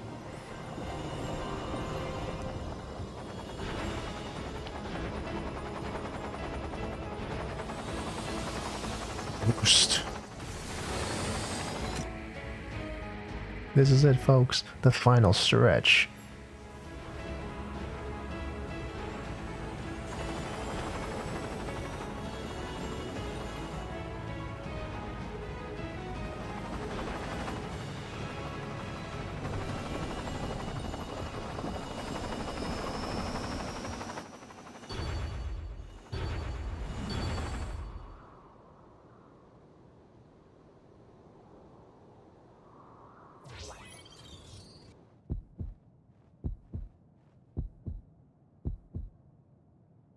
We have word from N7000 at the finish line.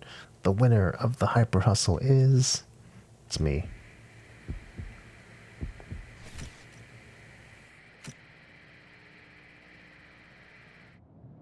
The Hurrier of Light, by a nose.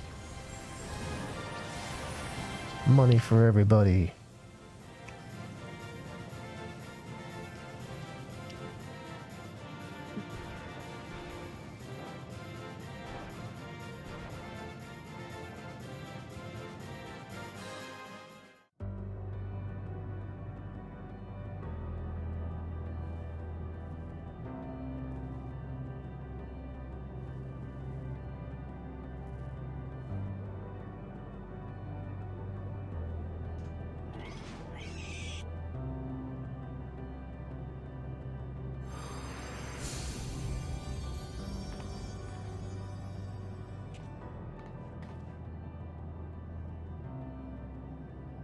Don't understand. Understand what? Our chosen form was suitable, our performance flawless, yet victory is not ours to claim.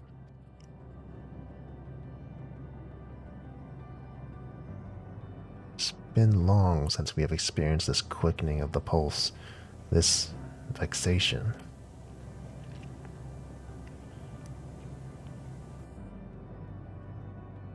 And that's racing for you. Just when you think you've got it, some grinning idiot comes shooting past and take the gold. Then sometimes you get to be that grinning idiot. And that's all the thrill of it. You never know if he'll go your way. You just race with all you've got. That you're upset to have lost can only mean one thing. You want to win next time. That's a dream worth chasing. Trust me, I'm an expert.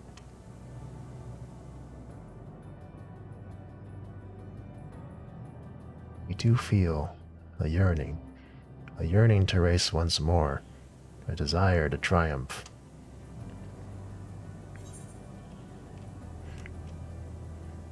Looks like my hopper's gonna need more batteries.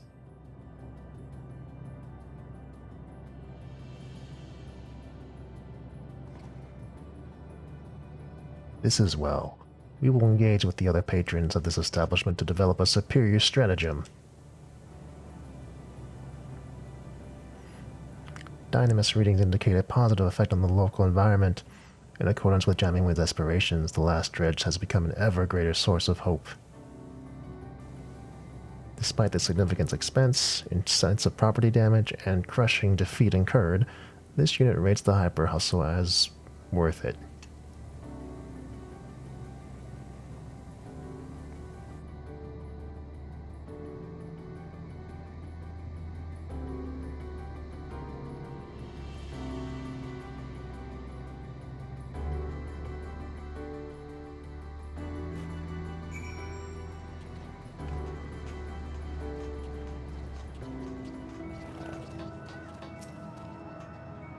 To think you did all of that in an elaborate-built craft.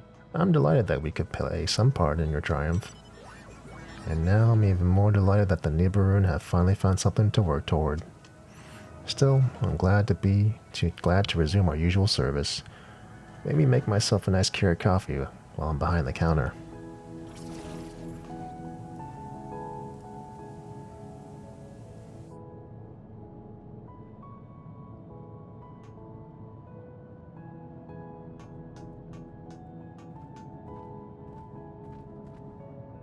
You were right.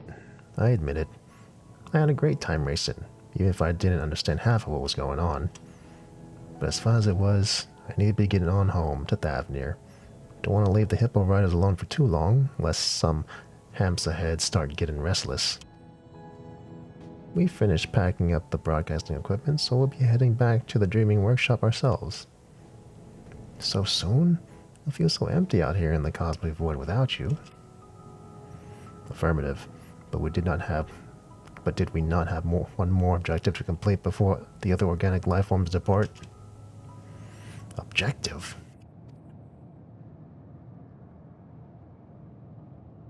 Oh, I nearly forgot. Talking way, inventing way, help me lift this.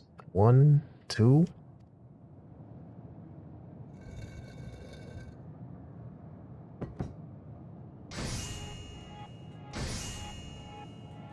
as a trophy. It's for you, Cylindra, a trophy befitting the victor of the Hyper Hustle. As you can see, it was designed in the image of the Last Dredge, the Hippo Riders, and also the Dreaming Ways. And that reminds me, we brought a few commemorative gifts as well. Talking Way, Inventing Way, Help Me, okay.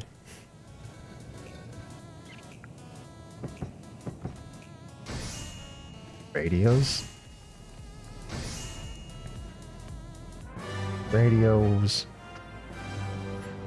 One for the Last Dredge, and one for Svarna. You have an eatery there too, I hear.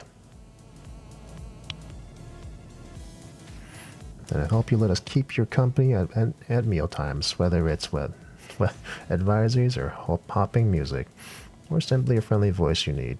Hope FM is here for you. So this is a radio contraption too? Has bigger ears than the other one I saw, but I'll be sure to listen with the crew.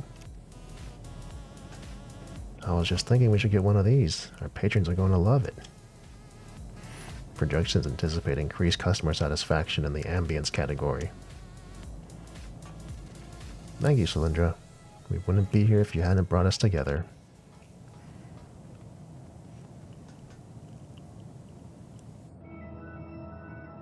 I think I speak for everyone when I say that this day will shine like a newborn star in our memories. I hope you feel the same.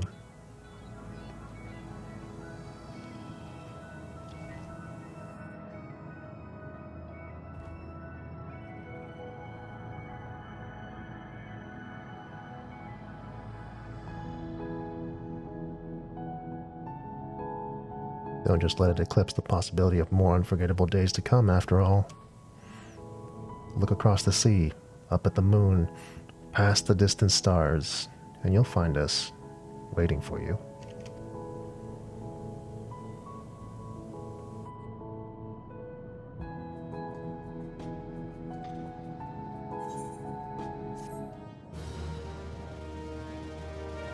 Bleed.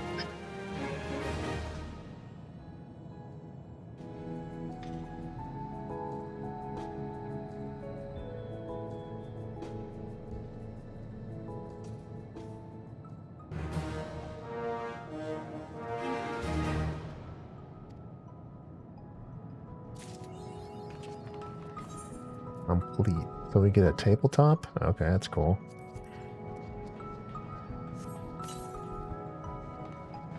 We get an emote?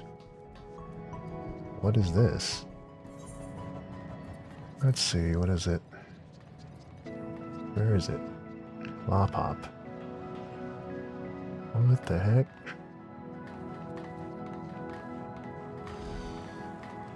Oh, okay.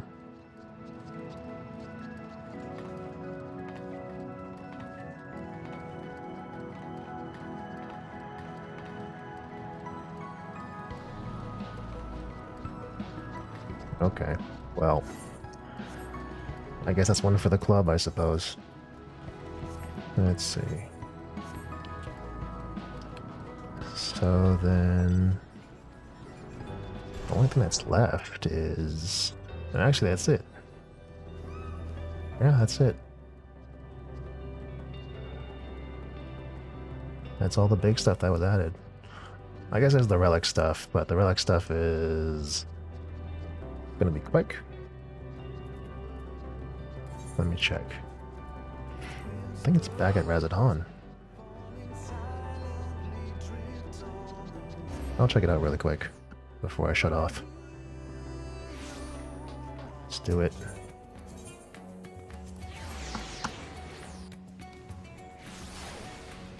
Alright, let's check them out. Everyone's here for their relics.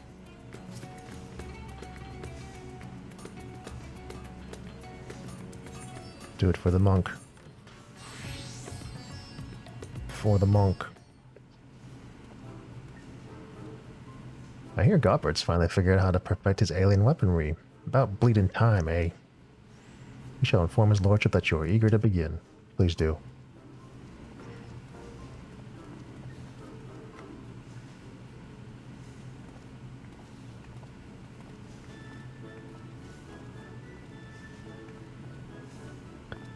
long last, Cylindra, the end to our arduous yet most rewarding weaponsmithing journey is finally in sight. And a bloody expensive journey it's been. That's why I'm here, not as a dutiful wife or doting mother, but as a concerned senior partner of manderville. Our company's footed the bill for all sorts of extravagant material and expert assistance, not to mention the rent we're paying for these high crucible facilities. Even if this is the final stage of the process, that's only one manderville weapon of how sought and many. Our side business in replica weapons ain't exactly booming neither, so I reckon I needed to come and gauge the value of continuing this venture with my own two eyes. So let us offer our full cooperation to my business partner as she oversees proceedings. Now that's a sight. Seems his lordship's lost his cocksure composure. What happened to Godbert? Weren't you just telling me how your ridiculous wealth made you free to craft whatever you pleased? I'd be on my best behavior if I were you, Master Geralt. After all, your considerable remuneration is one of the main expenditures Lady Julian will be scrutinizing. Oh. No more beer. Let us move on to the topic of armament augmentation, shall we? Unsurprisingly, the key to perfecting weaponry lies in the application of the perfect oil, a substance known as the Ultra Manderville. This superlative lubricant will serve to maximize ethereal conductivity. Again with the creepy oils. And as one might have predicted, the Ultra Manderville's main ingredient is derived from yet another incredibly rare meteoric material, cosmic crystallite, it's called. When it came to the method of extricating said ingredient from the meteorite, however, my ancestor's relic was conspicuously devoid of instruction. Thus did I consult with Master Poo-Poo. Thanks to his encyclopedic knowledge of alien civilizations, he was able to furnish me with the requisite technique. I must say it is a rather unorthodox process, and one I cannot complete alone. It shall necessitate the involvement of everyone present. I don't like the sound of that. What foppish nonsense are you meaning to foist upon us this time? Oh, nothing terribly taxing, I assure you. All shall be explained in due course. Ere we can begin, we must tend to the tedious chore of procuring crafting materials. Cylindra, if you would pray acquire the crystallite through our unusual tombstone-hungry vendor. I knew it. We shall require 3 goodly chunks. One for the oil's main ingredient, and the other to reshape the weaponry itself. Yes, I should warn you that these advanced mandervariant techniques will not only enhance your armament's properties, but also greatly alter its appearance. In anticipation of such wondrous transformation, let us hurry to our tasks. Guess who already has 1,500 tomes? Me.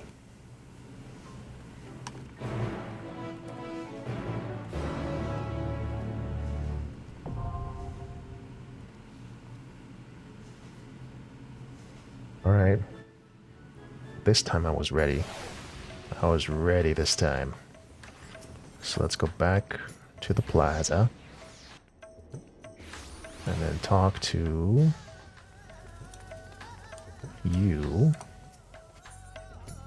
Cosmic crystallite. Nice. And then let's go back.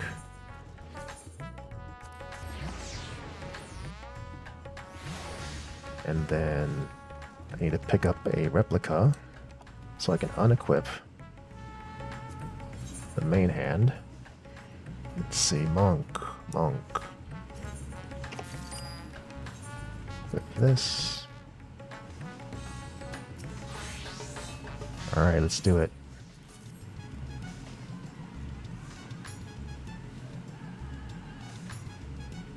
Alright, these ought to do the trick. Alright, let's do it. Let's do it.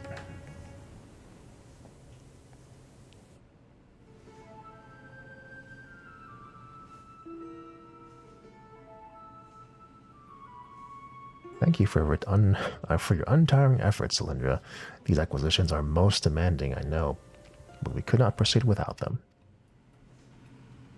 crystallite of this type is said to have mystical properties. Its every mote infused with ether from its journey across the cosmos. We will use Godbrand's technique to harness and condense that cosmic energy that we may extract a single concentrated drop. This precious liquid is the heart and soul of our ultra manderville coating. Well, that's bloody fascinating and all, but would you explain the goddamn technique already? You mean to have us fighting this time? Meditating? Dancing, my good man. We shall perform the traditional dance of House Manderville together. No, no, no dancing. In the search for a viable method, Godbrand failed to extract the crystallite's etheric essence innumerable times. Frustrated beyond measure, he eventually contacted a friend in the far-off star to ask for advice. Thus did he learn the theory of compressing the crystallite's stored energies by bombarding it with a specific etheric waveform, much like squeezing a lemon. An inspired Godbrand then returned to work, where he experimented with generating waveforms through physical movement. One particular choreography provided the perfect resonance, and lo, the trademark Manderville undulations were born. Oh, and it so happens the far-off star in question was the homeworld of our own Master Poo-Poo. 'Twas his keen eye that recognized the familiar resonant properties of our gentlemanly dance and allowed us to rediscover the extraction process. Dress it up, fancy words you want, but I ain't swallowing this ridiculous shite.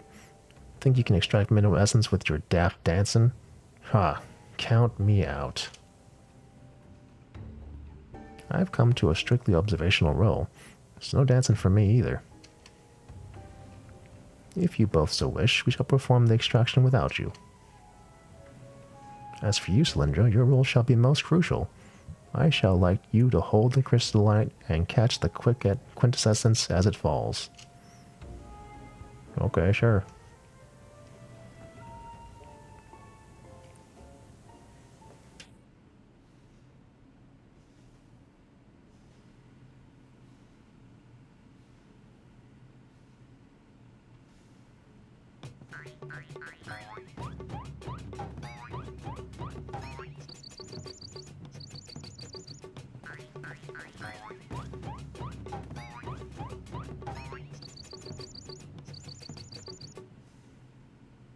You see, load of chocobushite.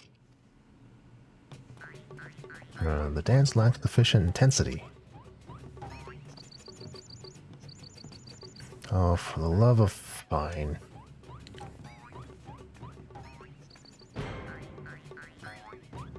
No, no. What is happening?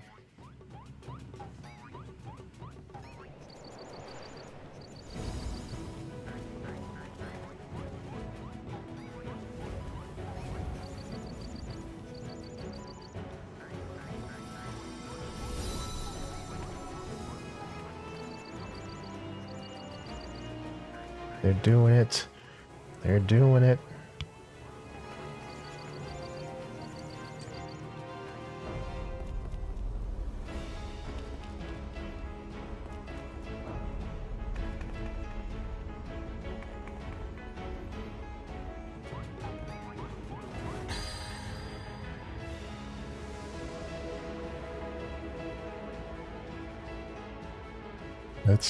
It's bloody magical.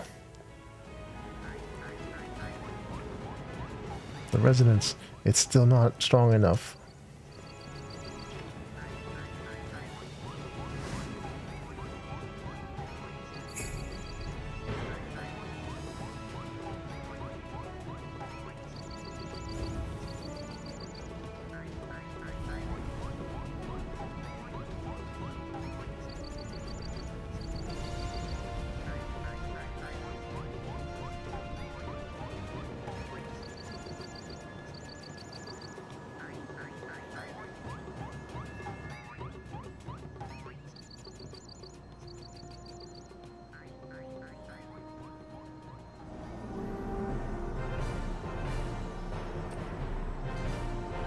I got it. I got it.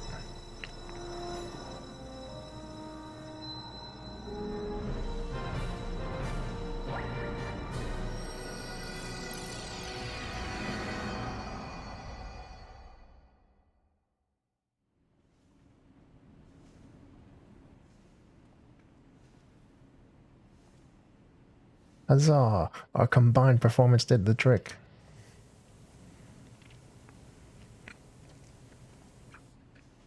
Master Geralt and I will take it from here. Let us prepare the vial of Ultra Manderville and proceed with the final augmentations. You're about to witness the peak of craftsmanship.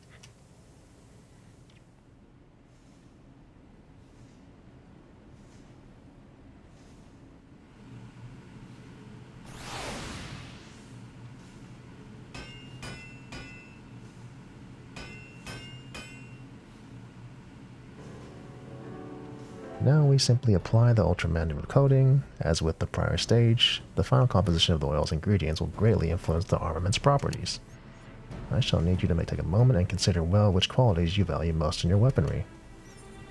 So let's do it. I'm a monk, so it's going to be crit, and then it's going to be determination, and then skill speed. I think. I forgot if I had skill speed on the other one or not. But that's just to keep skill speed, whatever.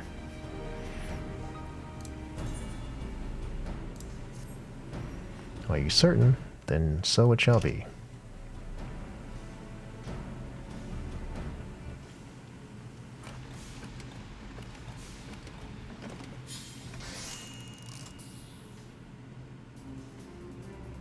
Oh man, it wasn't the shark. Oh, it's okay, I guess. Behold, the work is done. The perfected art of dedicated artisans. The manderville's fists. It doesn't really go with my suit up, but it's fine. I'll keep it for some other idea.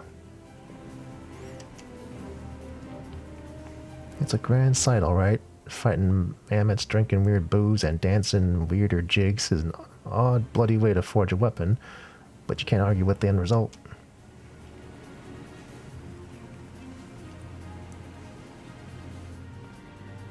There is, in fact, one other favorable consequence to finishing our project. My family's relic contains what appears to be a locked recording, and if Master Poopa tells me is correct, our completed mandible weaponry should serve as the key to opening it. Shall we give it a try? Sure, you got it. Oh, I can't even see my cat gloves anymore, so I'm definitely not wearing this.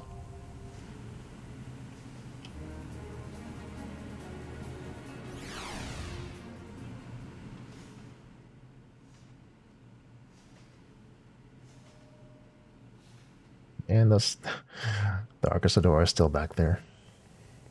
Ah, excellent. It seems the relic has responded to your armament. Let us commence the viewing.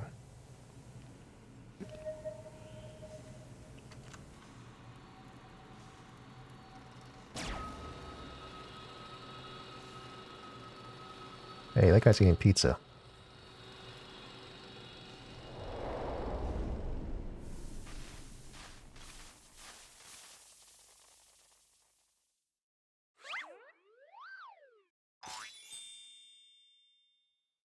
You're watching this recording? Then I must assume you have successfully brought the mandible weaponry to its completed state. Allow me then to share some of the philosophy that went into the weaponry's creation. As I explained in my previous story, the many worlds upon which we Mandervillians resided were laid to waste by an inexplicable catastrophe. The final days, one must imagine.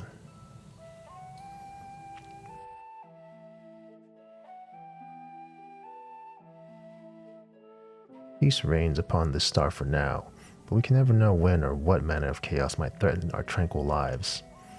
Thus did I endeavor to forge armaments with the power to repel any threat, no matter how dire. However, in the wrong hands, such powerful weapons may exacerbate the very problem they were created to solve. Sadly, my long search for worthy wielders, those possessed of both martial excellence and unyielding moral fortitude, has failed. I am left with no choice but to destroy my triumphant works. That explains how you lost the originals, eh? In the hopes that a deserving hero will one day emerge, I decided to leave the secrets of their manufacture to my heirs. By necessity, the process must be rendered cryptic, lest these potent armaments be too readily attained. The fact that you are watching this proves you have the wisdom to pierce my elaborate obfuscations and the discipline to retrace the grueling steps of my smithing saga. I have faith in your judgment. Do what is just, and entrust the manderville weaponry to those who champion the ideas of peace.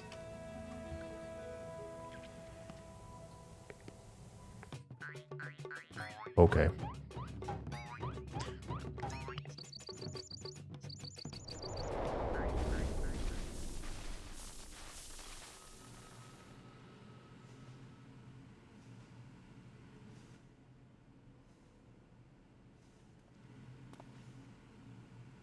How gratifying to know that my motives were aligned with those of my ancestor. It was my own experience of the final days which moved me to recreate the manderville weapons and put them to heroic hands such as yourself. And 'tis more gratifying still that we should succeed in a task which Godbrand himself set up for his descendants. I thank you all for your valuable contributions. I'll admit it was a bit of a shock to hear what we was crafting alien designs, but you hired the right smith for the job. You know the job isn't over yet, yes? There are still many weapon variants we have to left to reforge. I know. Don't get your bloody small clothes in a twist. I'll stick around until the last blow is hammered. Yes. For the extraction of the old manderville essence, I must ask that you call upon the assistance of the High Crucible Alchemist. It matters not who performs the dance, as long as they do so with gentlemanly perfection and aplomb. It is clear to me that the manderville weapons are more than just a pet project. They're an investment in the future of our world. You have my permission to keep them on the books as an official Manderville enterprise. Oh, that is a relief. It would be difficult to cover these expenses with my weekly entertainment budget. With that settled, we can continue as before. Our most excellent House Manderville artisan shall handle requests to perfect the other weapons in your possession. Meanwhile, our resident expert alchemist will assist in adjusting weapon properties, assuming you supply the requisite crystallite, of course. All in all, this has been a most satisfying experience. My thanks again, and I look forward to our next mutually beneficial encounter. Bye.